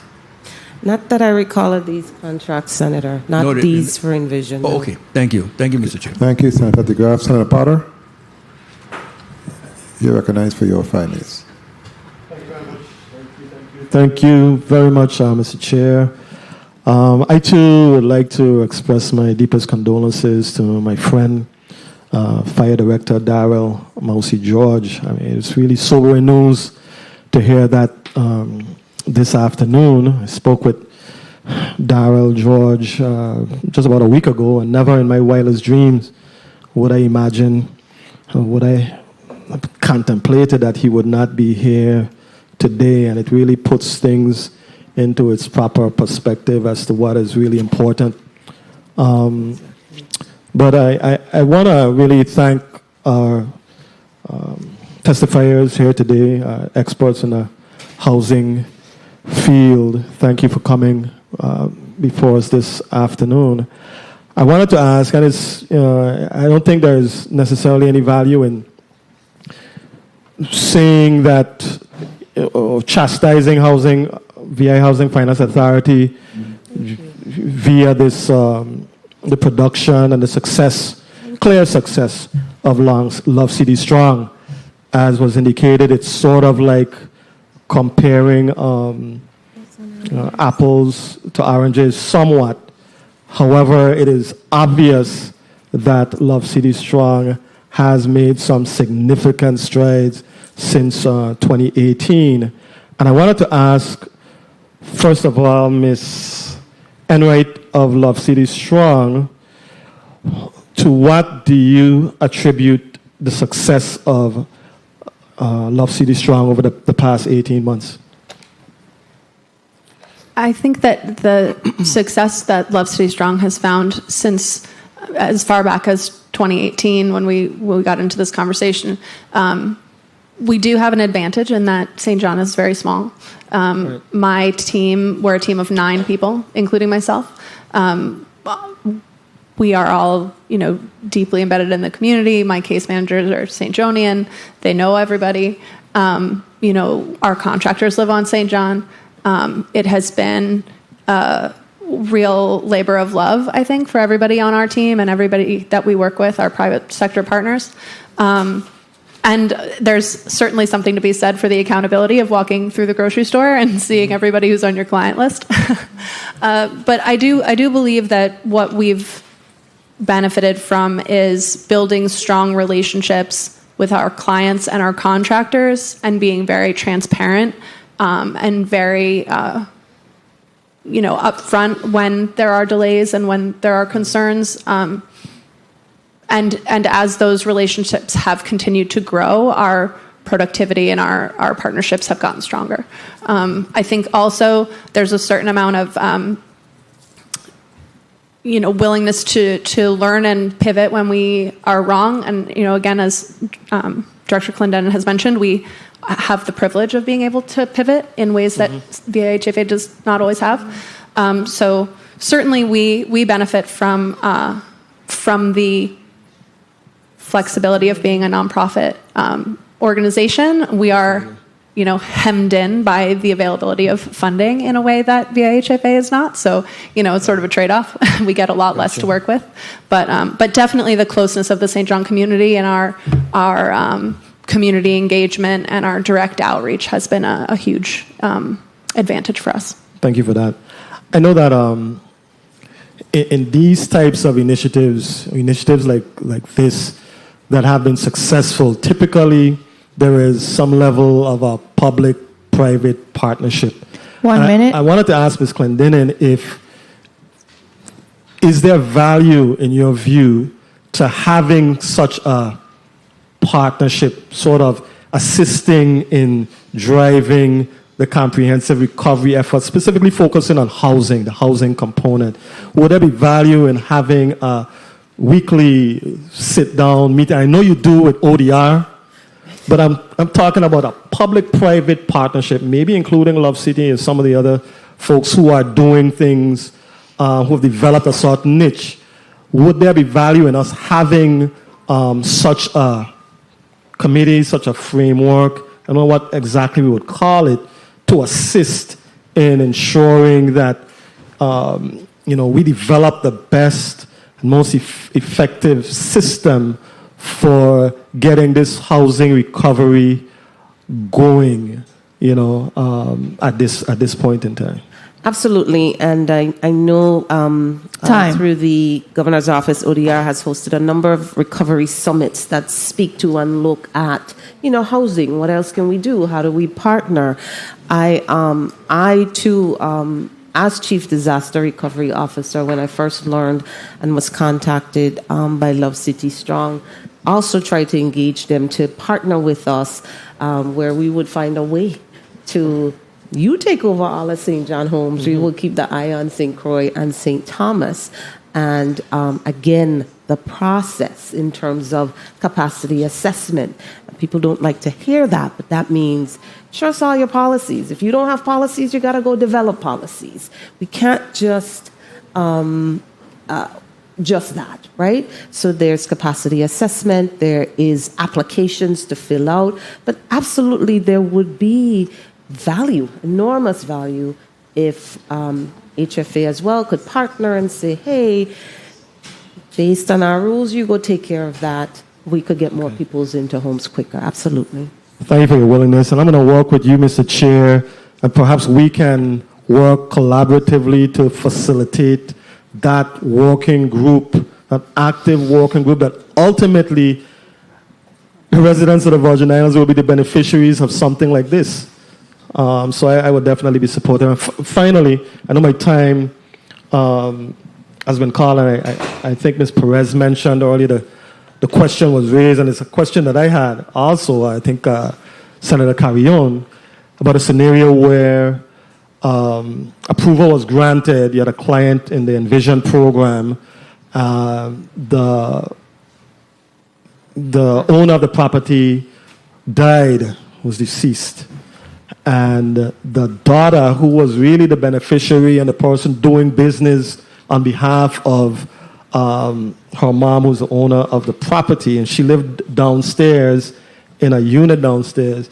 After her mom died, she was told, according to the young lady, she was told that since her mom passed, the program or her case, for all intents and purposes, died with her. And it sounded to me as something that was really a little hard for me to swallow.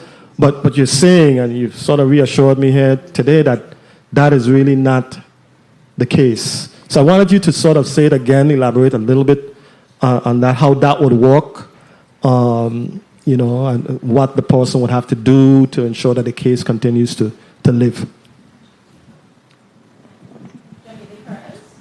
Please recognize Ms. Perez-Pike. Jamili Perez. So, so the individual will have to contact the Envision program, and then they will be connected to their specific housing specialist that will be able to give them a little bit more information on how they can continue the process. So they would have to have some type of heirship documentation to prove that they are the rightful owner of the home, and then there are a few other steps that they would have to go through. But yes, they can go ahead and contact us. The phone number to contact us is 888-239-3387. Can you repeat that number and take your time, please? Sure. It's 888-239-3387. Alternatively, if email is preferred, they can send an email to gmiller@vihfa.gov. Repeat the email again for the Jamili public. Perez. Sorry. gmiller@vihfa.gov. And that is Mr. Gregory Miller's email contact. He's the senior manager of the Envision program. Thank you for that. Thank you very much, Mr. Chair, for the leniency. All right, thank you, Senator Potter. Point of information, Senator DeGraff. Thank you, Mr. Chair. In regards to the same program, if someone passed away June last year, and now they're finding out this information because they were told opposite before, and now do you have a time frame as to how far back you would go or to assist those persons, or they can still come? Jamili Perez, no, they can still contact us, and we will be able to work with them. Thank you, Mr. Chair. Okay, thank you. Point of information, Senator Johnson. Thank you very much. It's really a point of inquiry.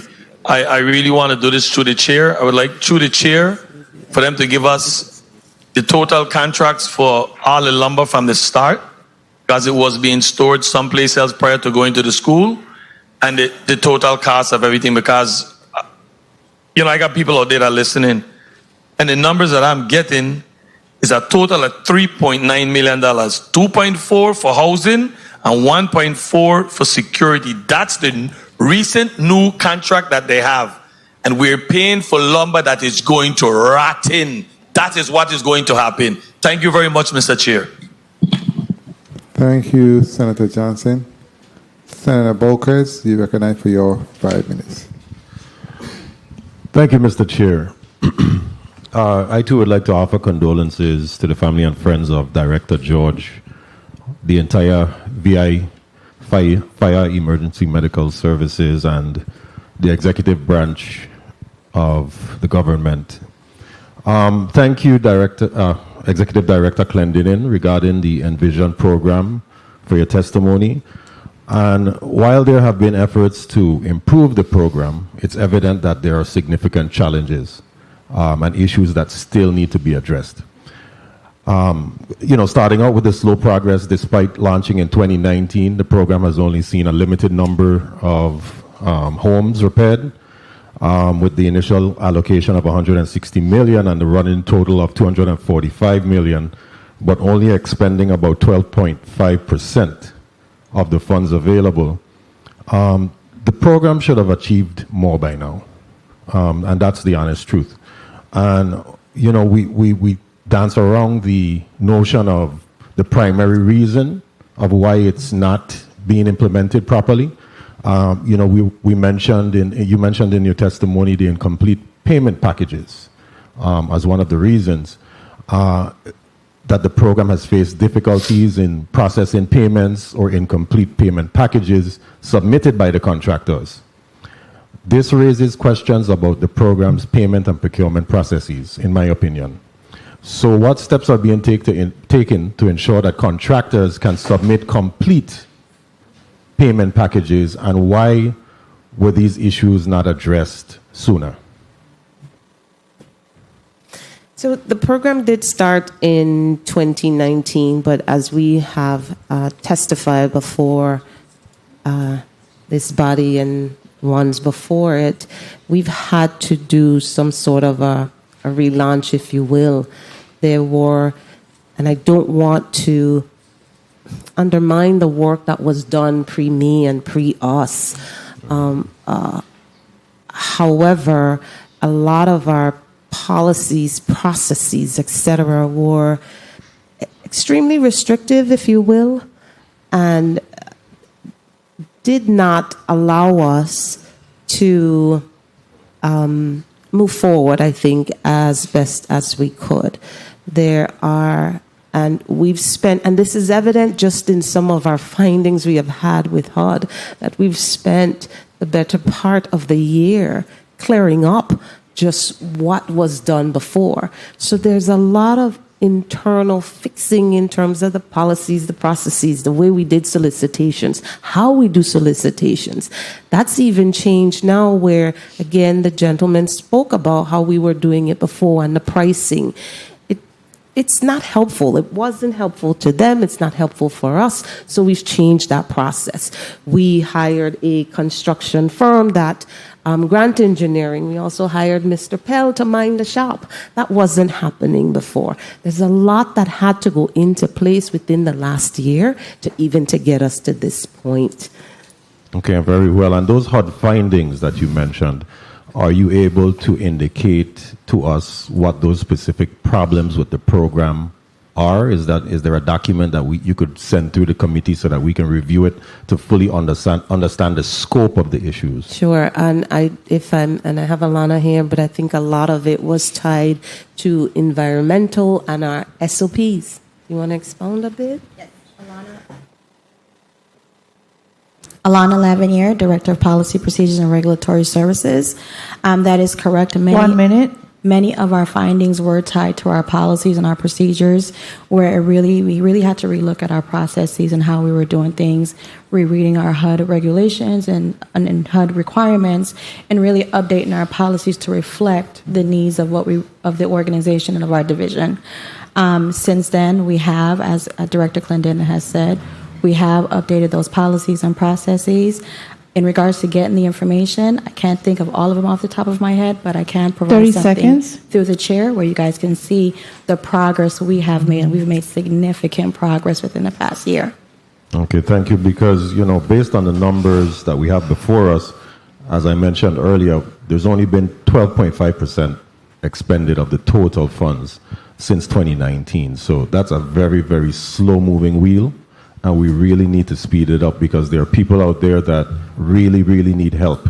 And, if we can, whatever this body needs to do, I can't speak for all of my colleagues, but just based on the representation here today, I believe that I can. And we're willing and able to do what we can do from the legislative standpoint to assist. But it all starts and ends with you running the program. So concerning the oversight transition, the programmatic oversight transition over to ODR, it doesn't provide a clear explanation as to how this transition will actually benefit the program. I know it's being moved, but I'm hoping that that transition does in fact benefit the program in the sense of getting the funds to the people who need it the most. Thank you for the leniency, Mr. Chair. Thank you, Senator Bolquez. Let me ask in respect to Love City Strong again.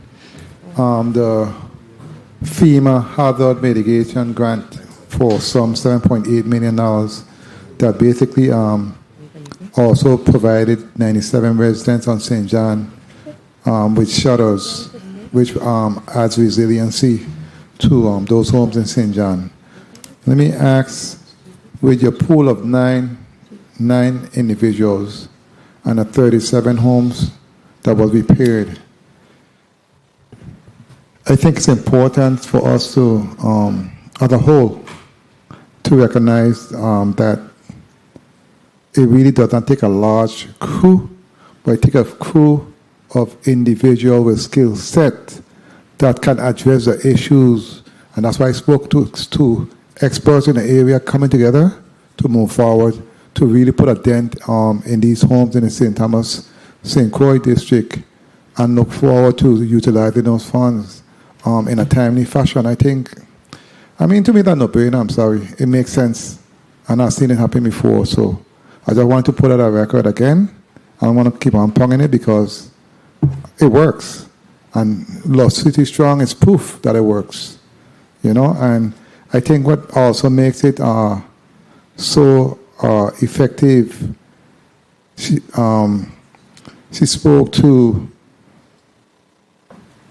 a dedication for those individuals when it comes to knowing the people in the community, and basically knowing those individuals means a lot, especially when you have individuals who are dedicated and committed to a task, and they are not just there to make money.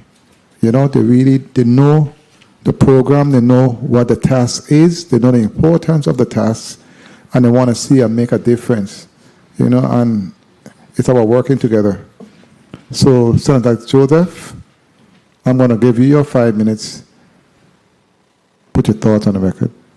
Thank you kindly, Mr. Chairman, and a pleasant good day to everyone. A pleasant good day to Love City Strong, the private general contractors we have represented here in the chambers with us today, as well as the team assembled from the Virgin Islands Housing Finance Authority. Mr. Chairman, I want to follow up on something that you mentioned regarding your letter and your invitation to testify today, and based on what was submitted on the record and read into the record by the interim executive director for the Virgin Islands Housing Finance Authority.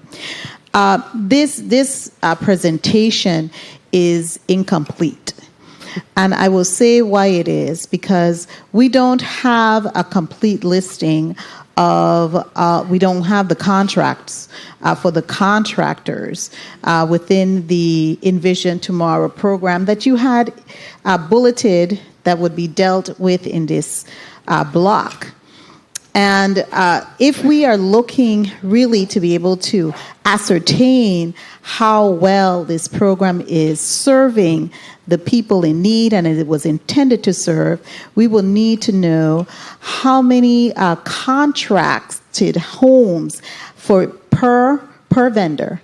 We know how many, at least what I got, and this is from Senator Blyden's office. They printed it out for me, your testimony.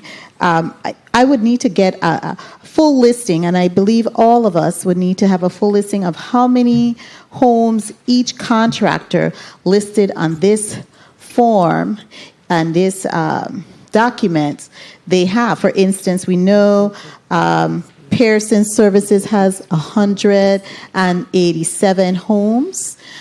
We don't know how much Nouveau Construction has, but they have you have them listed several times here, maybe about 10 times here. And we don't know how many Heights Construction have as far as homes.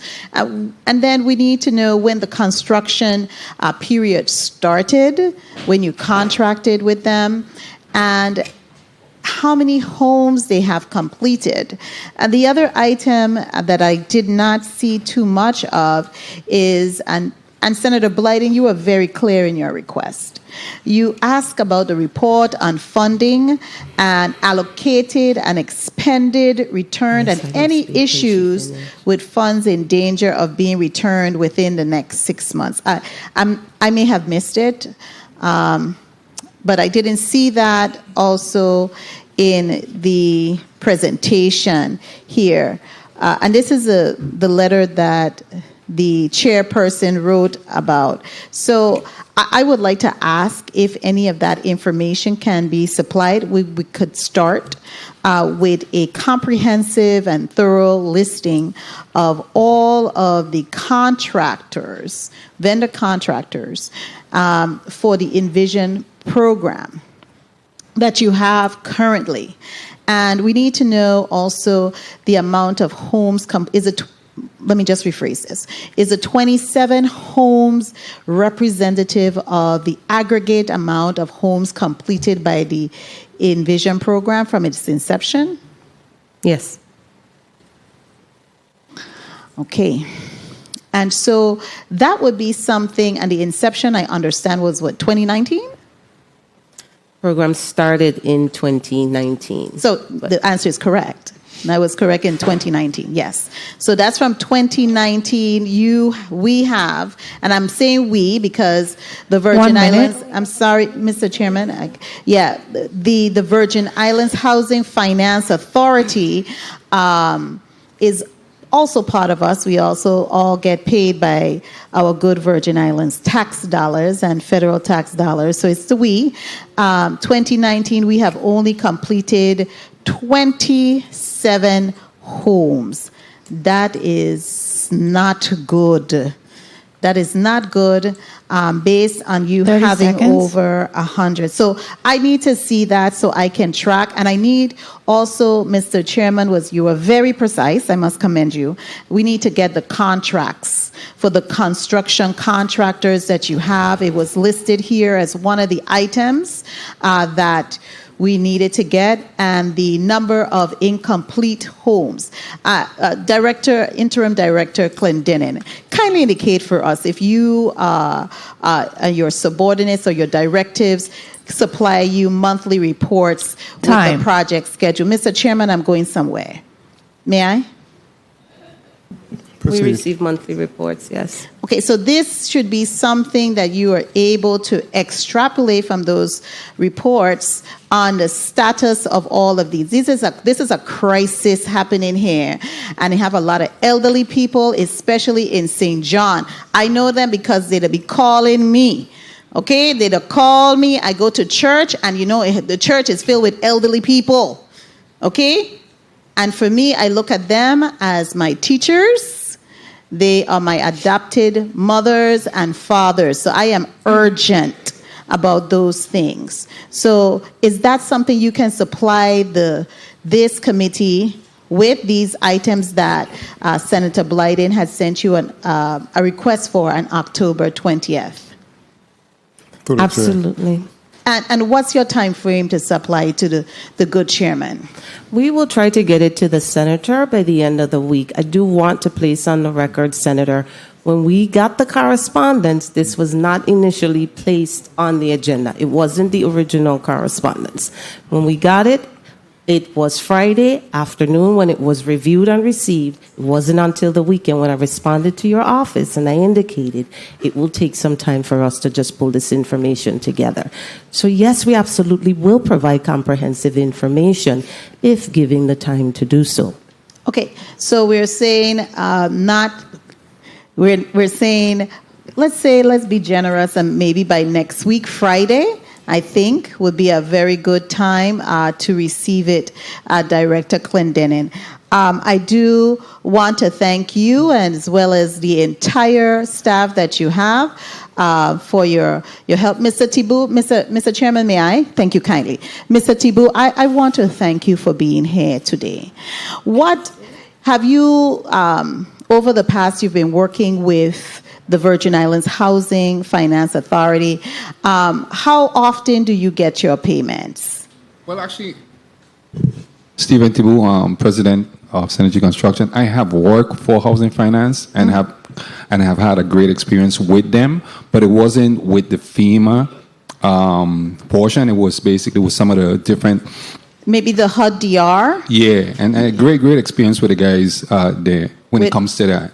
It's just this one with the Envision program. Mm-hmm. It's just that we have lost confidence, and I guess it wasn't because of this first panel here, but there was a lot of contractors like myself was very interested, and probably still is very interested in doing work with the Housing Finance Authority, but we have lost the confidence because of how we was treated in the past, and even to say right now. A lot of things that even the folks are doing in St. John's, there's many contractors that can do it here, but we just need to be treated fairly when it comes to costs. Okay, the cost and the payment, correct? How Yes. long, because it's a payment. Correct. How long do they, Mr. Chairman, I'm going to wrap up. How long do they take, or did they take to pay you? Because typically, and I've worked with HUD funds, we have in our contracts, typically we have a 30-day period to pay you after an approved invoice. kindly indicate how long they have taken you. And also, Mr. I forgot your name, who is representing other contractors. Nuisance. Nusant. Okay. Mr. Thibault, tell me. Kindly place on Mr. Thibault's mic, media. Hello? Yes. It was beyond 30 days. It was. But this happens in construction at times too. But it was beyond 30 days. Okay. And Mr. Nusant? Yes. Okay. And your experience, I mean, I don't know if you've been here long enough. I've only been here 4 months, but in the time that I've been here, I have worked on several projects. And the 30-day Prompt Payment Act is, as you're referring to, yes, has not been complied with thus far. Okay.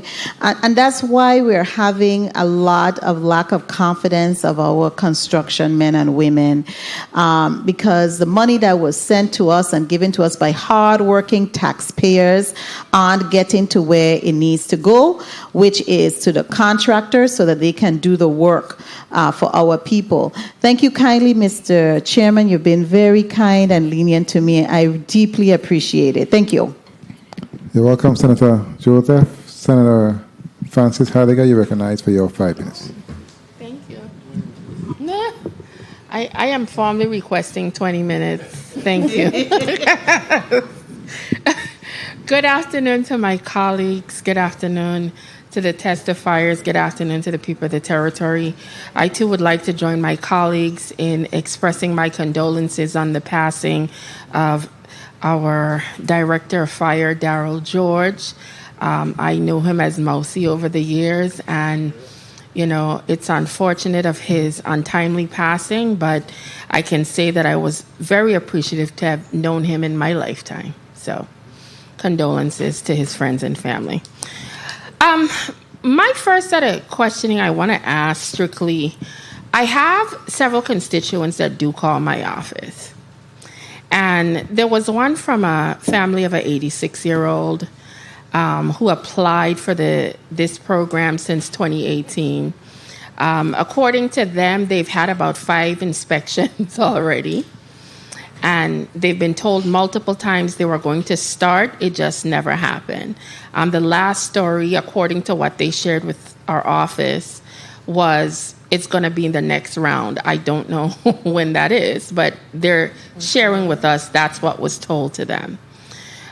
They said the family had to scrape together to fix an apartment under the house just so the 86-year-old woman could stay in until all of this transpires. Are there any types of urgency when it relates to individuals that are elderly? Is there a way, is it first come, first serve? Is it just based on, you toss it up, whoever's ready? How does that work as to see the order as to these houses being repaired? Sure, Senator, and I'll have Mr. Miller or Ms. Perez, Mr. Miller, Ms. Perez, respond to that. But of course, within the program, the applications come, we have to, by virtue of the program rules, try to service those that are low to moderate income individuals first. And then, of course, we have urgent need population that would come after. So if you're not low to moderate income, there's qualification, eligibility, etc. that you would have to meet. You may think you're low to moderate and not necessarily. So low to moderate and urgent are the those top are the of the two list. categories, Okay. low to moderate first. But I will let Miller or Perez expand a bit on their process. Good afternoon again, Greg Miller, Envision Tomorrow Senior Manager. Based on HUD guidelines, we're not allowed to prioritize applicants by their age. Disabled applicants, displaced maybe, but not age. Not age, okay.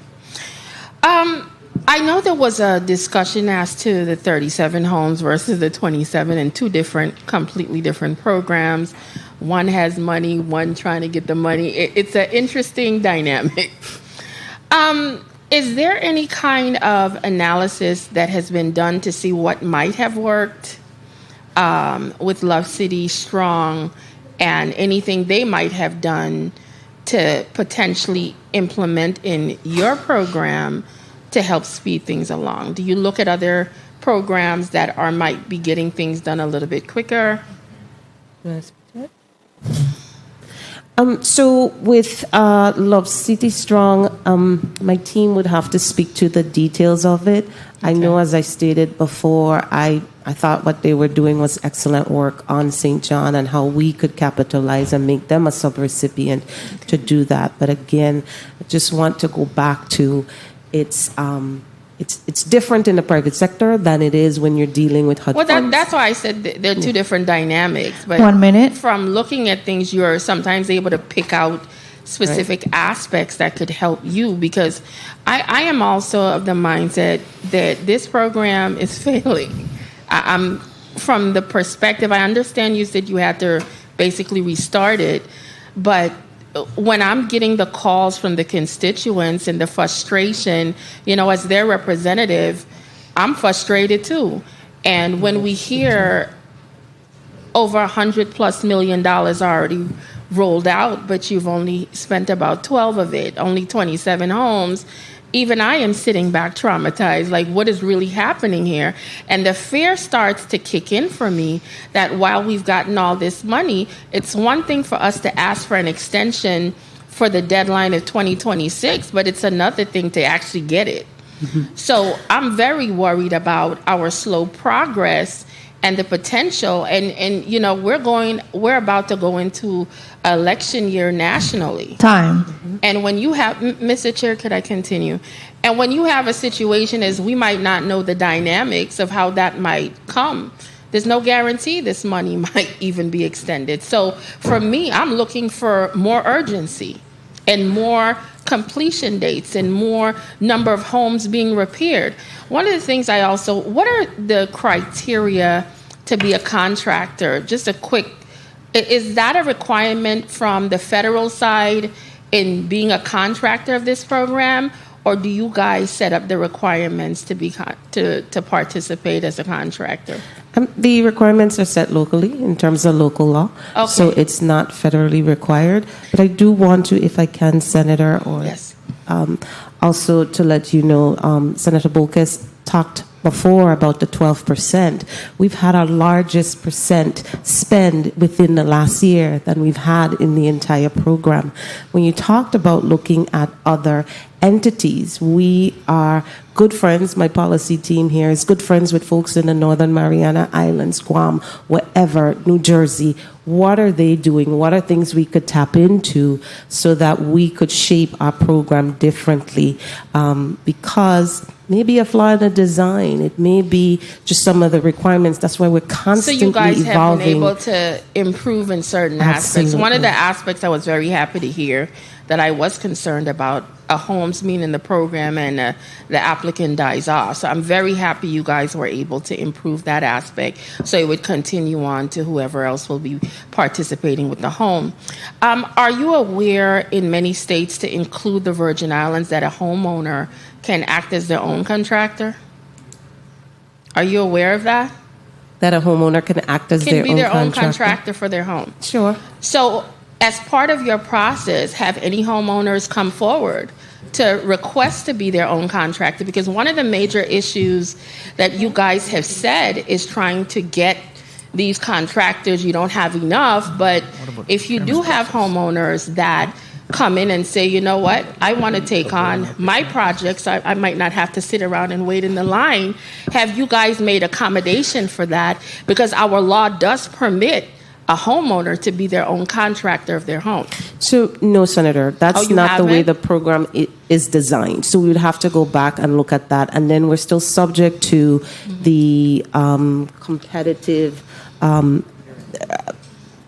open and fair competition that comes down as to some of the mandates. So we'd have to redesign the program to entertain what you are speaking at this rate of us potentially losing money, I'm willing for y'all to redesign and do whatever it takes. Because if this potentially opens a door for us to get more homes done, I'm all for us having all the contractors and they getting all the work they need. But then if you do have someone that is capable, because the reason why I know this is because I built a whole building and I utilize the law. So I'm fully aware that it can be done. So that's why I tossed that out there, because I'm worried about these deadlines and potentially hundreds of millions of dollars going back to the federal government and our people being in constraints where their houses are not going to be fixed. And then we also have a governor that's attempting to put some abandoned derelict property situation out there where now some of these homes, if they don't get fixed, they might fall into that category. And I'm not co-signing on that kind of stuff when it comes to the people of our territory. So I'm just saying, when you see me sit here, these are a lot of the concerns that I'm having, and I'm hoping that some of these things are going to get cleaned up by these deadlines.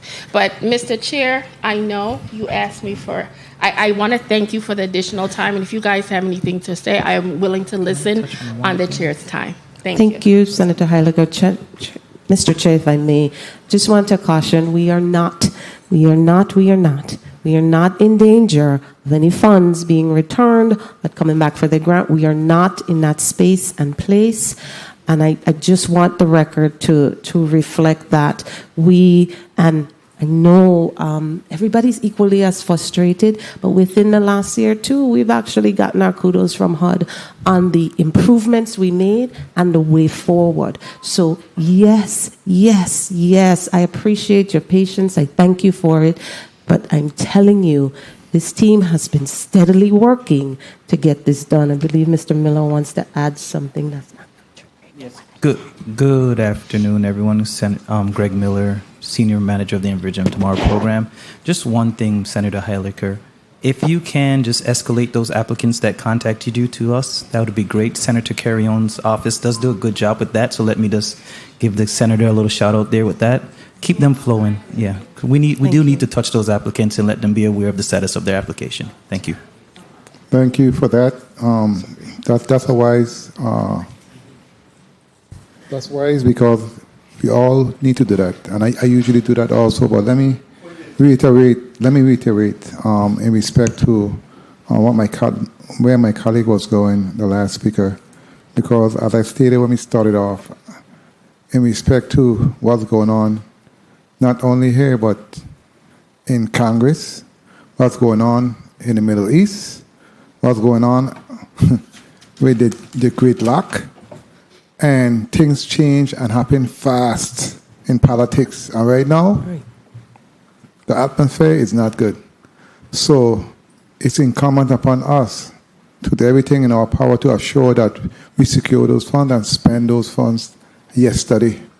And I think that's just the message we're trying to say. And that's why we're saying we need to get creative and find creative ways. The senator is correct. But at the same time, I also spoke to having different individuals with expertise to come online, and we just need to be creative and do what is necessary, because we don't want to take any chances. That's the bottom line. We just don't want to take any chances moving forward. Point of information, Senator DeGraff. Thank you, Mr. Chair. Just in regards to what was said last, one major problem we have here is I can call FHA, and because I'm a senator, you jump and you get it done. There are hundreds of people here who crying out for help, and they don't know a senator, or they don't have this. So that's what I would like to see open up. Who do they contact? Who don't have that senator funneling the numbers to? Because this is how dire this whole situation is. People are so frustrated that by the time they see you in the street, me a senator, they're cursing me. Oh, it's my problem. But they need to know who to contact directly and say, hey, I am nobody. I want help to become somebody. So that's what I would like put out. And in closing, we gave the 888 number. I called it. They asked for a 4-digit number of who do I contact. What's the 4-digit number to contact the person in regards to if the person for the contract passed away and the family member needs to follow up. What's the 4-digit number of who to contact? I called the 888 number. And it came in, Housing Finance, and they asked for a 4-digit number of who we should contact. Senator, I want to get you that telephone number and their extension numbers. Thank you. I just want Thank to you, Mr. add, Chair. we live in the community as well. So not just senators, but I got to tell you, sometimes I see my mom calling and I'm afraid to pick up the phone because I know it's somebody on their behalf. It's my sister's calling. You got to look out for so-and-so. Did you know so-and-so? And they told me to pass it along. So we feel it too. And again, this Envision team gets every inquiry. But you're right. You don't have to know a senator. You don't have to know my mom or their parents. Email us at gmiller@vihfa.gov. You can always copy me and dclendenin@vihfa.gov. We have our Pell@vihfa.gov. We have jperez@vihfa.gov. We have A. Lavenier@vihfa.gov. We have R. Robinson@vihfa.gov. We have R. Grant@vihfa.gov. And if you email them, they will respond. We won't always get to you right at that moment, but we will respond. Thank you for that, Senator. Thank you for that. Let me ask you in respect to contracts and all contractors, when it comes to finishing the work on time, are there any type of fees or liquidated damages with your program? Yes, that is built into the contracts, yes. Okay, very well. Colleagues, I'm going to do a rapid round so we can get them out of here at 2 minutes. If you have any questions, if you don't, that's okay. So I'm going to start with you, Senator DeGraff. I'll give you 2 minutes. And 2 minutes. 2 minutes, Exactly. I give a minute and a half. Thank you, Mr. Chair. You know, it's easy to vent on you, and I must say everybody sitting here who came before us handled it well. And I thank everyone who is trying their best and doing what you do for the people of the territory. But at some point, certain things become. So thank you to Housing Finance. Thank you to the contractors. Thank you to everybody who have done and are doing your best. So I just wanted to make that clear. And my condolences also go out to the family and friends and the Virgin Islands on the passing of Director George, a fellow Savanero. Thank you for the time, Mr. Chair. Thank you, Senator DeGraff. Senator Carrion.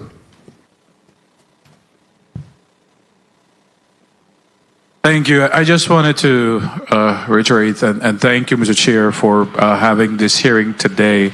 And I'm glad to hear some of the things I'm hearing from Virgin Islands Housing and Finance Authority, especially in regards to those individuals that have deceased. And as clearly as you could see, 3 different senators have 3 different cases that have been informed that the cases would usually close once the person has deceased. So I'm glad to hear that that's not within your policy and you're open to address it. So please, if you could reach out to those individuals, we will also share those names with you. And I want to thank your office for always collaborating with our office with some of these cases. We just want to see some of these things moving and see some actions. I know that's the same thing you want to see. So hopefully with all the changes that you have made internally, and then with the policy that you have changed, also we should be able to see some things moving, and that's what we need. We have been lucky so far. Haven't had a hurricane this season. We're still not out of the loop, but we need to ensure that our community are safe and have a roof over their head. So thank you very much, Mr. Chair.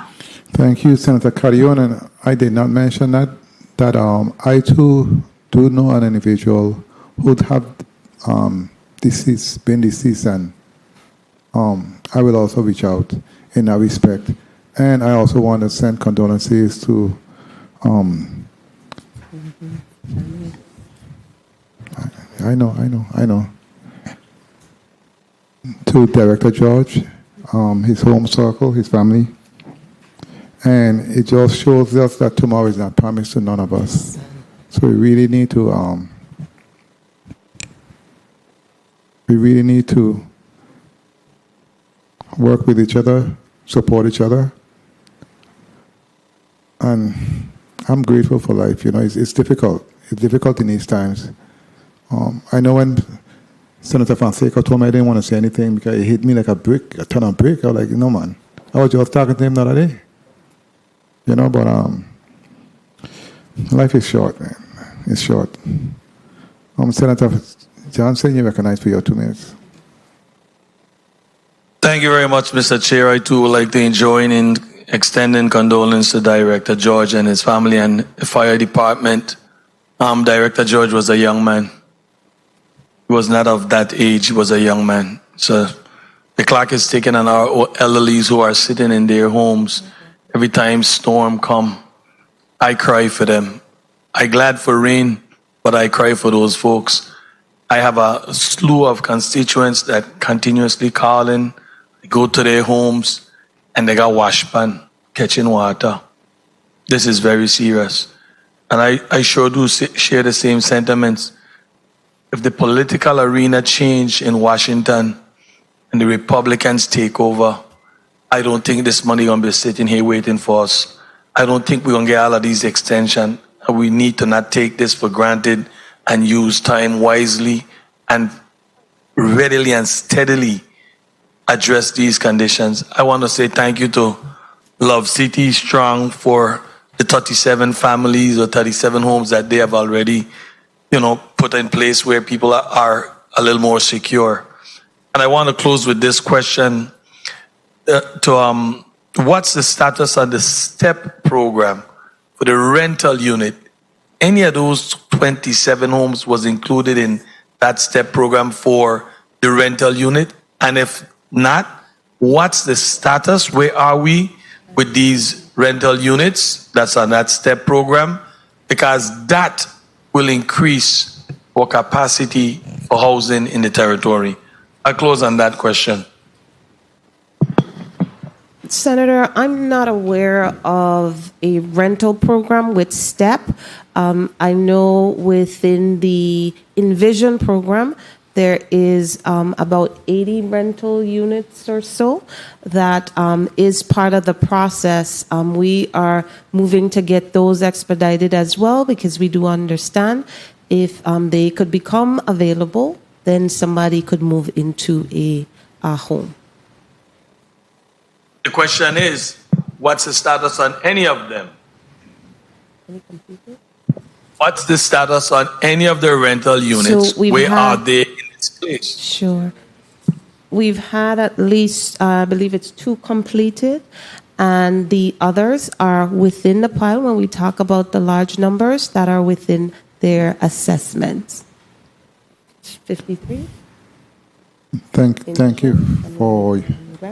So, and we have at least 53 with our partners at Grant Engineering who's doing that design and scope of work. So it is there, it is coming. Okay, thank you. Senator Fonseca? Yes, thank you very much, Mr. Chair. You mentioned your partners in design. So you have 400 in the various stages of design. I just want to understand this clearly. So all of the design is being done outside, or Mr. Pell and his group is doing some of the design in-house? Please recognize Mr. Pell's mic. Rupert Pell, Chief Engineer. Grant Engineering and Construction Services was brought on board as a staff augmentation to do the site inspection, the reassessment, the cost estimates, and the design for the plans, and they're also in the process of submitting for building permits as well. Okay, great. And so who's doing the weekly reports? That same group, or you have in-house staff? There's in-house construction managers that are responsible for the review of the estimates and the plans that are produced by the contractor, and that the next step of that process is to send it over to the environmental group for their review and assessment as well. And you guys in the construction progress meeting, you meet in your AC office, or you go out on the site and you have a meeting on the job site? How do you have your meetings? Construction site meetings only happen if there is an active home in construction. The construction managers are required to do daily site inspection. Other than that, the review and discussions are usually happen in weekly meetings with the construction managers. Okay, so for Person Services Corporation with those 187 units, how often do you meet job site meetings with that company? Person services, although they have been assigned 187, a lot of those projects are in the redesign process. Time. And only 12 are actually in construction at this moment. Well, Sir Popa. Thank you very much, Mr. Chair. Thank you, Senator Fonseca. Mr. Pell, let me ask you quickly in respect to your construction managers. How many construction managers do you have, especially with all the different projects going on? There is 3 construction managers on St. Croix and 3 on St. Thomas. 4 on St. Thomas. 4 St. Thomas, 3 St. Croix. So as we ramp up, do you believe that's sufficient? At this moment, for internal staff, yes. And as I mentioned, grant engineering is part of staff augmentation. So their contracts serve the role as construction managers and inspectors as well. So we good. So as the projects come online, they hire more people in order to compensate for the amount of work. Right. Okay, very well. Senator Potter? Thank you, Mr. Chair. Just to piggyback off of what the chairman just mentioned, I wanted to just ask you, Director Clendenin or Mr. Pell, your familiarity with the new construction management program that they have at the University of the Virgin Islands. I believe they just started it recently. Yes. And I wanted to know if there was how these individuals, are there any plans to specifically target the graduates from this program to sort of incorporate them into the needs of the Housing Finance Authority?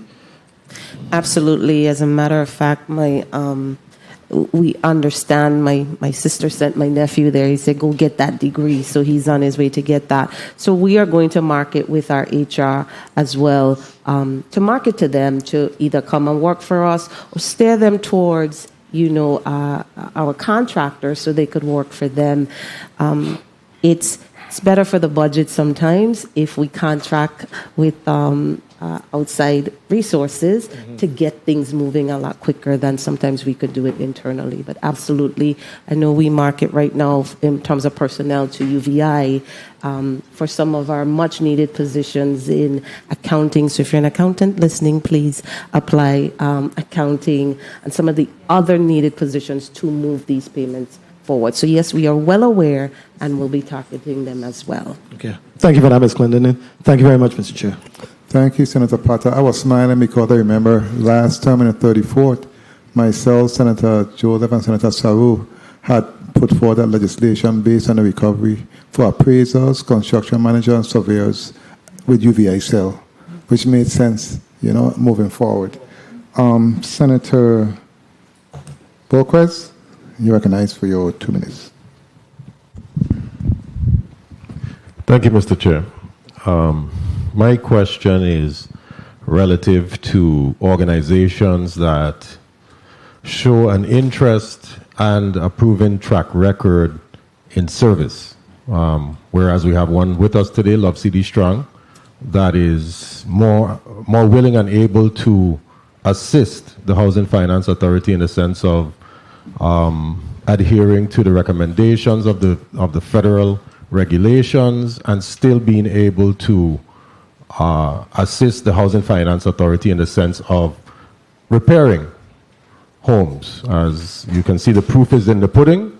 They have been doing it with other programs, and they have actually applied, if my memory serves right, and I would ask the representative from Love City Strong to elaborate on that. You've applied to Housing Finance Authority with an application, but it's still pending, correct?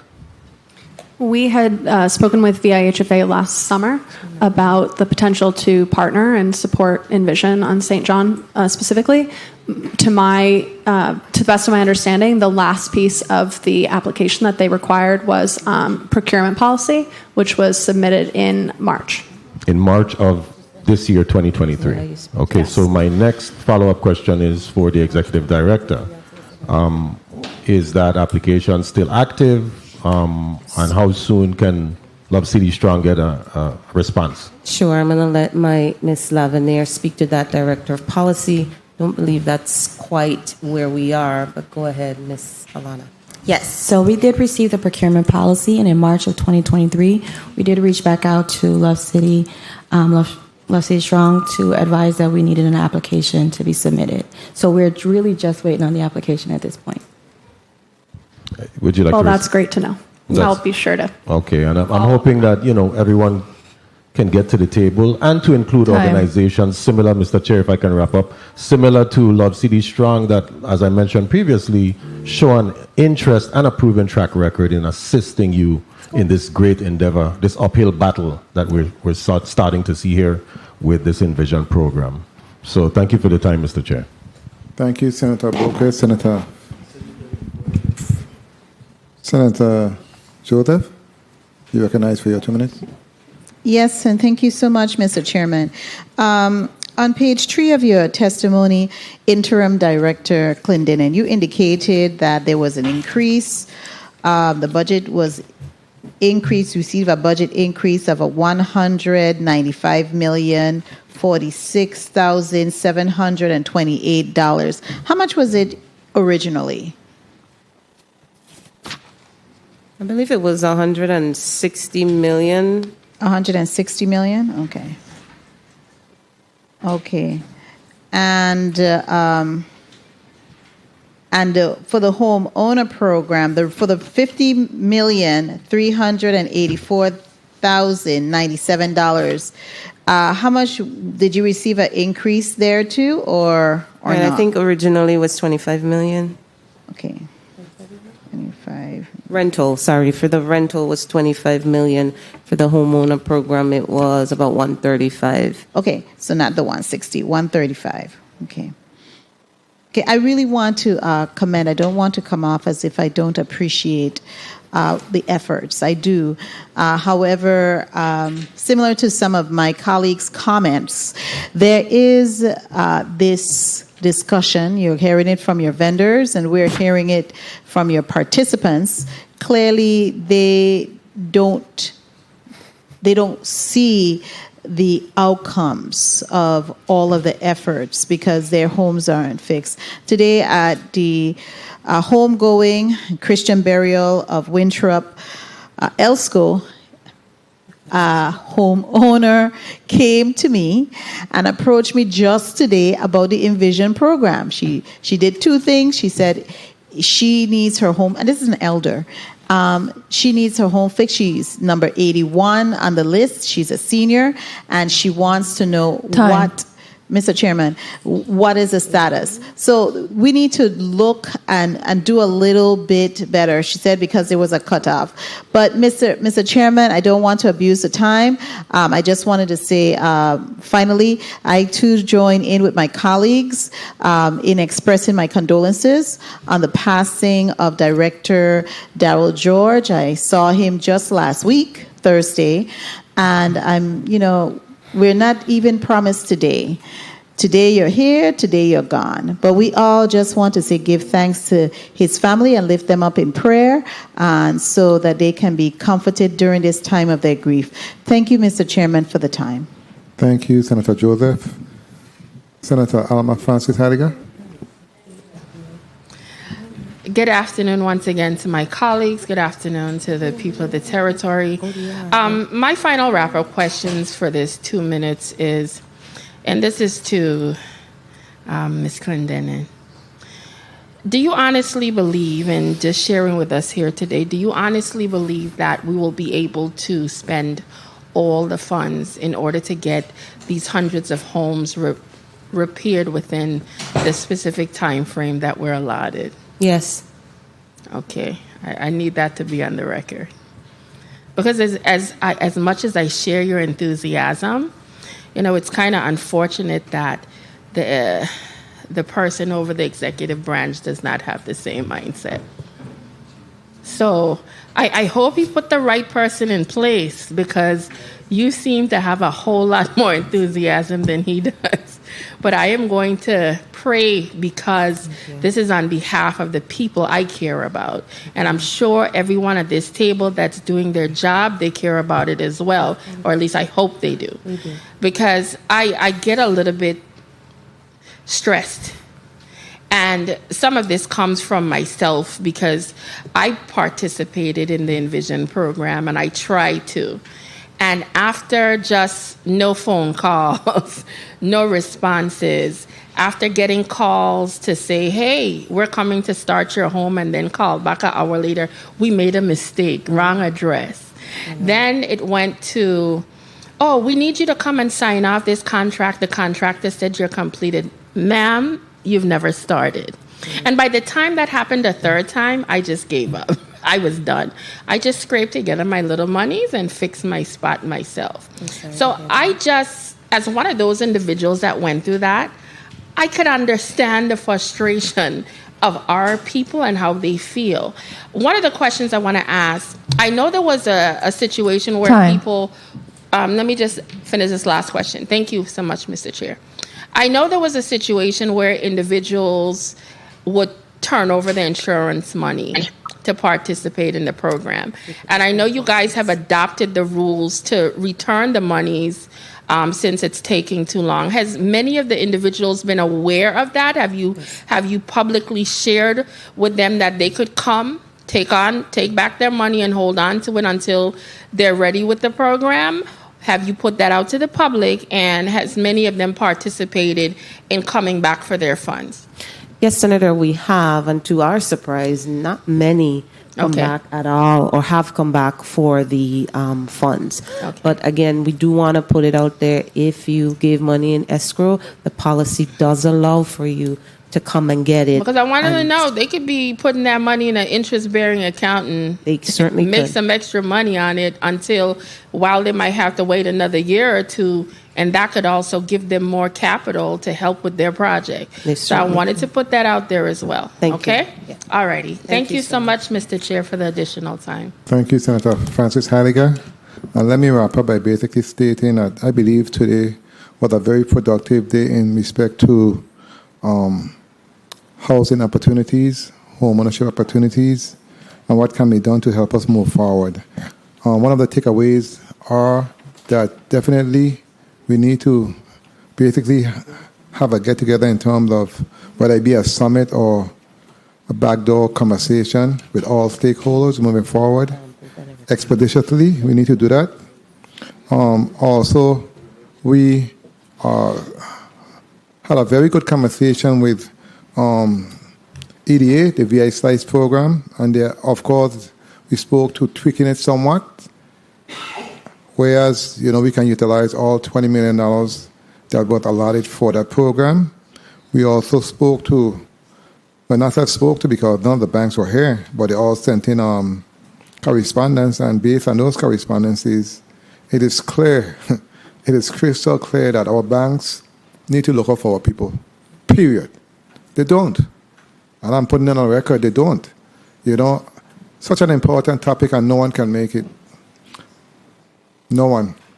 And I think that's unfortunate. It's unfortunate. It really is. I know that this afternoon, of course, we wrapped up with HFA as we did earlier today. And we had a very good discussion, in my opinion, and I look forward to working with you guys in respect to the Envision program on home ownership opportunities, along with my colleagues, of course. I want to thank Love City Strong for being here today, and the contractors for taking the time out of a busy schedule to have a conversation with us. There are lots of things that we can take from these discussions. Of course, I took my notes also, and I appreciate all of your time. I must say, though, that when it comes to housing and housing issues, that's a vexing issue in the community. As my colleague stated, believe it or not, we get a lot of blows on a regular, because it's a small community and everyone knows everyone. And I know you guys get a lot of complaints also, so it's not us only. But at the end of the day, though, I build for it because I know before I leave this place, along with my colleagues, we must make a difference. I mean, that's the way I think, that's the way I see it. I've never worked somewhere and made a difference when I left. And I think that is my purpose, that is my goal, that is my mission. And I believe that, no, that's why I said I made a difference. I have always made a difference in a positive way. Yeah, I did. So, with that being said, I want to thank my colleagues for being here all day, staff, central staff, media, security. Thank everyone for being here, and thank you, testifiers, for your responses. The Committee on Housing, Transportation, and Telecommunication is hereby adjourned.